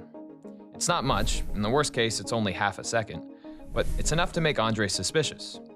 We tested the connection times ourselves on our own version of the XZ hack, and we found the exact same thing. Consistent slowdowns of about 400 to 500 milliseconds. Andres had already seen the problems with XZ and Valgrind weeks earlier, and this only makes him more suspicious. So he digs in deeper. He looks at recent additions to OpenSSH and traces the delay back to an update in XZ. He sees the binary test files, but notices that they were never used in a test. It's even stranger. Andres tries to get back to work, but he can't stop thinking about it. I remember sitting in a bunch of meetings and not really being able to concentrate because it feels like I need to continue looking into this. Eventually, Andres sees it. This isn't some bug. This is a backdoor. And this backdoor is meticulous. It hunts through memory to find the audit hook. It implements a decoder to read those raw bytes, and then it wraps everything in custom encryption and safety checks so that it only triggers on the right kind of connection. I mean, it even garbles its own string so that it won't be detected. It's incredibly cautious. But all of that takes time. And in the end, that's what grabs Andres' attention. If they had done less obfuscation, I probably would not have noticed that anything was wrong. Now, XZ's security contact is Giatan, so Andres can't exactly report it through the usual channels. Instead, he emails the Debian security team directly and posts a detailed report to a public security mailing list. Then, all hell breaks loose. I'm called up on, I think it was a Friday evening, in fact I'm sure it was a Friday evening, to join a internal Red Hat meeting. And it's immediately obvious that this is not a normal meeting because like our head of security is there. It's explained to me that it's been found by somebody in the community that XC has a backdoor, and immediately I'm like, WTF, how did this happen? To cover their bases, Red Hat quickly rolls Fedora back and tells all their users to revert. And the whole open source community starts digging into the project to understand what went wrong. One thing is clear though, Andres is a hero. Now, the fact that this was discovered in a different test at all, that was lucky, but then what are the chances that someone who isn't looking for a security bug spends days investigating this? So big kudos to the researcher, and yeah, saved us all from possibly a doomsday on the internet. I think that Andreas did a brilliant job because he did what I should have done actually, which is I should have looked at the bug when I saw it, and I should have gone there, like a crazy hound sort of sniffing around trying to find out what's going on. Andres even gets a shout out from the CEO of Microsoft. But when the story breaks, the mainstream response is surprisingly muted. Actually, I'm still surprised now that the mainstream news outlets haven't really covered this very much. I can tell you how many systems would have been compromised, which would have been millions. Anything from spying to ransom to just taking down entire countries, you could have done it with this backdoor. I guess the big question is, who is Jiatan? That's the question, isn't it? Okay, so my feeling is that Jiatan, the person that I talk to, I believe is one person. But I also believe that behind him must be a group of people. And they worked for quite a while. I mean, they were at this for perhaps 2.5 years that we know about. If you look back at the accounts pressuring Lhasa, they share some similarities. They use free email addresses, and they have almost no footprint outside of the XE threads. These were very likely sock puppet accounts, identities manufactured to apply pressure as part of a multi-stage social engineering campaign. Now, who spends $1 million and takes 2.5 years to attempt to break into every hotel room on the internet with the master key? I think it's not a criminal organization, because I don't think a criminal organization would have that patience to spend that time without any real return. So I think it has to be a nation state actor here. A lot of the aliases, like Jiatan, they sound like Asian names, and the published changes are all timestamped in UTC+8, Beijing time. So the signs point to China. And that's why it's probably not China. I mean, why would they make it that obvious? Every other part of the operation has been so meticulous, so cautious. And they also worked on Chinese New Year, but not on Christmas. And over the years, there were 9 changes that fall outside of the Beijing time, into UTC+2, which is a time zone that includes Israel and parts of Western Russia. That's why some experts have speculated that this could be the work of APT-29, a Russian state-backed hacker group also known as Cozy Bear. But again, do we know? No, of course we don't know who it is, and we likely will never know. Jiatan himself just disappeared as soon as this exploit became publicly known and never heard from again. In a sense, it doesn't matter whether this was Russian or Chinese or Iranian. We need to protect from these types of backdoors no matter where they're coming from. I see this as like, the canary in the coal mine of what's going to be happening as attackers get more sophisticated, they make fewer mistakes, the gloves are off in a way. I don't think that the Linux community is fully, is fully ready for this yet. In the aftermath of XZ, the open source community poured over countless small, similar projects, looking for similar campaigns. But they found almost nothing. I'm worried that we didn't find other backdoors. The incentives are just too clear. There are state-sponsored parts of either governments, militaries, or even private contractors working for states that are all preparing for the next cyber escalation, some kind of a war, some kind of a geopolitical conflict. And where are all of those backdoors? There's just too many people incentivized to put backdoors for the few backdoors that we're actually discovering. Now, some experts have argued this reveals a fundamental flaw in the open source model, but not everyone agrees. Closed source software would be no better here. In fact, who's to say that there aren't already state spies working as paid software engineers at some of the larger companies, putting in exactly backdoors like this? But then there would be no community member running free testing and detecting this by chance. This backdoor, if anything, underlines the ethos of open source. I mean, just think of what it took to get this done in public. There was a multiple-year social engineering campaign. There were all these layers of misdirection, and then there was code that was designed to withstand constant scrutiny. Compare that now with a closed source hack. Sometimes all it takes to get a backdoor installed there is a court order. Or you have a public company that can just brush a breach under the rug. I actually used to work as an open source researcher myself at the Japanese telecom giant NTT. And my perspective is that it's only because this is an open source project that it's been picked apart, analyzed, and turned into a conversation about security at all.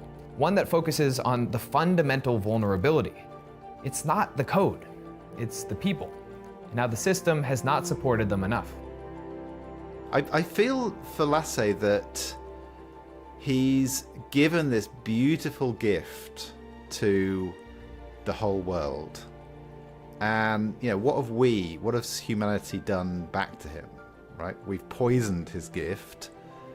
And then I think implicitly a little bit, not everyone's saying this, but implicitly we're blaming him for not being there to maintain this stuff for free forever.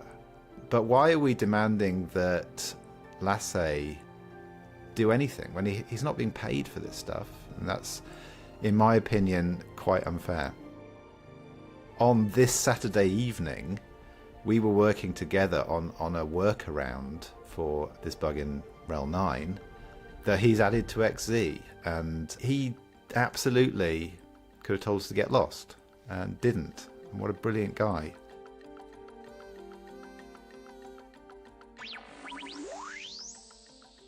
Edit! Hello, hello, hello.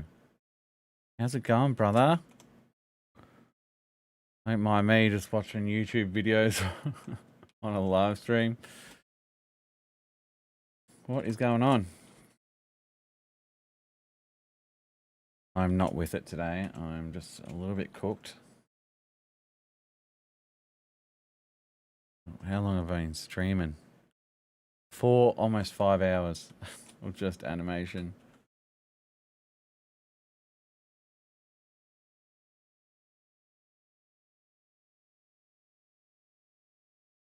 Don't ask me what's going on in my brain. I'm just trying to beast mode in animation and get the visuals done so I can work through the audio same. I'm just pushing myself through my absolute limits. I'm going on holidays on Sunday, so I'm like, I'll be gone for 11 days. And so I know I'm going to get the itch. I'm just pretty much murdering myself at the moment.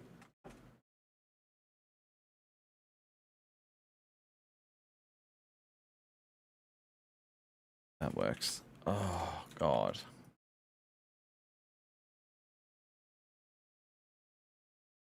There should be an in-between between those two.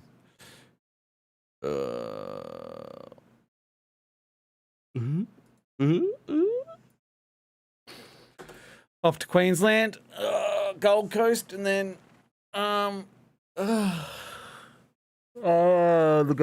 up to Bribey Island and Gympie, and visit some friends.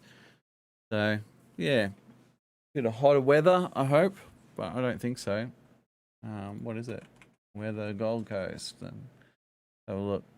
Raining Monday, raining Tuesday, raining Thursday, with a high of 22. So not too fantastic, but we'll see what happens.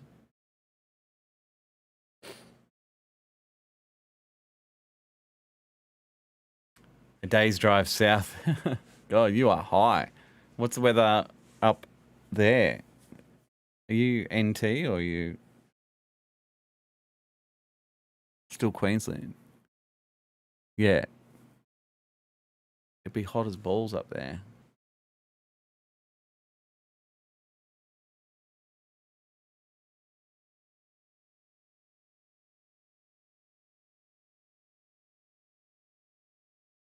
It's balmy. What's the weather here? It's pretty humid here. It's 29 at the moment with 41% humidity. It's been kind of wet, but good in air conditioning. Oh, it's lunchtime. I feel like it's nap time for me. Oh my God. I'm exhausted, but go enjoy 70% humidity. Oh my God. That is insane.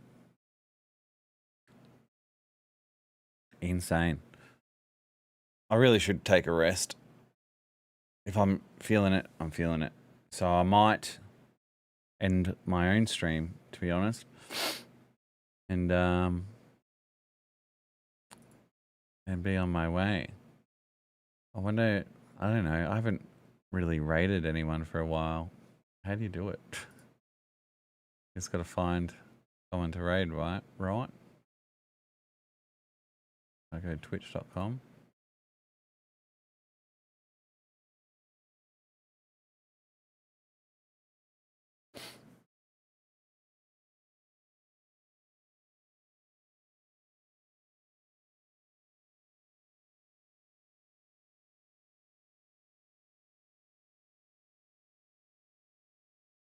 Do Larry IRL.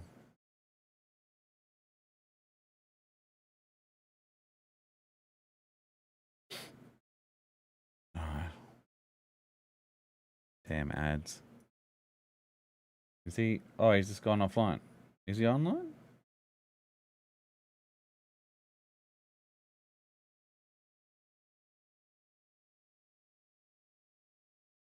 No worries, brother.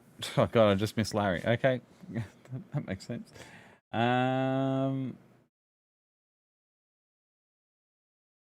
Who else?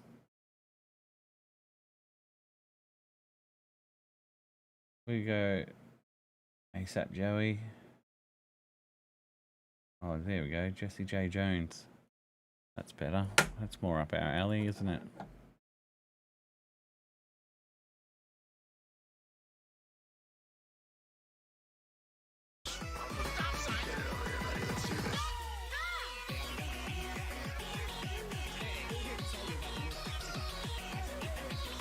Is there...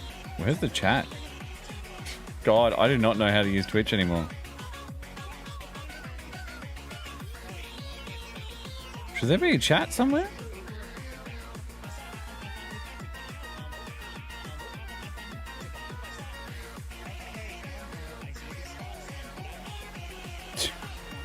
Is it missing?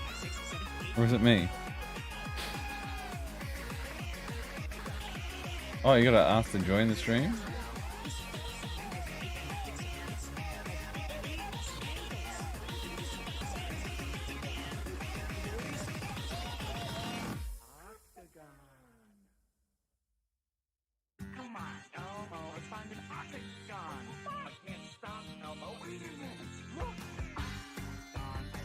Oh, there it is. I got it. And then I type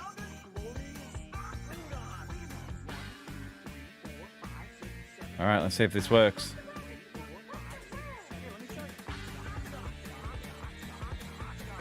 Okay.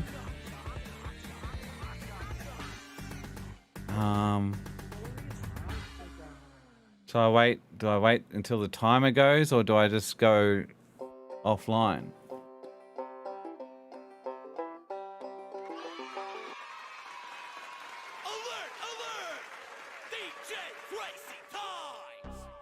If you want parties to be making, have some noise. Bratislava!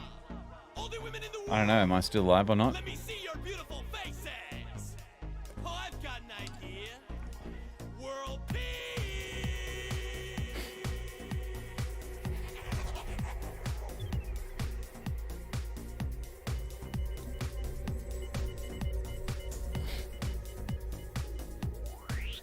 Might just wait for the timer.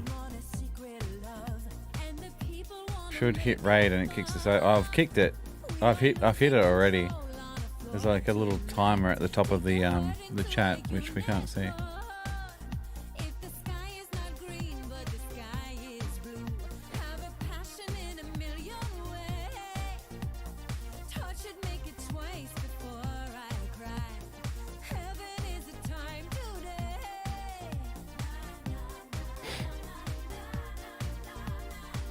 Well, goodbye, everyone. Thanks for coming. See ya.